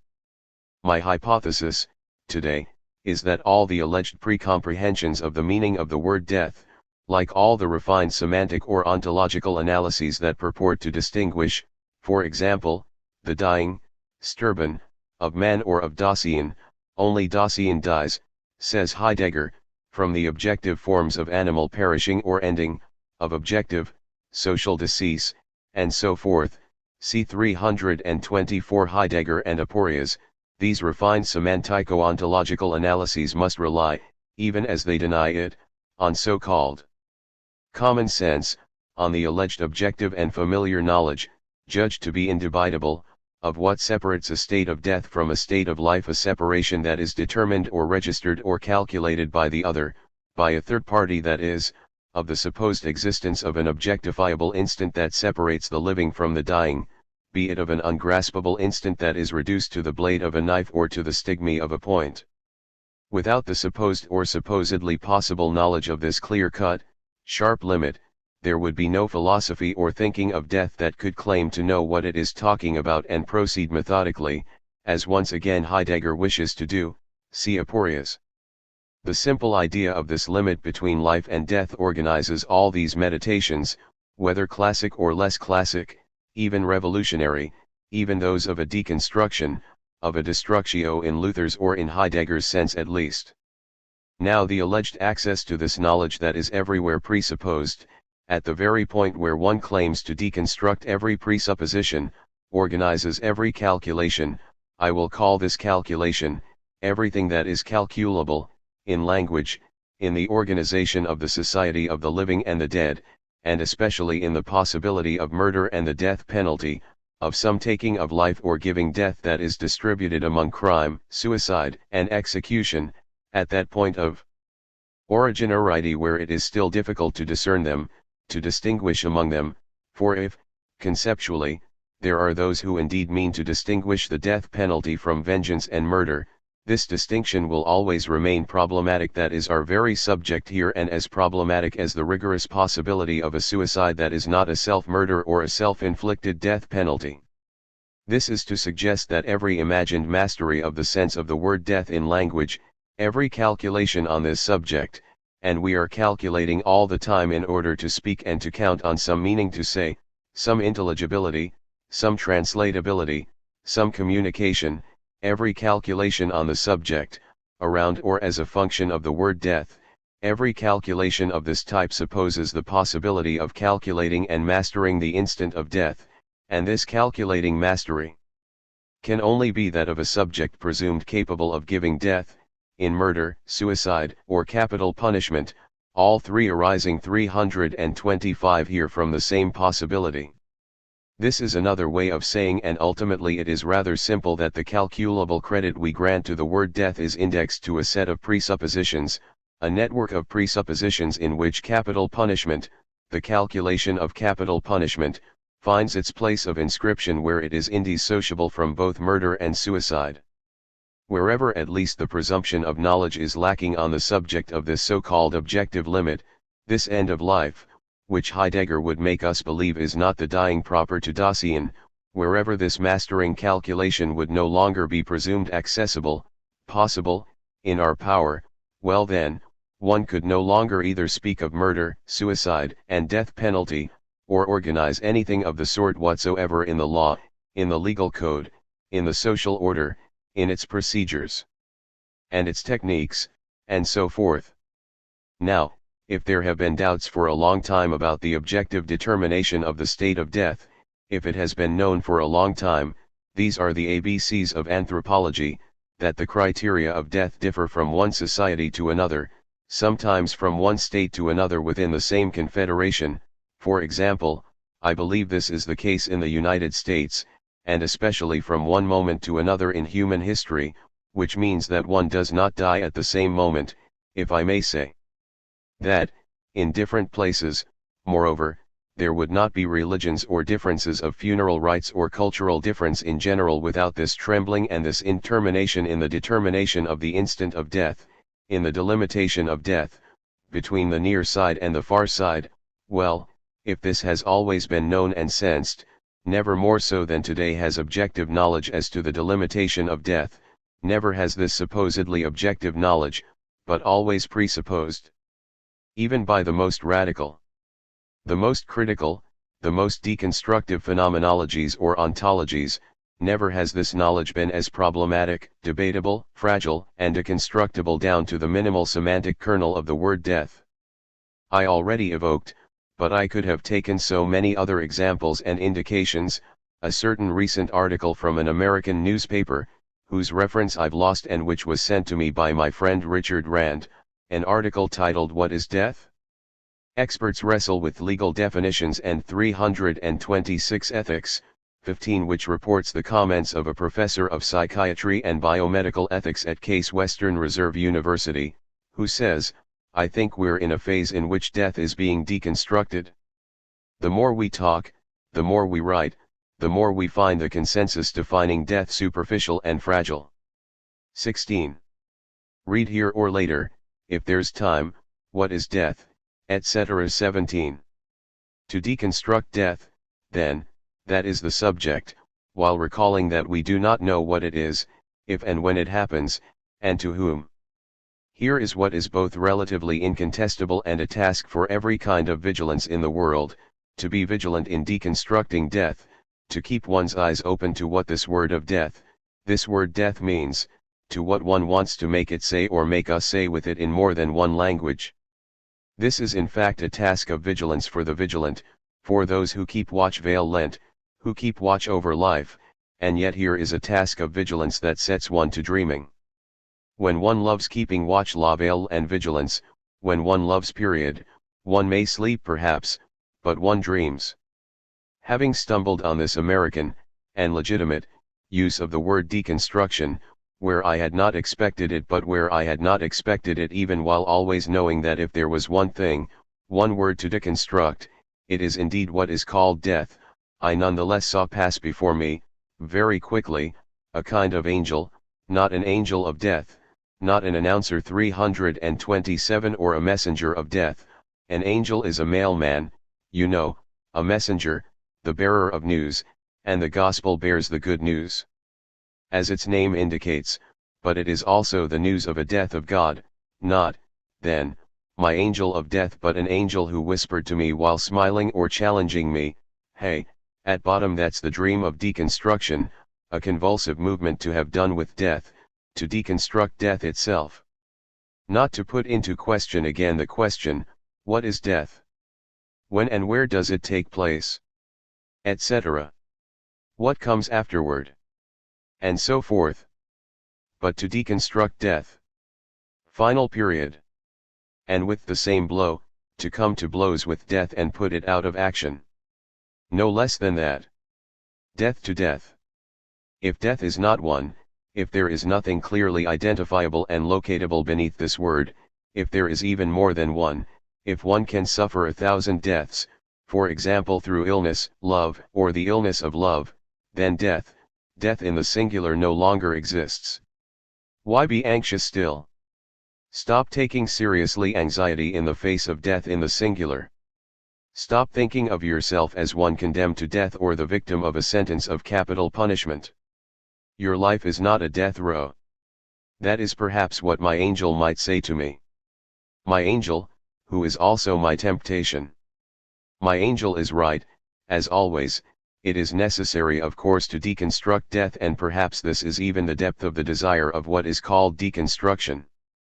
But the same guardian angel of deconstruction, or another guardian angel for the problem of deconstruction, is that it has more than one angel, and that this is its vigilance and its necessity, this knowledge of the multiplicity of angels. The same other angel of deconstruction just as implacably calls me back to order and says to me, you will not get off so easily. First of all, this deconstruction of death, on the pretext of dissolving the unity or the identity or the gravity of death, must not serve to banalize or relativize the death penalty, as finally a whole Christian tradition has done, which uses an alibi of the beyond so as to deny the irreversible gravity of death and legitimize the death penalty, and thus demobilize abolitionism. It is not enough to deconstruct death, 328, as it is necessary to do, and even if it is indeed necessary, it is not enough to deconstruct death, my other angel would continue, in order to assure one's salvation. It is not enough to deconstruct death even, as it is necessary to do, in order to survive or take out a life insurance policy. For neither does life come out unscathed by this deconstruction. Nothing comes out unscathed by this deconstruction. What, then, does to come out unscathed indemn mean? The question of the death penalty is perhaps that of indemnity. What is the indemnity of the unscathed? In Faith and Knowledge, I tried to articulate or elaborate this question of the unscathed indemn, of the indemnity of the unscathed, of the safe and of salvation, of the saving oneself, with that of the immunity of the immune, as the question of religion 18. It is also, of course, the question of the death penalty. Read, if time permits, What is Death, etc. 19. 10th session. March 15, 2000. Vertigos. To be seized by vertigo, the head that spins and the head that falls, separated, severed. The blade of the guillotine that severs the head in one blow. The turn around the neck of decollation. Everything turns around what turns, thus, around vertigo, conversion, revolution, turns and returns, and turns that are not merely rhetorical, turns and turns of phrase given to the expression condemnation to death or condemnation to die, the conventional if not arbitrary distinction that I proposed last time. Condemnation to death or condemnation to die, condemnation and revolution, revolution and religion, death penalty and faith, death penalty and belief, vertigo and conversion. These are the highs and the lows in which we have been trying to orient ourselves for some time, and in which we are going to continue to climb up and down, to turn, to the point of vertigo, perhaps to the point of losing ourselves. The high and the low, the elevation and the hell of damnation, the damned of heaven and the damned of the earth, souls damned or condemned, all of this is asking us, what does it mean to damn and to condemn? 332 Death penalty and filiation. We often said and demonstrated point 1 and again the last time, with Camus, we analyzed, in more than one place, what the first man calls, in its two parts, the search for the Father and the Son. We are going to speak a lot about religion, faith, or belief, once again. It would be flippant, therefore, in a seminar on the death penalty that is but a logical continuation of a seminar on pardon and perjury, in the course of which, during the last 2 years, I alluded more than once to the Church's acts of repentance and to the Holy Father's announced repentance on the subject of the Inquisition too. It would be flippant today not, dare I say, to evoke the event, both unheard of and infinitely predictable, that 3 days ago saw a dying Pope, trembling but without fear, a Pope, the Holy Father who, in a Parkinsonian trembling, dares to commit the whole history of the Catholic Church, the whole of its history, 2,000 years of Christianity, in an act of repentance without precedent in the history of the Church or any religious history or in any history. Period 3. If one accepts the gesture of Paul VI, who in 1963 asked forgiveness for the division of the Church. Point 4. Since over the past few years we have in a certain sense premeditated this event that we could see coming, I made allusion to it more than once, all the more so in that the Pope had already formulated some 94 requests for forgiveness: the Jews, the Crusades, the Inquisition, forced conversions, Galileo, etc. I will not comment on it at too much length. I will just highlight a few features, at least 3, that concern our seminar. 333 1. This unheard of inaugural gesture is theologico-political inasmuch as it in fact commits a church that is also a state, speaking through the mouth of someone who is also a head of state and who asks forgiveness for crimes with which a number of other Christian European states were associated, Spain for the Inquisition, the Americas and other states for slavery, so many other states for women and Jews who are once again put together in the same camp, if I may say that, etc. 2. This Christian gesture is within the order of things despite its revolutionary character and the consequences it entails, which in my view are unlimited. This gesture simply conforms to a possibility that Christianity has always claimed it had in some way itself inaugurated and invented. Christianity is par excellence the religion that calls itself, that is the self-styled religion of a forgiveness of sins, which is its very essence and makes for its difference. Hegel is far from being the only one to say this. Recall the texts we read in previous years on this subject. And this singularity of a religion of forgiveness, if this claim is founded on a reading of the Gospels, is indissociable from the Passion, thus from the death of God, of the Son of God the Father made man as sacrifice and redemption of sins. Point 5. From a humanization of God. Now, if it is difficult to dissociate this idea of forgiveness from some death of God, as well as from his resurrection or redemption, that is, from what redeems a condemnation or a damnation, it is also difficult, for that very reason, not to hear in what happened 3 days ago a certain death knell of God on the basis of which everything has to begin again. Which is both a fathomless disaster and the hope of salvation for a certain Christianity, a Catholic Christianity, but which is militantly seeking an ecumenism that will perhaps find new momentum in this ask for forgiveness. This indeed confirms what I had more than once ventured to 334 say, namely, that this Pope has sustained better than anyone the discourse of the death of God, that in this century there has been no better witness and orator and performer of the death of God the Father, a Christian theme par excellence, and that the deconstruction of Christianity, to take up Nancy's expression, is the very thing, business, and initiative of Christianity. Naturally, by this deconstruction that overcomes itself as it is carried out, that sublates itself, one must understand a Christian deconstruction, that Lutheran destructio from which Heidegger no doubt inherited the word destruction. But one can, perhaps, nothing is less certain, think another deconstruction, a deconstruction without sublation of this deconstruction. Point 6. Leaving open this question, this immense question, namely, whether or not to self-deconstruct. Se deconstruer has to mean, in short, to ask forgiveness or to pass through the ordeal of forgiveness, and so as to refer to the difference here between the Catholic gesture and a Lutheran tradition, I refer you, for example, to what Luther says about condemnation and eternal damnation, for example in his sermon on preparing to die. Quote Luther, 253-54. First, since death marks a farewell from this world and all its activities, it is necessary that a man regulate temporal goods properly or as he wishes to have them ordered. Second, we must also take leave spiritually. That is, we must cheerfully and sincerely forgive, for God's sake, all men who have offended us. At the same time we must also, for God's sake, earnestly seek the forgiveness of all the people whom we undoubtedly have greatly offended by setting them a bad example or by bestowing too few of the kindnesses demanded by the law of Christian brotherly love. This is necessary lest the soul remain burdened by its actions here on earth. Third, since everyone must depart, we must turn our eyes to God, to whom the path of death leads and directs us.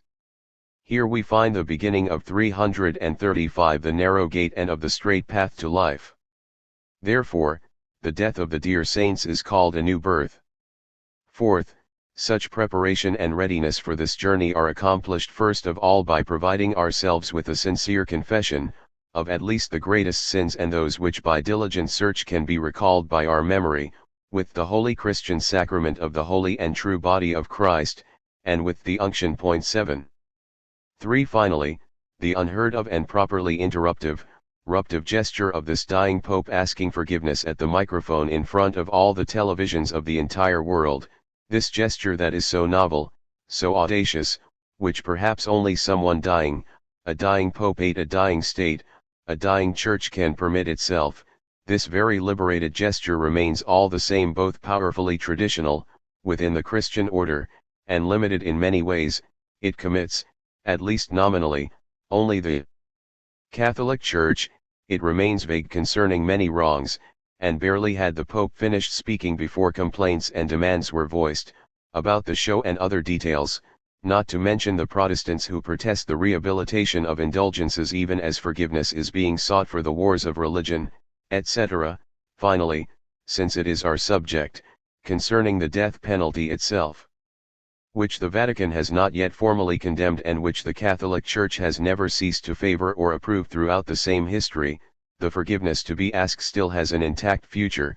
There's a lot on the holy plate. Ilya du pain béni sur la planche. 9. No doubt this will be the task of the next Pope, if the papacy has a future, for it is for the history of the papacy itself that this Pope asks forgiveness, as if the papacy itself were on its deathbed, henceforth condemned to die, if not condemned to death.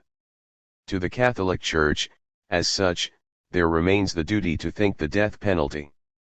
336. The death penalty, where do you believe it comes from?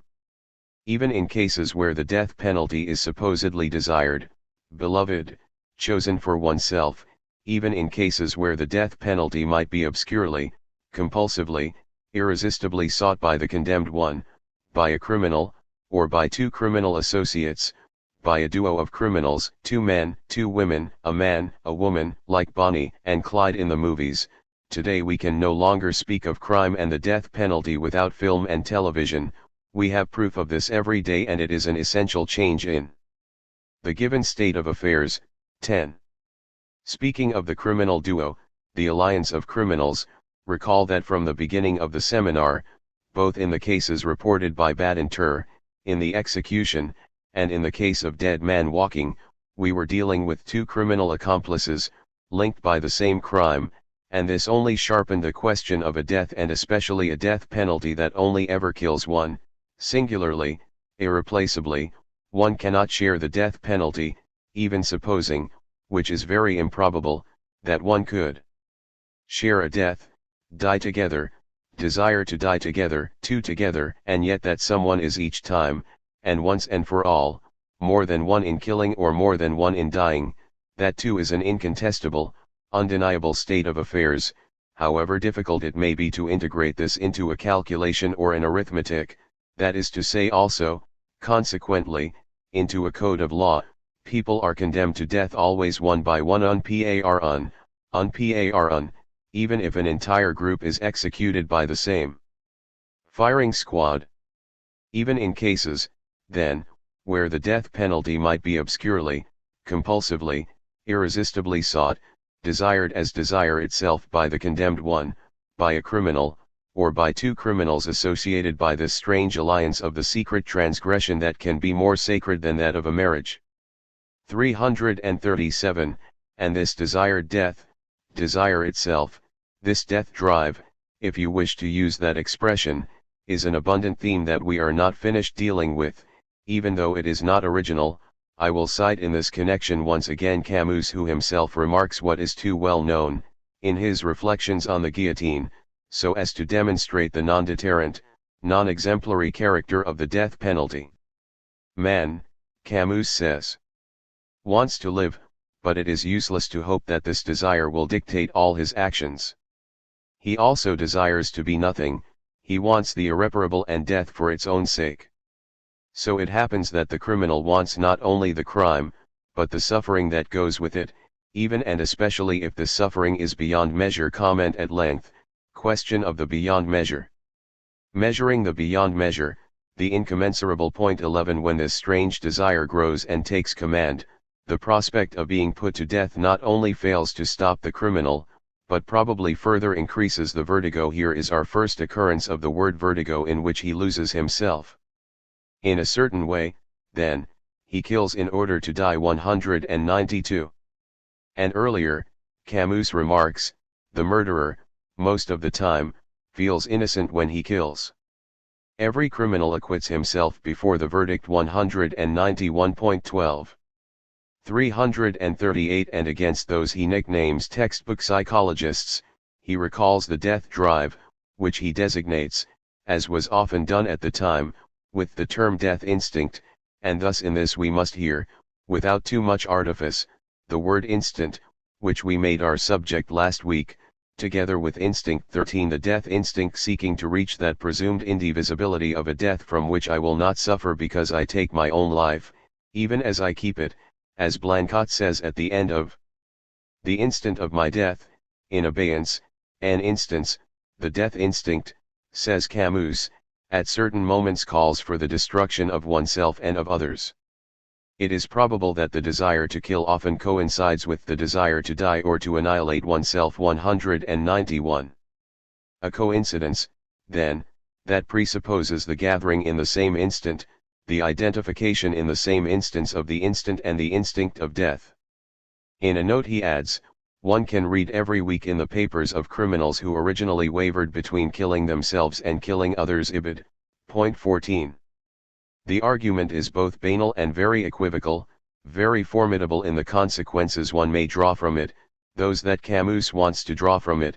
Obviously these are, in the first place, consequences that would militate against the death penalty, but one might conclude, conversely, and this is what becomes terribly ambiguous, one might infer, rather boldly, that the suppression of the death penalty can frustrate these desires, prevent some from killing themselves by killing others as they might wish to do, and thus create formidable turbulence in the economy of the drives or the psychic equilibrium of a social body. What indeed would a society be in which not only the death penalty is abolished, at least within national boundaries, not 339 in war, and here again the problem of civil war arises, but in which one could no longer either kill another or kill oneself by killing someone in oneself, and so forth? I leave this question suspended, but it is formidable, as you can easily imagine, and properly diabolical. It would be the question of an unforeseeable pathology of the social body provoked by the double disappearance of both the possibility of any murder and the possibility of any death penalty, as if the need for death and the death penalty were the response not only to a kind of external security, to the necessity of discouraging through example potential criminals, but to the necessity of securing for the social psyche a kind of internal health, by making sure it had its ration, its measure, its fill, its share of lethal sacrifice, as if a society, the health of a social or national psychic body, or even a human body in general, needed to have its share, its measure, its fill of murder or death penalty in order to survive. 15. Even in cases, then, I repeat, as I was saying, where the death sentence might be obscurely, compulsively, irresistibly sought, desired as desire itself by the condemned one, by a criminal, or by two criminals associated by that strange alliance of the secret transgression, which can be more sacred than that of a religious marriage, well, the death penalty is always, by definition, death that comes from the other, given or decided by the other, be it the other within oneself. The possibility of the death penalty, this is too obvious, but what we have here is an obscure obviousness that one must begin by recalling. The possibility, and note I say the possibility, of the death penalty begins where I am delivered into the power of the other, be it the power of the other in me. When does this begin? Does this begin? And does it end? To have done with it, one would have to have done with the other, and perhaps those who commit suicide, or those who run toward the condemnation to death as towards suicide want first of all to have done with the other, before finishing themselves off. Out of excess hatred or excess love. Recall the question that resonated here during a past session and led us step by step toward that of a deconstruction of death. This initial question was 340 when to die finally. 16. I was wondering if the Pope asked himself or heard this question when he dared to ask forgiveness for centuries of Christianity. Upon rehearing it, upon letting resonate once again the echo of this atrocious and inevitable question, when to die finally, a question that, as often happens when I speak, I listened to rather than saying or posing it last time, a question that, crossing my mind, imposed itself on me, as though dictated, even before I had to formulate it myself and decide on it, I remembered, then, upon saying when to die finally. But, finally, when to die. I recalled this strange coincidence, this bizarre synchrony, namely that the 18th century, what is called thus, the 18th century, what is the 18th century? Well, it was both the century of enlightenment, of the first abolitionist movements, and the century of the revolution, the terror and the rights of man, etc. We have talked a lot about all of this, well, setting out from this question, when to die finally. I recalled that the 18th century is at once all of that plus the century that is said to have seen the birth of what is called the happiness idea, the idea of happiness, the idea of a happiness that, fundamentally, is not only pleasure, joy, felicity, beatitude, that is not hedonist enjoyment, that is perhaps the eudaimon, with all the abyssal depth of this word Heidegger devotes pages to it that one should read, but that one should read while recalling this, which Heidegger does not do. That the daimon, as we have read, speaks or abstains from speaking to Socrates at the moment of his condemnation to death, the happiness idea, thus the transformed inheritor of eudaimonism, of the demon of eudaimonism, has a very singular history and belongs to a determined culture. It is in this sense that one says happiness was a new idea in Europe, 1741 precisely in the 18th century. Well, this 18th century that saw the birth of happiness, that is, the idea of happiness, since happiness is but an idea. To be happy with happiness is to believe in it, it is to believe, be able to believe in being happy, and to say so to oneself, just where this belief, like every belief, is a belief in the other, passing by way of language, that is, by way of sworn faith in the other or of the other, and thus a belief of the other in oneself en soi, belief of the other in oneself, a painfully equivocal expression since it designates at once that I believe the other, in the other, but that I believe him or believe in him only or first of all in me, or that there where I believe, it is the other in me who believes and not me, etc. This century in which, they say, the idea of happiness was discovered, was also the one that invented the terror and the guillotine, and reconvert to the most massive and mechanical death penalty people who, like Robespierre, had been abolitionists and had participated in essay contests in order to justify their position. As if the death penalty were always lying in wait for happiness. If we suppose that someone could ever say now I am happy, would he or she conclude from that now I can die, or even now I must die, or on the contrary I do not want to die, moreover I now know that dying is impossible? And can two people, more than one man or one woman, say and think this? These utterances always turn around the death penalty, that is, around a death that comes from the other, decided and calculated by the other, in the hands of the other. I have no answer to this question, namely the question of a tragedy of happiness, of a tragic happiness, a damned or condemned happiness, a damnation of happiness. One can be damned to or by happiness. We will come back later to this lexicon, damnum, damned, condemned, and even if I had an answer, it's not certain that I would tell you. Moreover, it's like life, each has his or her own, for this question, and it is destined to remain secret.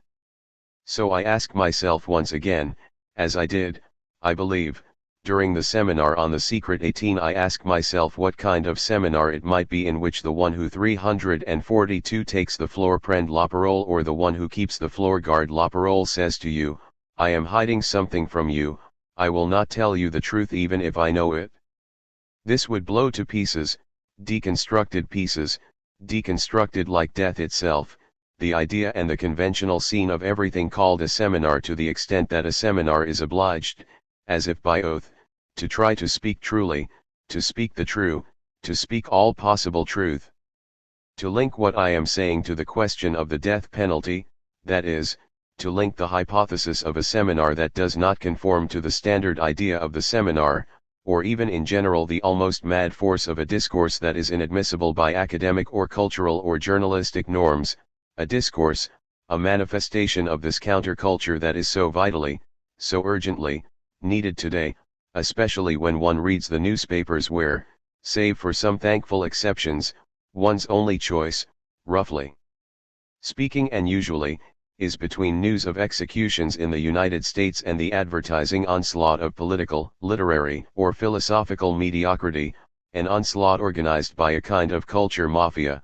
Well, I will ask myself if it makes sense to speak of a condemnation to death of something like culture or a language. Can one condemn to death something other than individual subjects, persons, legal subjects identifiable as such, individuals bearing a patronymic and obliged to appear before the law as individual subjects? Can one, other than by way of metaphor, condemn to death a language?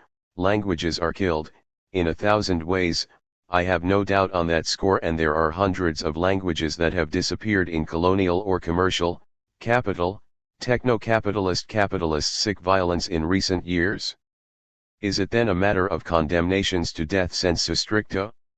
It is still this question of semantics and rhetoric, which is not a rhetorical question. 19, which is not a simulacrum of a question because everything is at stake in it.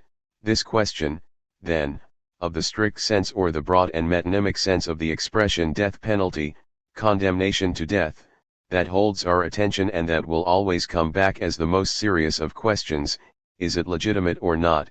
Is it necessary or forbidden? 343 to extend the expression condemnation to death beyond its strict legal sense and its juridico-statist field. I repeat my question, then, can one condemn to death an entity that is in some way anonymous, without individual patronymic?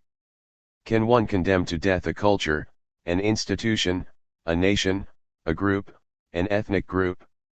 One can condemn someone to death, a person who has killed or participated in the murder of a nation, a community, an ethnic group. Sooner or later we will return to the Nuremberg trials and the case of Eichmann in Jerusalem and to what Arendt says about it, in a certain mode at the end of a fictional indictment where she explains what should have been said and argued so as to justify Eichmann's hanging. But if one can call death penalty the penalty inflicted on someone who is guilty of a murder perpetrated against a culture, a nation, a community, can one condemn to death a community? Can genocide, for example, be presented, sensu stricto, as a condemnation to death?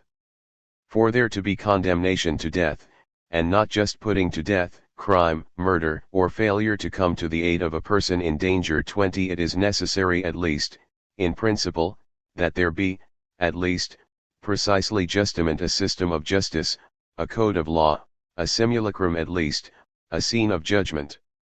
A genocide or the putting to death of a collective or anonymous entity, languages, institution, culture, community, does not therefore partake, sensu stricto, literally, of a logic or of the concept of condemnation to death. A question of structure and proportion. There must always be a judgment, a verdict, and the subject of it must be a personal, nameable subject, answerable to his or her name. I return then to one of my initial questions: is it enough to say I have to die or I will have to die, or even, another formula that I have glossed in the past, I owe myself, we owe ourselves to death, to be authorized to translate these utterances by I am condemned to death? 21. 344 in the common meaning of the language, the answer is no, obviously not. Even if one keeps the word condemned, more or less as a metaphorical figure. Well, I am condemned to die does not mean, sensu stricto, I am condemned to death. That is just good sense, common sense. We are all here, man and woman alike, condemned to die, but the chances are slim that any of us here aucun ICI will ever be condemned to death, especially in France and in Europe. First, the deconstruction of death that we spoke of last time must not serve, on the pretext of dissolving the unity or the identity or the gravity of death, to banalize the death penalty, to relativize it, as ultimately a whole Christian tradition has done when it uses the alibi of the beyond to deny the irreversible gravity of death and to legitimize the death penalty, and thus demobilize abolitionism. From that point of view, Christianity has been a powerful deconstruction of death. It is not enough to deconstruct death, as it is necessary to do, and even if it is indeed necessary, it is not enough to deconstruct death. The one I was calling my other angel would continue, in order to assure one's salvation. It is not enough to deconstruct death itself, as it is necessary to do, in order to survive or take out a life insurance policy. For neither does life, we are saying, come out unscathed by this deconstruction. Nothing comes out unscathed by this deconstruction. What, then, does to come out unscathed indemn mean? If the question of the death penalty is that of indemnity, it remains to be thought what indemnity means, that is, either being unscathed elatre indemne, that is, safe, sound, intact, virgin, unhurt, heilig, holy. I worked over all this in Faith and Knowledge 22, or else being indemnified etre indemnes, that is, rendered once again unscathed, made unscathed, that is, paid, reimbursed by the payment of a compensation, redemption, by the payment of a debt. We will continue to interrogate this word and this logic of the indemn, of being indemned, of being indemnified and of indemnity. 345. But since clearly indemnity signals toward an economy and an interest, I would like to return for a moment to the question of interest that has already interested us a lot.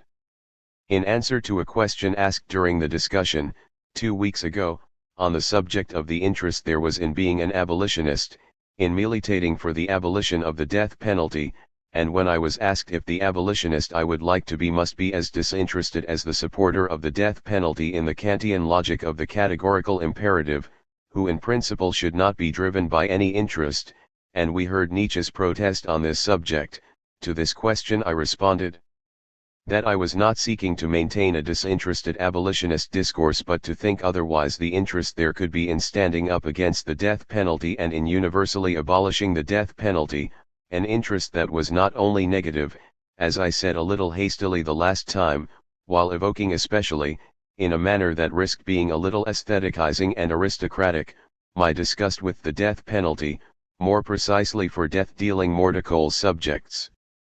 For the motivations and the gestures and the grimaces of the supporters, for the agents, the assistants, the ideologues of the death penalty, and the scene they act out. I would say then first, abruptly and directly, that, far from fleeing the accusation of Marx or Baudelaire, or even Victor Hugo, all three of whom, each in his own way, you recall, at a given moment suspected some fair-weather abolitionists of wanting first of all to save their necks, far from fleeing this accusation, I take this risk on myself even while displacing it a little. And I say straight on, yes, I am against the death penalty because I want to save my neck, to save the life I love, what I love to live, what I love living. And when I say I, of course, I mean I, me, but also the me, whoever says I in its place or in mine. That is my interest, the ultimate resource of my interest as of any possible interest in the end of the death penalty, every interest having finally to be a my interest.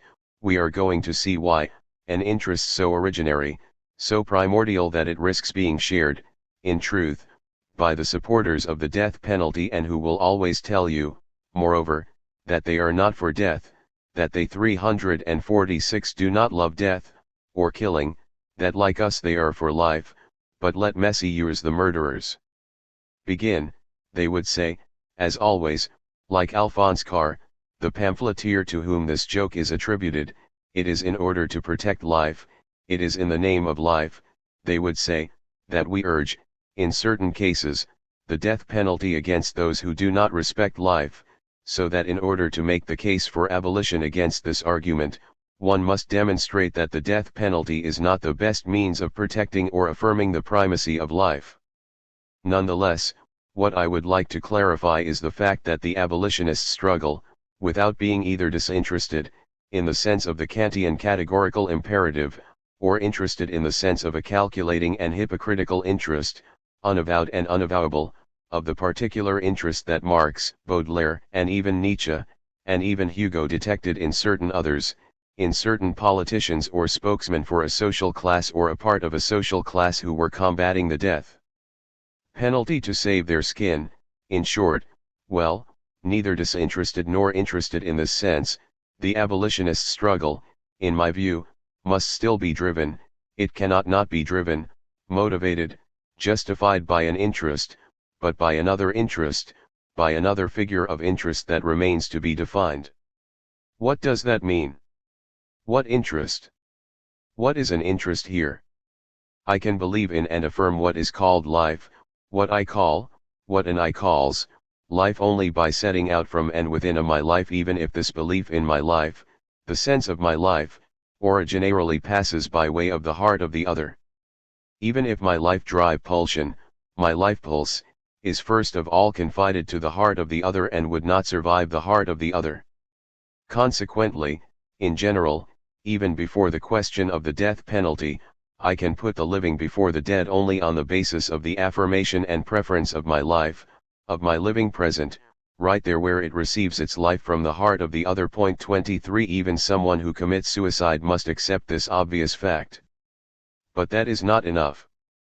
It is still necessary to go from this originary and general preference of life by itself, for itself, from this self-preference of the living to the opposition to the death penalty. It is necessary to go from this quasi-tautological opposition of life to death to a more specific opposition, 347, no longer simply to the opposition to death but to the opposition to the death penalty. The point is that it belongs to life not necessarily to be immortal but to have a future, thus some life before it, some event to come only where death, the instant of death, is not calculable, is not the object of a calculable decision.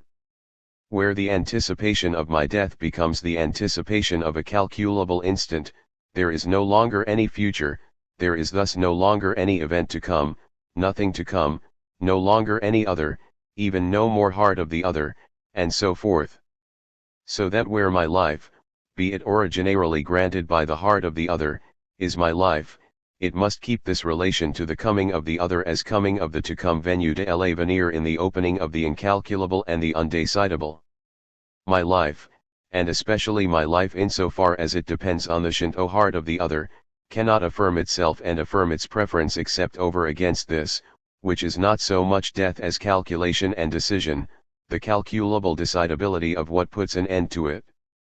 At bottom, I would say by way of perhaps an excessive shortcut, that what we rebel against when we rebel against the death penalty is not death, or even the fact of killing, of taking a life, it is against the calculating decision, not so much the you will die, a sentence that can refer to 3 or 4 deaths, 3 or 4 modalities of dying, 3 or 4 prescriptive or descriptive futures. 1. You will die, in the future of so-called natural death, I know that you will end up dying. 2. You will die, murdered, I am going to kill you. Or 3. You will die by your own doing, by suicide. 4. You will die of capital punishment, not even the imperative die but the fourth you will die, that of capital punishment, you will die on such and such a day, at such and such an hour, in that calculable place, and from blows delivered by several machines, the worst of which is perhaps neither the guillotine nor the syringe, but the clock and the anonymity of clockwork. Or of the calendar. The insult, the injury, the fundamental injustice done to the life in me, to the principle of life in me, is not death itself. From this point of view, it is rather the interruption of the principle of intermination, the ending imposed on the opening of the incalculable chance whereby a living being has a relation to what comes, to the to come and thus to some other as event, as guest, as arrivant. And the supreme form of the paradox, its philosophical 348 form, is that what is ended by the possibility of the death penalty is not the infinity of life or immortality, but on the contrary, the finitude of my life. It is because my life is finite, ended in a certain sense, that I keep this relation to incalculability and undecidability as to the instant of my death. It is because my life is finite, finished in a certain sense, that I do not know, and that I neither can nor want to know, when I am going to die. Only a living being as finite being can have a future, can be exposed to a future, to an incalculable and undecidable future that he does not have at his/her disposal like a master, and that comes to him or to her from some other, from the heart of the other. So much so that when I say my life, or even my living present, here, I have already named the other in me, the other greater, younger, or older than me, the other of my sex or not, the other who nonetheless lets me be me, the other whose heart is more interior to my heart than my heart itself, which means that I protect my heart, I protest in the name of my heart when I fight and me batten, so that the heart of the other will continue to beat batra in me, before me, after me, or even without me. Where else would I find the strength and the drive and the interest to fight me batra and to struggle me to batra, with my whole heart, with the beating batten of my heart against the death penalty? I can do it, me, as me, only thanks to the other, by the grace of the other heart that affirms life in me, by the grace of the other who appeals for grace and pardon or appeals the condemnation, and with an appeal to which I must respond, and that is what is called here, even before any correspondence, responsibility. It is my own interest, the interest of my life, of the heart of the other in me, that makes me responsible both for the other and before the other who is in front of me, before me devant moi ou avant moi. Even when the other is beside me, or right up against me, or close to me, the other is first of all in front of me, before me, in me. And as I am in front of him or her, he or she is also behind me, invisibly.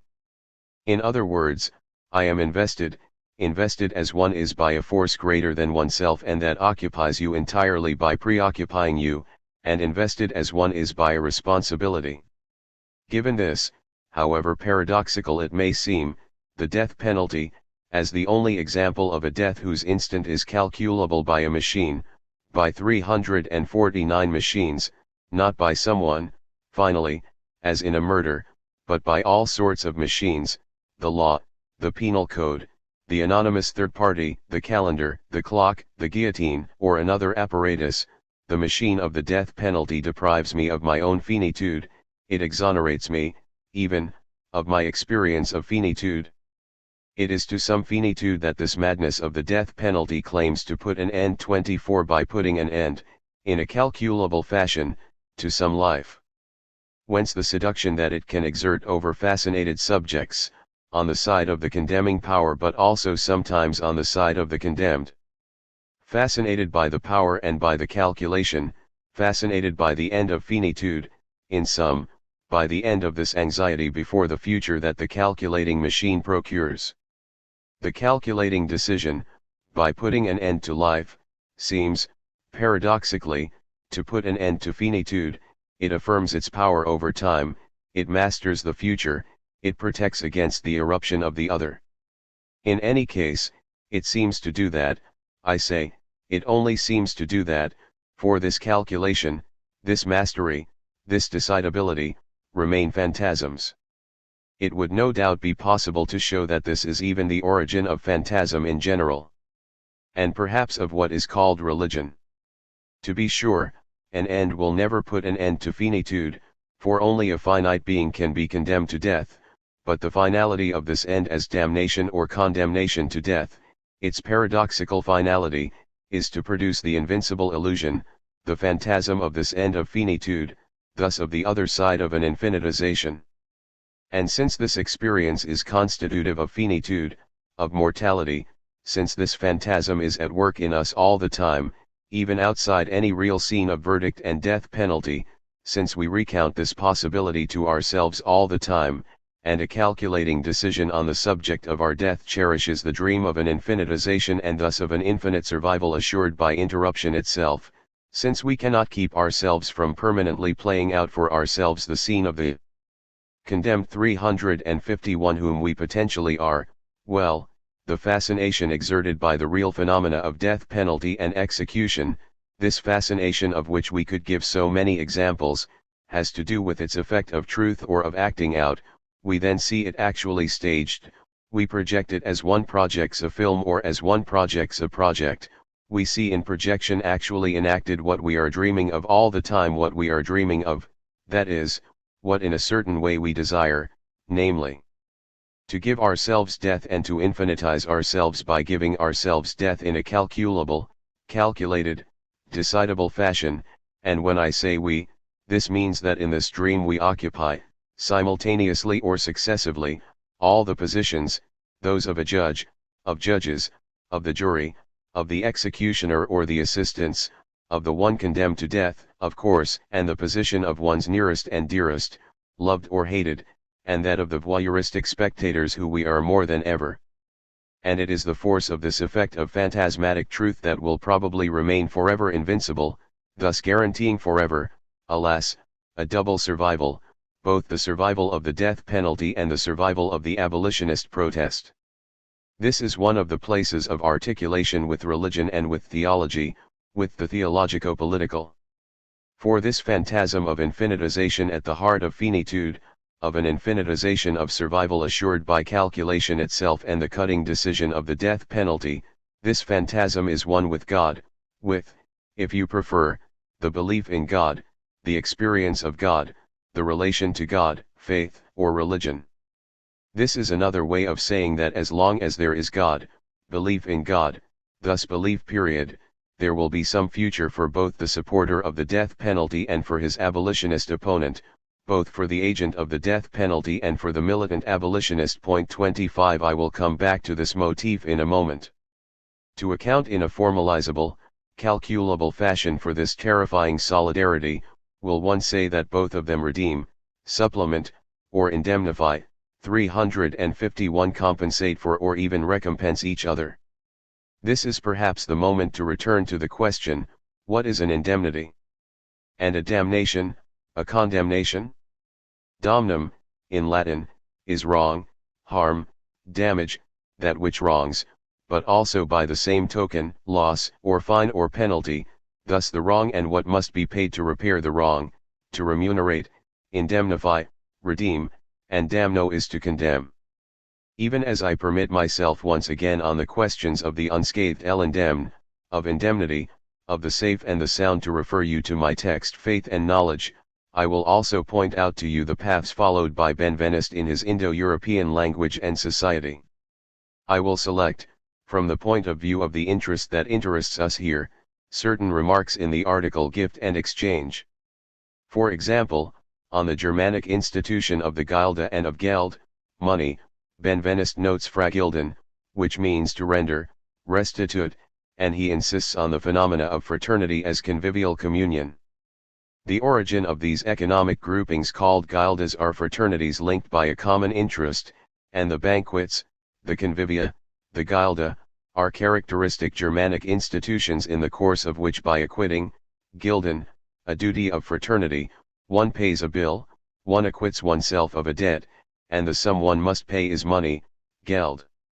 Now, at this point, condensing a long and complex history, Benveniste recalls that the term geld was connected first of all to a notion of a personal sort, to a word geld, meaning the price of man, man.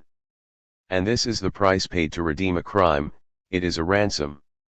Evoking in sum a sort of crime and collective, familial, and national debt, which we should add to the genealogical file of filiation we have been regularly keeping here, Tacitus writes in Germania, chapter 21, they are obliged to share the hostilities of the father or their kinsmen as well as their friendships, but they are not 352 prolonged indefinitely. Even homicide can be redeemed with heads of cattle which are a benefit to the household. 26. This might lead one to think, I note it, although Benveniste does not say so, that payment by the sacrifice of animals can also interrupt the process, the implacable concatenation of inherited debts, of collective, familial, filial, tribal, or national guilt. In any case, Benveniste notes, I quote, "This Wergeld, compensation for murder by a certain payment, is equivalent to Gertices, which means payment, remuneration, chastisement, punishment, vengeance, but which can also mean gift, returned or restituted present, thus restitution, it is Benveniste concludes one of the ancient aspects of the Geld. We are thus continues Benveniste on three lines of development, first religious, the sacrifice, a payment made to the divinity, secondly, economic, the fraternity of merchants, and thirdly legal, a compensation, a payment imposed in consequence of a crime, in order to redeem oneself. At the same time, it is a means of reconciliation. Once the crime is over and paid for, an alliance becomes established and we return to the notion of the guild." 60-61. These fraternities are said to have the sense of both group of close solidarity and a kind of dining club. The convivial group becomes an economic, utilitarian, and commercial association. And here Benveniste evokes a parallel institution in another society, namely the daps, the banquet, a word whose etymological network leads back, beyond Latin, to the Greek dapto, which means first of all to devour, to consume, to eat in the case of wild beasts, but that gives us dapneo, to spend, dopane, expenditure, money expended, dopanema, expenditure, money spent, dopaneria is prodigality, dopaneros, spendthrift, prodigal. These words occur in Plato and Aristotle. In some languages, in Icelandic, tafn means sacrificial animal, sacrificial food, and 353 in Armenian ton means feast. I refer you to these pages for all the derivations and associations that Benveniste remarks. But he notes that these forms all have an "and" suffix and that through this formal link one can also connect to it the Latin dam number, dapnam. Then, after a development on the potlatch and the rivalry of the agonistic bidding war, often in connection with hospitality, Benveniste notes that if these archaic notions and terms tend to get erased, in historical times there remains domnum with the derived sense of injury sustained, what is taken away by forcible seizure. It is the expense to which one is condemned by circumstances or by certain legal stipulations. The peasant spirit and the legal exactitude of the Romans transformed the ancient conception. Ostentatious expenditure became no more than a wasteful expenditure. What constitutes a loss? Domnare means to afflict a domnum on somebody, a curtailment of his resources. From this stems the legal notion of domnare, to condemn. 63. Obviously, there remains to be derived the history of this curtailment retrenchment up to that curtailment of capital or of the head that is called capital punishment. You would find the same logic and the same system of interpretation in the article The Sacrifice in the second volume of this work, where Benveniste focuses on this notion of expenditure, which he notes is not a simple one. 485. For Benveniste, given the manifest connection between the forms of dopane and domnum, it is a matter of seeing the connection of sense that grounds it. Ibid. Domnum means expense as attested to, for example, by texts of Plautus quoted by Benveniste, who concludes that domnare means to compel to spend, an expense considered as a sacrifice of money. And Benveniste concludes, here we have the origin of the sense of domnum as damage, it is properly money given without any return. The fine is indeed 354 money given for nothing. Domnare does not mean first of all to condemn in general, but to compel someone to spend money for nothing. 485-86. And this is how Benveniste associates the religious, the juridical, and the economic within the same sacrificial structure, the ritual feast of sacrifice. Whether or not one agrees with him when he interprets these philologico-semantico-institutional data or archives, one has to remark that the for nothing, the excess of compelled expenditure that at once reimburses a debt, pays or recompenses, reimburses and in so doing pays more than is due, spends for nothing, this excess or this gap clearly marks the double law of homogeneity or of proportionality between the damage and the payment, on the one hand, but also the heterogeneity, the incommensurability of the punishment and the condemnation, on the other. The condemned or damned one pays what he owes but also does something altogether other and thus infinitely more than that, something more and other than acquit himself of a calculable debt. There is economy and an economy, unless it is a matter of reimbursement, indemnification, and interest as the incalculable surplus value of capital. And we can wonder where to situate capital pun 354 ishment here, in this double logic or this double sense of interest.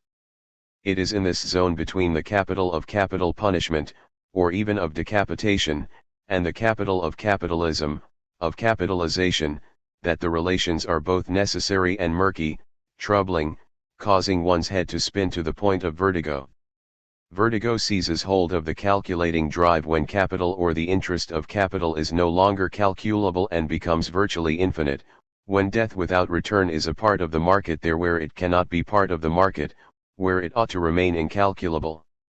Earlier I was suggesting that this was one of the places of articulation with religion and theology, with the theologico-political, the phantasm of infinitization at the heart of finitude, of an infinitization of survival assured by calculation itself and the cutting decision of the death penalty, a phantasm that is one with God, with, if you prefer, the belief in God, the experience of God, the relation to God, faith, or religion. I added perhaps 355 audaciously or imprudently that so long as there is God, belief in God, thus belief period, there will be a future for the proponent of the death penalty and for its abolitionist opponent, both for the agent of the death penalty and for the militant abolitionist. Which would mean that the two apparently opposed interpretations, according to which, on the one hand, the typically Camusian thesis, the death penalty is an essentially religious thing and, in Europe, a Christian thing, that is to say, unable to survive for long in an atheistic society or as one so quickly and superficially says, a secularized society, and on the other hand, a typically Hegelian theme, the abolition of the death penalty is a lesson to be drawn from an authentic evangelical Christianity and from the death of Jesus on the cross. These two theses are perhaps obscurely more indissociable and complementary and allied than it appears, leaving then little chance for another path, precisely the one that we are seeking here. Before coming to the pages in Camus that link the history of the death penalty to religion and notably to the history of the Catholic Church, and before taking account of certain folds or certain complications in that thesis, I would like to reconstitute some of its premises in the Age of Enlightenment and more precisely in Beccaria. The treatment of the religious and especially Christian dimension is formidably complex in Beccaria. From the beginning of his book, The Accusation Against Priests and the Church, an accusation launched in the name of the century's Enlightenment, can also be interpreted as the denunciation not of God or even of the Gospels but of those who the priests, the Church have sullied. The term is Beccaria's, the very object of their faith. For example, in chapter 5 titled The Obscurity of the Laws, Beccaria begins by attacking both the interpretation of laws, which he calls an evil, the interpretation of the laws is an evil, 27 he says, and especially, in a gesture of critical and political emancipation that had become frequent at the time, he attacks the elite minority of priests and 356 authorized interpreters, the interpriesters interpretra one could say, who take advantage of the ignorance or the lack of education of the common people and capture, intercept, monopolize, capitalize power. The evil comes from the fact that the laws are written in a language that is foreign to ordinary people, in France, Latin, French, etc., a problem that is still with us, and they thus remain dependent on a handful of men, without the people being able to judge for themselves what will become of their liberty or that of their fellows. Hence the project to write the law in a familiar language that, Beccaria says, transforms a solemn and public book into one that is almost private and familiar. Thus, a project for the appropriation of the law, of the language of the legal code as democratic emancipation, as democratization. What must we think of mankind when we consider that such is the inveterate custom of a large part of cultured and enlightened Europe? The greater number of those who have access to and can understand the sacred code of the laws, the fewer crimes there will be, for there is no doubt that ignorance and uncertainty regarding punishments abet the persuasive power of the passions. 16. A complex and tricky logic since, for one thing, it is going to link progress to a democratizing secularization, to the access for all or for the greatest number to the texts and the understanding of the laws, but of laws that nevertheless remain sacred. Beccaria speaks of the sacred code of the laws ibid. For this progressivist emancipation, not only will one have to favor the written text, that is, the public character of the discourse of laws that will then represent the general will and not the particular interests of a class of priests or of interpreters. One consequence of the foregoing reflections is that, without writing, a society will never achieve a fixed form of government in which power is a product of the whole rather than the parts and in which the laws unalterable except by the general will are not corrupted as they wade through the throng of private interests ibid.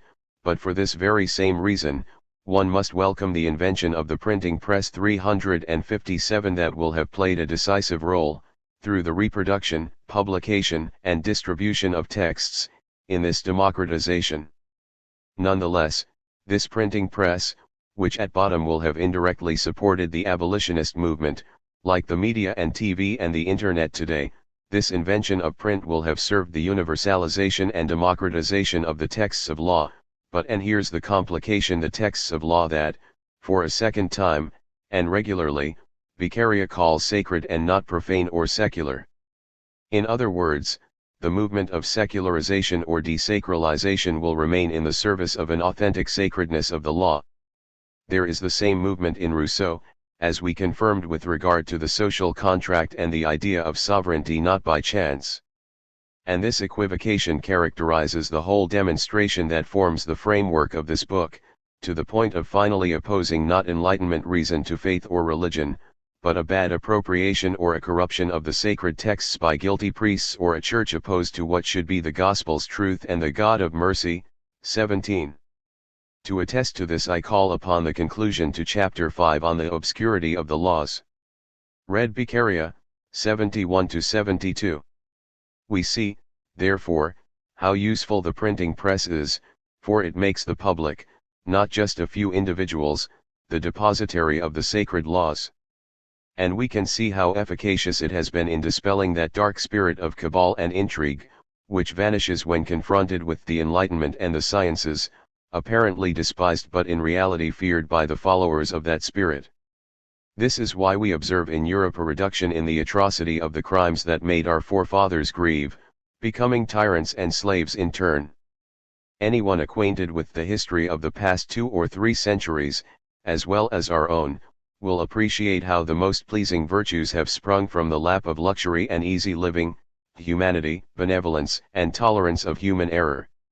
He will see the effects of what is mistakenly called ancient simplicity and good faith, humanity grieving under implacable superstition, avarice, the ambition of the few stains the coffers of gold and thrones of kings with human blood, secret betrayals and public 358 massacres, every nobleman a tyrant over the common people, preachers of the gospel's truth soiling with blood the hands that daily touched the God of mercy. These are not the work of this enlightened century, which some call corrupt.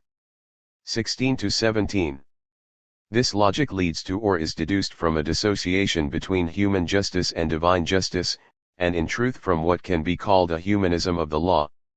Beccaria's definition of justice does not take into account only force and interest, it arises as if from a human source, radically distinguishing itself from divine justice, which is totally excluded on principle from the book on crimes and punishments. This exclusion of divine justice does not mean that Beccaria does not believe in divine justice, simply, that it is of another order, inaccessible to men, and must be put in something like parenthesis on methodological principle as it were. On methodological principle, but also out of respect for divine justice, for its almightiness, but also and by the same token for its structure, namely, that in the unique case of God or the perfect, infinite being, it is the same being that gives itself the right to be at once lawgiver and judge, which must be excluded by principle in any human law, a human law that is always defined by interest and common utility. It is moreover from the point of view of interest and common utility that Beccaria will define what provides the measure of punishments, which he will call injury caused to society. Read Beccaria, 64-65, then 76-77. Note that the word right is not in contradiction with the word force, rather, the former is a modification of the latter, that is, the modification most useful to the greatest number. And by justice I mean nothing but the bond required to hold particular interests together, without which they would dissolve into the old state of unsociability. All punishments that exceed what is necessary to preserve this bond are unjust by their very nature. Care must be taken not to attribute to the word justice the notion that it is some real thing, such as a physical force or a living being. It is simply a human way of 359 conceiving things, a way that infinitely influences the happiness of everyone. Much less am I referring to that other kind of justice, which emanates from God and is directly concerned with the punishments and rewards of life in the hereafter. 12. Finally, some have thought that the severity of the sin ought to be taken into account in the measurement of crimes.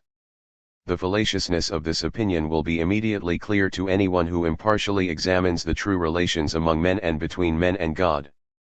The former relationships are based on equality. Out of the clash of passions and the opposition of interests, necessity alone gave rise to the idea of common utility, which is the foundation of human justice. The latter involves a relationship of dependence on a perfect being and creator, who has reserved to himself alone the right to be lawgiver and judge at once, for only he can be both without any difficulty. If he has established eternal punishments for anyone who disobeys his omnipotence, what kind of insect will dare to supplement divine justice, or will wish to avenge the being who is sufficient unto himself, upon whom objects make no impression of pleasure or pain, and who, alone among all beings, acts without being acted upon? The gravity of sins depends upon the inscrutable malice of the human heart, which finite beings cannot know except through revelation.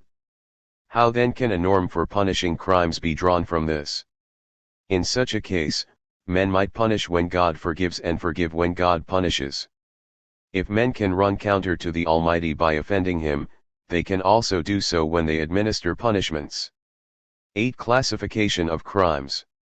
We have seen what the true measure of crimes is, namely, the injury caused to society. 20.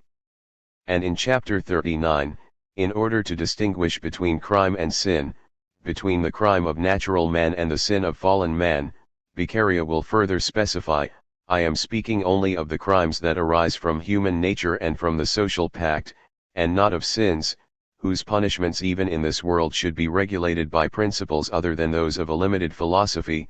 77.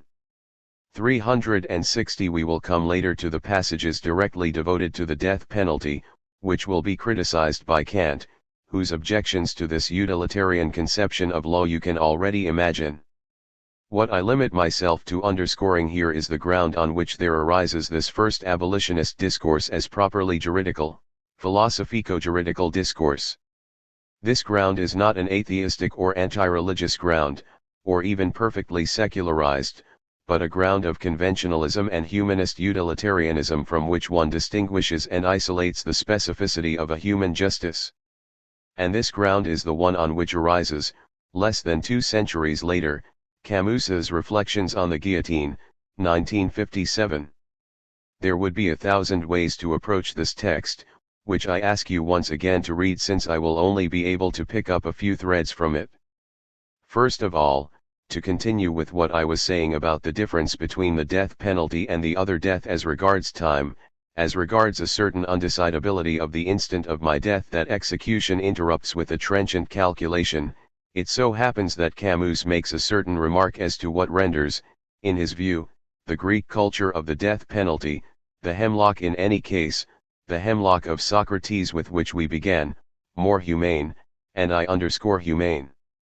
He claims that hemlock is more humane because the instant of death is almost chosen by the condemned one and because it is as if the choice of the moment, this relative freedom left to the condemned one, left him the choice between suicide and execution. And Camus then forms the hypothesis concerning what the justice of a death penalty would really be, outside of Greece, that is, in an Abrahamic world, what the justice of a death penalty would be that sought to retrieve the equivalence, the strict equivalence between two wrongs, in short, between the wrong, the harm caused and the damage paid in retribution, between the damage of the crime and the damage of the condemnation, between the crime and the punishment.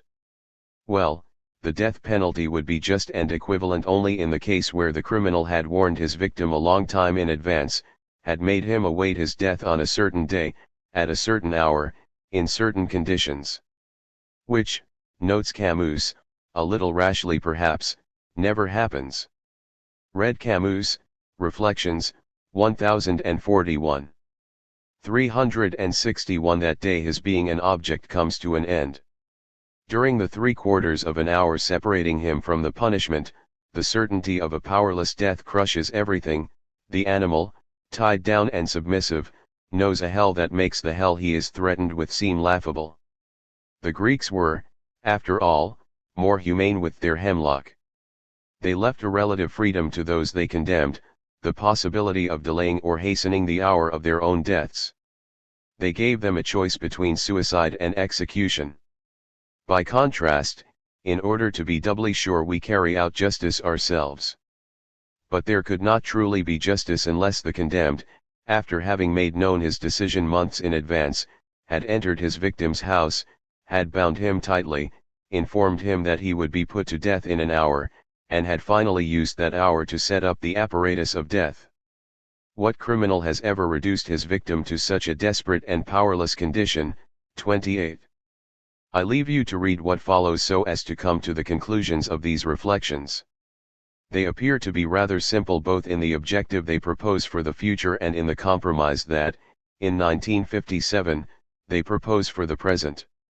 Camus formulates the objective, the hope, for Europe, the unified Europe that is already on the march, a Europe that Camus knows is more Christian than Greek. Because of what I have just said, he writes, in the unified Europe of the future the solemn abolition of the death penalty ought to be the first article of the European Code we all hope for. 230. But while waiting, in 1957, Camus recommends a compromise that concerns not the principle of the death penalty but the cruel, still too cruel, conditions of its application. He recommends then, while waiting and in truth to keep us waiting, to help the condemned one await death, an anesthesia or a euthanasia.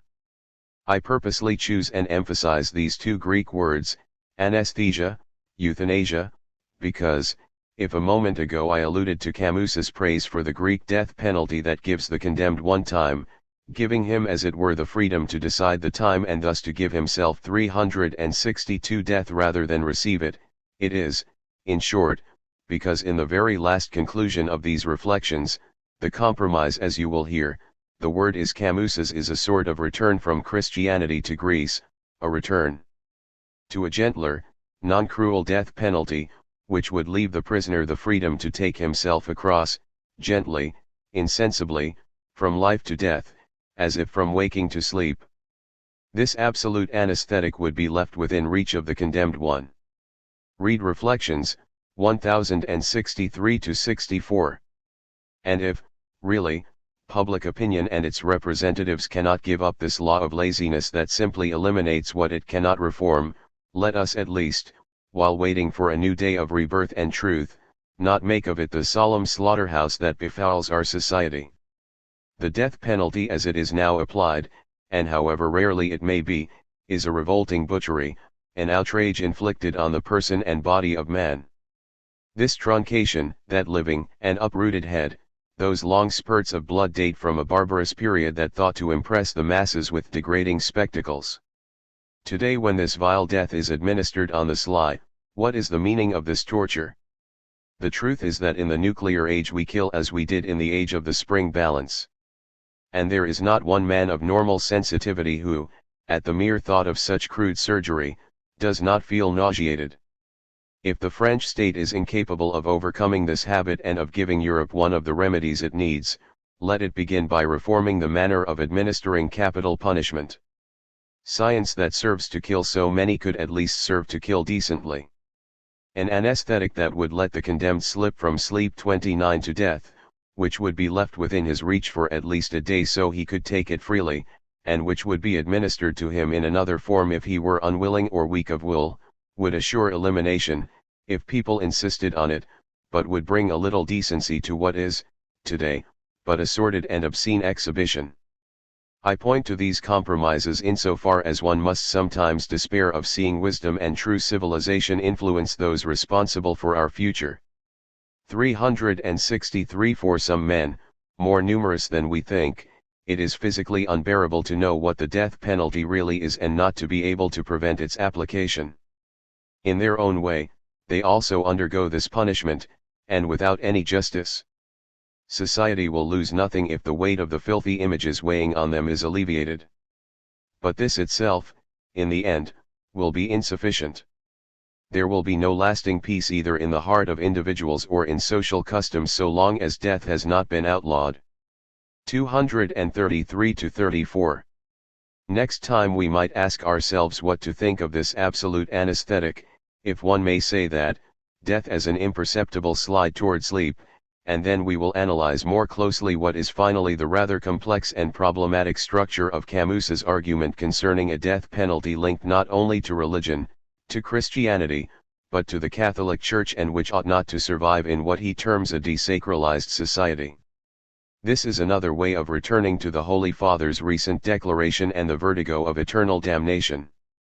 Since the Holy Father neither condemned the death penalty nor asked forgiveness for what is more than a sin of omission, if that is still a sin, we may wonder how long the death penalty will survive the Holy Father in the Catholic Church and in Christianity in general, and how to measure the time of the Son's agony. 11th Session. March 22, 2000. How to survive. How to understand, in a sure enough way, the sur of survive. What is a survival? And the death penalty as theater of life, one let us also say theater of survival. To espouse at the cost of his or her life. This is a quotation, to espouse at the cost of his or her life. I am dramatizing this quotation, I am theatricalizing it a little by ripping it from its page, to espouse at the cost of his or her life. Later I will tell you where it comes from and from which body, from the body of which sentence I violently, or theatrically, extract it so as to let you see and hear it. To espouse at the cost of his or her life. When I summon to appear on stage the body of this entire sentence, and the paragraph to which it belongs, you will see that it is a matter of an oath, a beautiful oath, of sworn faith, therefore, that it is also a matter of religion, of circumcision, and even of decircumcision. The text waiting to appear says in fact decircumcise oneself. To cause someone to espouse it at the cost of his or her life. I leave you to dream about this sentence fragment more or less painfully stolen from its integral body, and I move on to a series of questions that you may, as you please, tie to it or untie from it. 366 Furthermore, before coming to these questions, since this sentence also speaks of cost and of the cost of life, besides all the other questions that one could turn loose on a cost of life or on what a life is worth, on what is worth the trouble pain of living, on what costs or what it costs, on life that, as one sometimes says, has no price, but also on what is worth more than life, on the surplus value of life, on the surviving that would be ultra-life, more than life in life. I confirm that, here as everywhere, it is a matter once again, once and for all, of interest, of that interest that we have been speaking of since the opening of the seminar, and therefore of cost, of surplus value, and of the priceless, and I thus recall that Kant, precisely, when he opposes Beccaria and the abolitionist logic that was coming to light in his time, in that time of enlightenment that was also his time, Kant always says that the categorical imperative, like human dignity, worthy, is without price and thus not negotiable by any calculation of interest, and he says precisely the same thing on the subject of the death penalty and of the justice that commands imperatively that one sentence to death without considering any benefit, without calculating any interest, without social or political goal, without any concern for setting an example or deterrence, without phenomenal calculation, without evaluation of price and cost. Thereby he means to disqualify in advance the two adversaries, the two parties in dispute, both those who are for the death penalty on the pretext that it is useful to society, to its security, its peace, and so forth, and the abolitionists who contest this calculation, who deny that the cruelty of the death penalty serves as an example and has any deterrent effect whatsoever. All this, says Kant, subjects the principle of justice, from both sides in short, to a calculation of interest and thus to the evaluation of a price. But justice must remain not pricey but priceless, transcendent in relation to any calculating operation, to any interest, or even to the price of life, at the cost of one's life. Justice is above life, beyond life, or the life drive, in a surviving of which the transcendence of the if it is a transcendence remains to be interpreted. I am going to read and comment on in succession two passages from Kant that immediately precede his refutation of Beccaria, which we will read on its own only next year. The argumentation developed in these 367 passages will allow us, I hope, to shed light on the conclusion according to which, I quote, justice ceases to be justice if it can be bought for any price whatsoever, den die Gerechtigkeit hort auf ihn sen, when sie sich für irgendeinen Preis weggeht. Read and comment on Kant. If, however, the criminal has committed murder he must die. Here there is no substitute surrogate that will satisfy justice. There is no similarity between life, however wretched it may be, and death, hence no likeness between the crime and the retribution unless death is judicially carried out upon the wrongdoer, although it must still be freed from any mistreatment that could make the humanity in the person suffering it into something abominable, even if a civil society were to be dissolved by the consent of all its members. Example, if a people inhabiting an island decided to separate and disperse throughout the world, the last murderer remaining in prison would first have to be executed, so that each has done to him what his deeds deserve, and blood guilt does not cling to the people for not having insisted upon this punishment, for otherwise the people can be regarded as collaborators in this public violation of justice. This fitting of punishment to the crime, which can occur only by a judge imposing the death sentence in accordance with the strict law of retribution, is shown by the fact that only by this is a sentence of death pronounced on every criminal in proportion to his inner wickedness, even when the crime is not murder but another crime against the state that can be paid for only by death. Suppose that some, such as Bomarino and others, who took part in the recent Scottish rebellion believed that by their uprising they were only performing a duty they owed the House of Stuart, while others on the contrary were out for their private interests, and suppose that the judgment pronounced by the highest court had been that each is free to make the choice between death and convict labor. I say that in this case the man of honor would choose death, and the scoundrel convict labor. This comes along with the nature of the human mind, for the man of honor is acquainted with something that he values even more highly than life, namely 368 honor, while the scoundrel considers it better to live in shame than not at all, animam preferre pudere. Juvenal. Since the man of honor is undeniably less deserving of punishment than the other, both would be punished quite proportionately if all alike were sentenced to death. The man of honor would be punished mildly in terms of his sensibilities and the scoundrel severely in terms of his. On the other hand, if both were sentenced to convict labor, the man of honor would be punished too severely and the other too mildly for his vile action. And so here too, when sentence is pronounced on a number of criminals united in a plot, the best equalizer before public justice is death. Point 2. Punishment by a court, pona forensis, that is distinct from natural punishment, pona naturalis, in which vice punishes itself and which the legislator does not take into account, can never be inflicted merely as a means to promote some other good for the criminal himself or for civil society. It must always be inflicted upon him only because he has committed a crime. For a human being can never be treated merely as a means to the purposes of another or be put among the objects of rights to things. His innate personality protects him from this, even though he can be condemned to lose his civil personality. He must previously have been found punishable before any thought can be given to drawing from his punishment something of use for himself or his fellow citizens.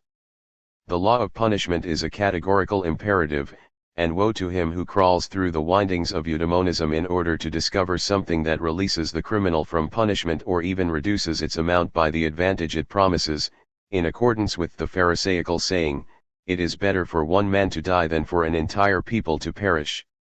For if justice goes, there is no longer any value in human beings living on earth. What, therefore, should one think of the proposal to preserve the life of a criminal sentenced to death if he agrees to let dangerous experiments be made on him and is lucky enough to survive them, so that in this way physicians learn something new of benefit to the 369 Commonwealth? A court would reject with contempt such a proposal from a medical college, for justice ceases to be justice if it can be bought for any price whatsoever. 105. Legal execution of the guilty. Kant is thus saying, death freed from any mistreatment, von aller Misshandlung, that could debase the humanity in the person of the sufferer, die Menschheit in der leidenden Person zum Schussel machen könnt, from any mistreatment that could transform the condemned sufferer, the suffering person, into an object of horror or a theatrical monstrosity. Notice that the conditions imposed or recalled, the norms prescribed by Kant for condemnation, for its motivations, and its execution, might well render in fact impossible, forever impracticable, both the condemnation to death and especially its execution. In this sense, the absolutely rigorous and inflexible supporter of the death penalty that Kant is would be in fact a de facto abolitionist. De jure, he is for the death penalty and de facto against it, relaunching thereby the whole question of this opposition of fact and right. This is a paradox that we will explore later. For how is one to prevent the calculation of interest from ever sliding into a condemnation to death? And especially, how is one to avoid the suffering and the spectacle of suffering in the execution, even the most discreet or the most anesthetic? Whence, once again, the question of anesthesia, which after this first incursion into a certain theatre of the cost of life and thus of surviving we must approach once more, letting wait a little longer, in cold blood, the supplementary inquiry called up by what one should, then, espouse at the cost of one's life. Can one desire what is really called desire anesthesia? And desire to lose all sensation? This question might merge into that of suicide, but let us not go too quickly.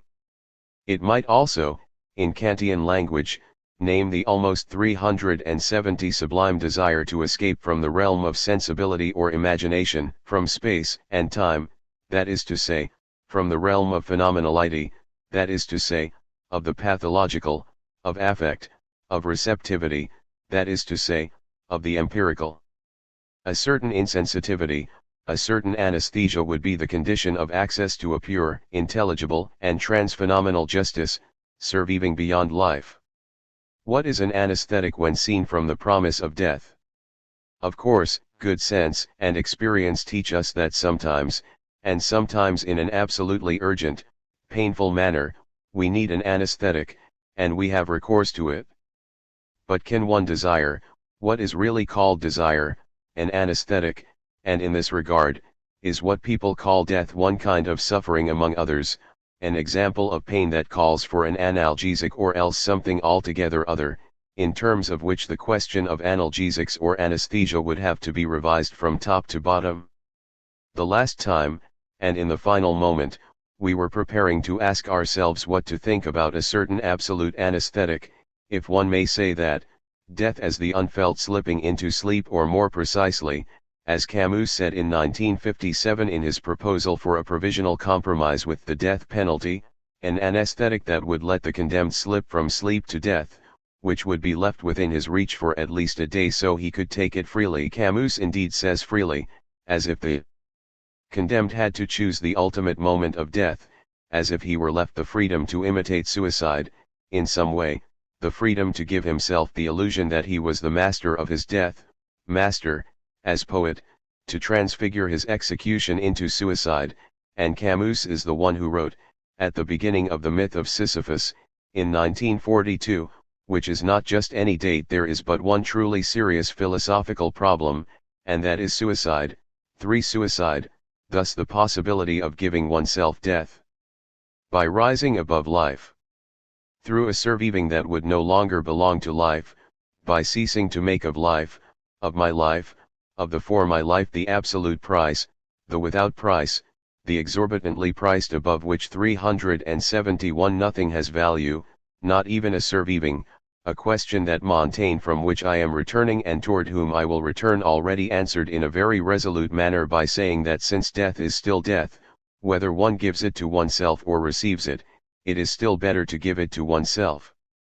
It comes to the same thing if a man puts an end to himself se done sa fin or passively suffers it, whether he runs to meet his last day or awaits it, wherever it comes from this day, then, the day of death, it is always his, wherever the thread fillet may break, the whole thread is broken, the spindle is at an end. The fairest death is the one that is most willed. 5. I confess that I am fascinated by this figure that I am not sure I understand, the figure of death as a thread or a net that breaks, wherever the thread may break, he says. 6 I do not know what Montaigne means, of which thread fill of life, which trickle fillet of blood, which fishing or circus net fillet he is thinking, but since we are in the theater or at the cinema, I imagine a trapeze artist who spends his life throwing himself like a madman from one trapeze to another while relying on a net, whether real or not, on a phantasm of a net in which he has the strength or the weakness to believe. It's his opinion.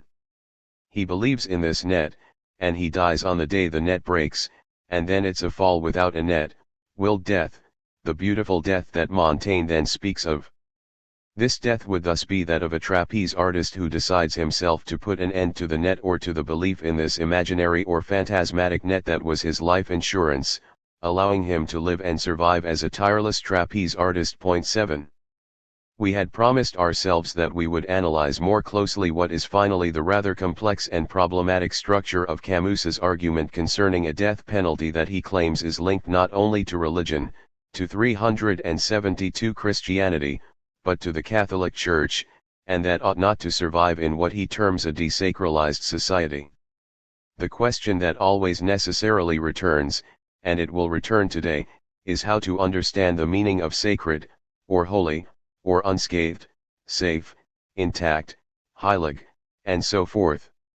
Der Gesetzgeber ist heilig, the legislator is holy or sacred, says Kant when he pleads against Beccaria for the maintenance of the death penalty and the penal law in general as categorical imperative, that is, as the only means to treat man, here the criminal, in a worthy manner, as an end in himself and not as a means, a logic that is loaded with consequences since it dismisses a priori, as we have just seen, all debates on the subject of utility or non-utility of the death penalty, of an exemplarity or an empirical finality, of any interest whatsoever in the death penalty.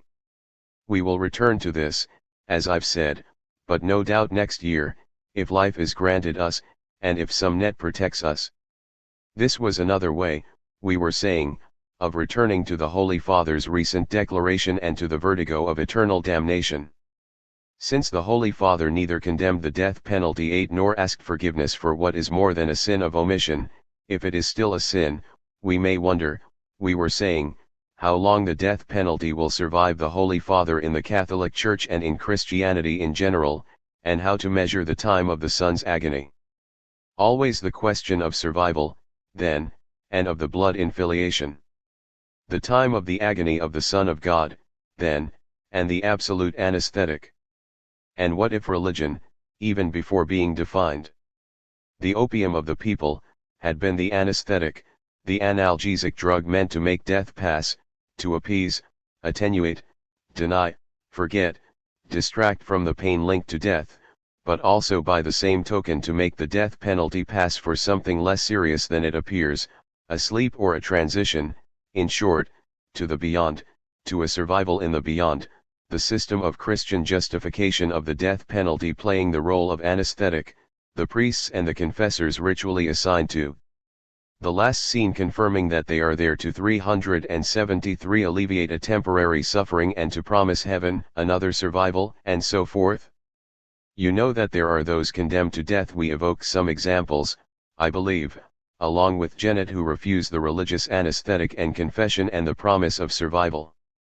Well, Montaigne, whose tower I was lucky enough to visit last week, Montaigne, whose wily and enigmatic hand-to-hand combat with Christianity, or even with the Marrano-Judaism that haunted his filiation on the side of his mother, would deserve more than one seminar, Montaigne, who died a Christian death in his bed in his 50s, rather old for the time, to be sure, but like a teenager for our time, and deprived of so many other lives to come beyond his 50s, I was deeply pained for him, who died so young.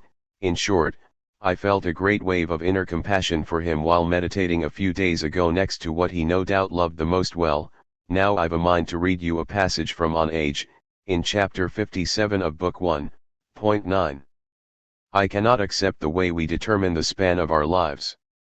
I note that wise men shorten it considerably compared to common opinion. What, said Cato the Younger to those who wanted to prevent him killing himself, am I still at the age when you can accuse me of abandoning life too soon? Yet he was only 48. He reckoned, considering how few men reach it, that his age was fully mature and well advanced. And those who keep themselves going with the thought that some span of life or other which they call natural promises them a few years more could only do so provided that there was some privilege exempting them from those innumerable accidents which each one of us comes up against and is subject to by nature that can interrupt the course of life they promise themselves. What madness it is to expect to die of that failing of our powers brought on by extreme old age, and to make that the target for our life to reach when it is the least usual, the rarest kind of death. We call that death, alone, a natural death, as if it were unnatural to find a man breaking his neck in a 374 fall, engulfed in a shipwreck, surprised by plague or pleurisy, and as though our normal condition did not expose us to all of those harms. Let us not beguile ourselves with such fine words. Perhaps we ought, rather, to call natural anything which is generic, common to all and universal. Dying of old age is a rare death, unique and out of the normal order and therefore less natural than the others. It is the last, the uttermost way of dying. The farther it is from us, the less we can hope to reach it. It is indeed the limit beyond which we shall not go, and which has been prescribed by nature's law as never to be crossed, but it is a very rare privilege of hers to make us last until then. It is an exemption which she grants as an individual favor to one man in the space of 2 or 3 centuries, freeing him from the burden of those obstacles and difficulties which she strews along the course of that long progress. 366-67. Montaigne, who kept a prayer stool in his bedroom, above a chapel to which he was connected by a staircase he had built into the stone, and through which, when he was ill, he could hear the chanting of the Mass rising up toward him. Today the chant or the song, if not the song of songs, would reach him by way of telephone, or even a telephone that would keep a recording of the live voice as on a cell phone. Well, Montaigne recounts in Book 1, Chapter 14, that the taste of good and evil things depends in large part on the opinion we have of them, that a certain condemned man refused confession as a fraud or a trap by which he did not want to let himself be taken in, numbed, distracted, desensitized, anesthetized, signaling thereby that he preferred to love life, to live while loving, and to die while loving, to die while loving life, to die alive, in short, to die in his lifetime, as Helencius says, in or, about her father, tend to die in his lifetime, to die while preferring life. Or even to die from loving life rather than to let himself be diverted from it by the analgesic trap of confession. This man condemned 375 to death, notes Montaigne, I quote, answered his confessor, who promised him that he would sup that day at table with our Lord, thus with the Son of God, you go instead, as for me, I'm fasting. 54. This passage, since I'm at Montaigne 11 I'm going to stay a while, confirms the idea that abolitionism, the idea that the death penalty was a problem, had not emerged at the time. It will await the Enlightenment, and once again this gives us access to a problem if not a definition as to the essence of the Lumières, or the Aufklärung, or the Enlightenment or the Illuminismo, the essence of the light common to all these enlightenings, the essence of this Aube dawn 12. Would it not be the twilight of capital punishment, the doubly crepuscular moment in which one begins to think the death penalty, starting from its end, starting from the possibility of its end, starting from the possibility of an end that breaks like day, and already begins to condemn the condemnation to death? The age of enlightenment would be like the rising, the sunrise, the east, or the yeast le levant oul 11 of a form of speech diagnosing, prognosticating, the condemnation to death is condemned, in the long run à échéance. So this passage from Montaigne, at a moment when the idea of sentencing to death, the death sentence, had not really begun to surface, explains to us, through a series of examples and quotations à la Montaigne, all the reasons men and women and children have had to prefer something else to life, and have signaled this by the way they have accepted death, or even, most often preferred the death sentence and execution, all of this signaling that there was something worth more than life, which was above life, like a survival that would be something other and better than life, a survival that would not necessarily be a life prolonged in another way or in another world, but a survival without life en survie sans vie, which would thus correspond to something else, but what? But who, to 376 something, or to someone that would be worthy of causing one to espouse it at the cost of his or her life. In the long fragments I am going to quote, which can very well dispense with any commentary since the thinking is, I think, very clear, I will nonetheless underscore two words or two concepts that might risk, on first hearing, not receiving all the emphasis I would like to give them. There is first of all the word or concept of force, the word forte, strong, powerful, what allows one to rise above life, surviving beyond the livingness vivance of life, and to cause one to espouse it at the cost of his or her life, is a rather strong force, and although it is the force of an opinion, any opinion is strong enough to cause someone to espouse it at the cost of his or her life. Let us not forget that the word and the concept of opinion have themselves a great force. Here, to opine means to say yes, to judge by saying yes, by affirming, by believing as well, by believing in it while believing in it, to opine, thus, as a believer. To opine means here I believe you, I want to believe in you, I believe in you, wanting to believe and believing one believes, coming down to the same thing here, or pulling each other along in the same momentum or the same movement of a flying trapeze, here at the cost of life, the trapeze flying here on the force of what one would have to espouse at the cost of one's life. Opinion here has the force of an act of faith that says yes, and it is the force of this force, when opinion is strong enough as a forte, it is the force of this force that exceeds life, that causes one to espouse it at the cost of one's life, that amounts to sacrificing life to its force, to the force or the intensity of its yes, to its act of faith or love, to its belief, its will, its desire to believe, its believing in believing. Hence the second word and the second concept that I wanted to emphasize in the passage I am going to read, that of religion. The example par excellence, in truth the essence of this force of opinion strong enough to cause someone to espouse it at the cost of his or her life, of this sworn faith or this belief, is what is called religion, the religious, religiosity. And Montaigne is speaking thus of all religions, not only the Christian religion. This is an example, he says, of which no religion is incapable. 13 Every religion is capable, because it is the essence of religion. Every religion 377 is capable of preferring something else to life, at the cost of life. In other words, religion is or grants the surviving of survival. So that this discourse and this doxography of Dasein, of opinions strong enough to rise above life, be it in the condemnation to death, this doxographic discourse on Dasein, this collection of opinions on the essence of opinion, of opining, of saying yes, is a thesis, in short, or at least a hypothesis of Montaigne's on the essence of the religious. The religious of religion is always the acceptance of sacrificial death and the death penalty, in the shadow of a surviving that supposedly is worth more than life. Let me now read and comment on a few of these passages. Read and comment on Montaigne, pages 103, 104, 105.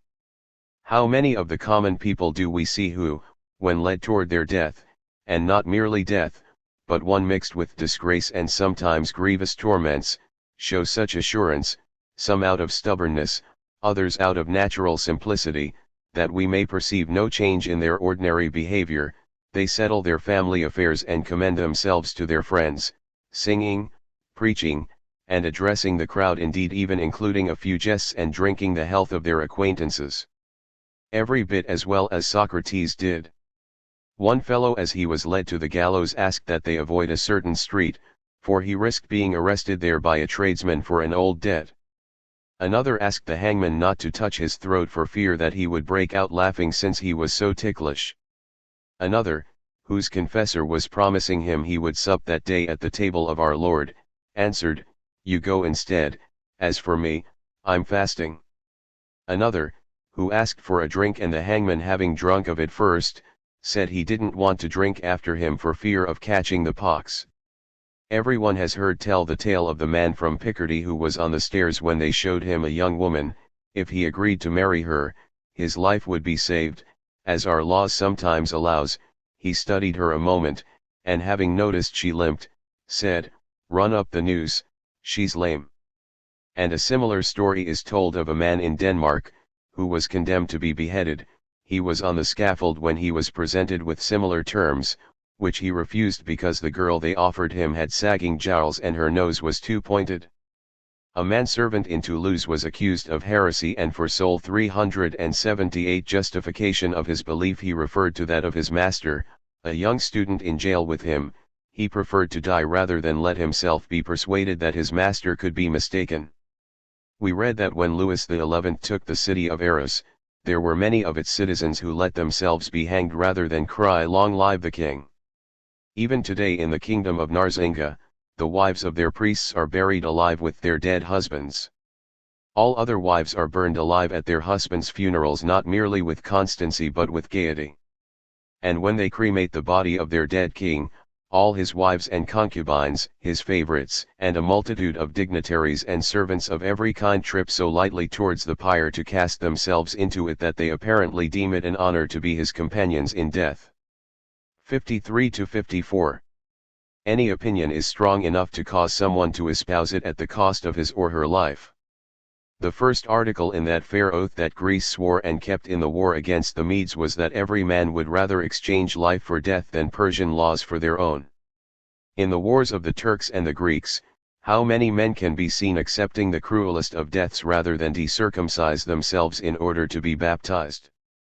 This is an example that no religion is incapable of. 54-55.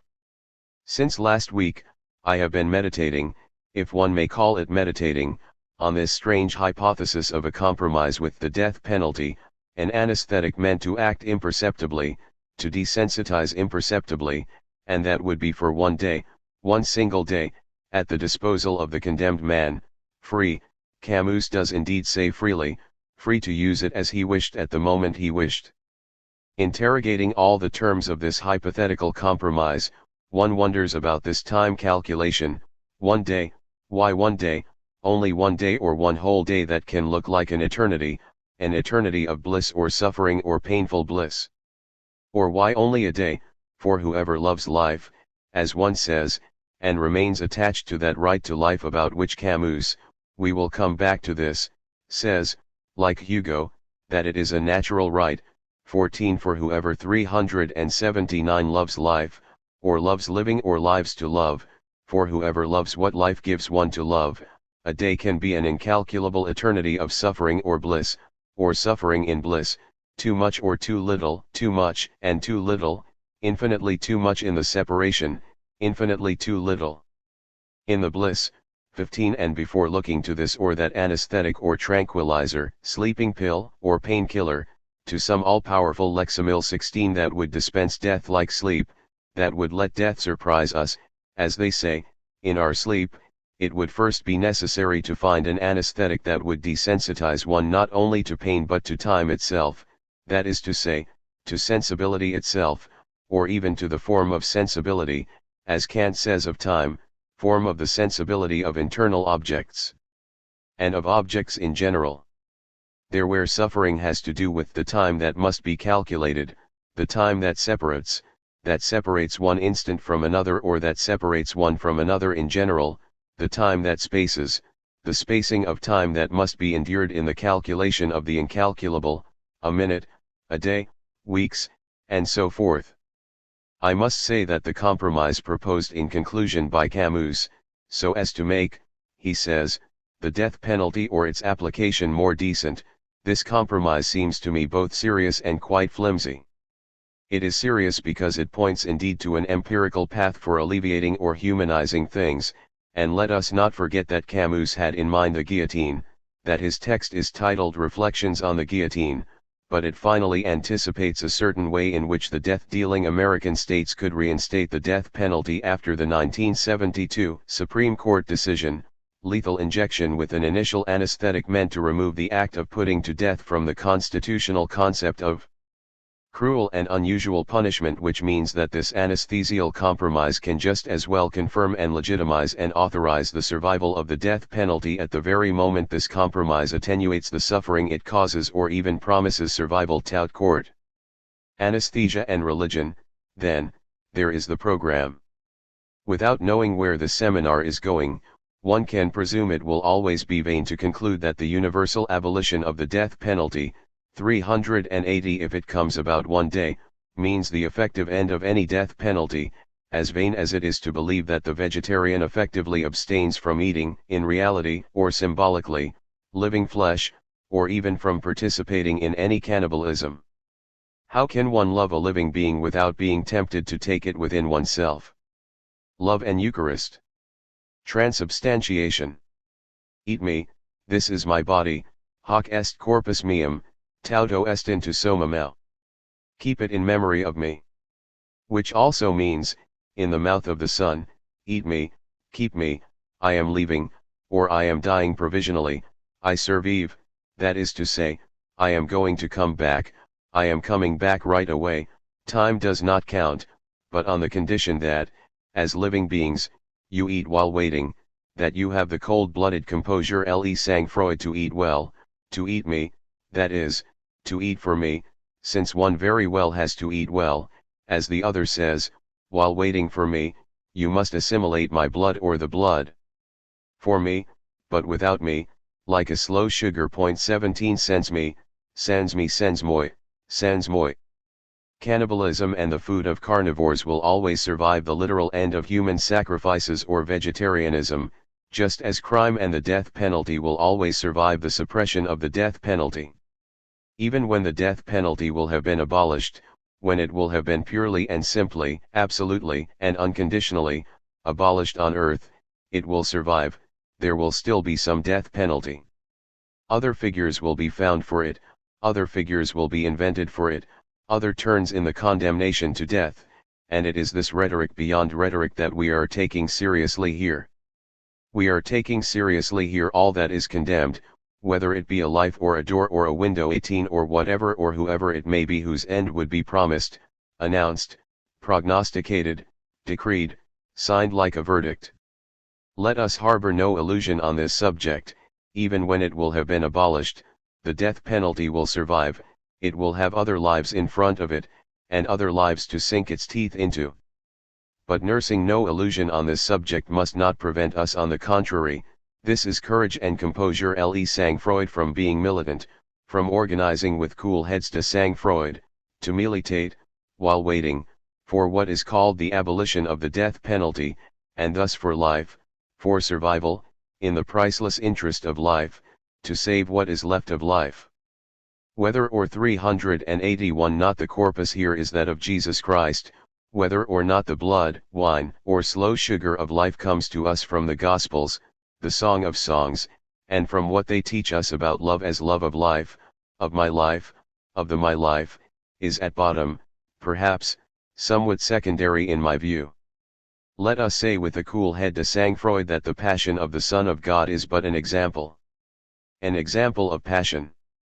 Now, that the forceful opinion of some holds it to be the best example given, the exemplary example of the gift or forgiveness of love, of passion, and of grace in general, which must put an end to the death penalty, thus put an end to the Church, at least to that church which has supported it and has not yet asked forgiveness for that fact.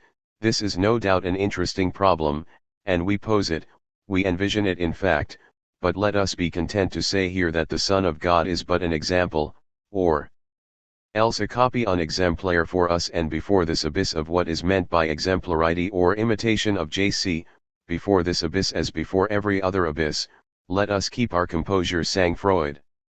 Love itself has need of it, of this granted grace, in order to save itself, to attempt forever to come through safe and sound. It must keep watch valor, it must mount surveillance over survival, it must keep watch to organize, work, and militate with a cool head, but it must never cease appealing to the chance of a pardon issued, of grace granted.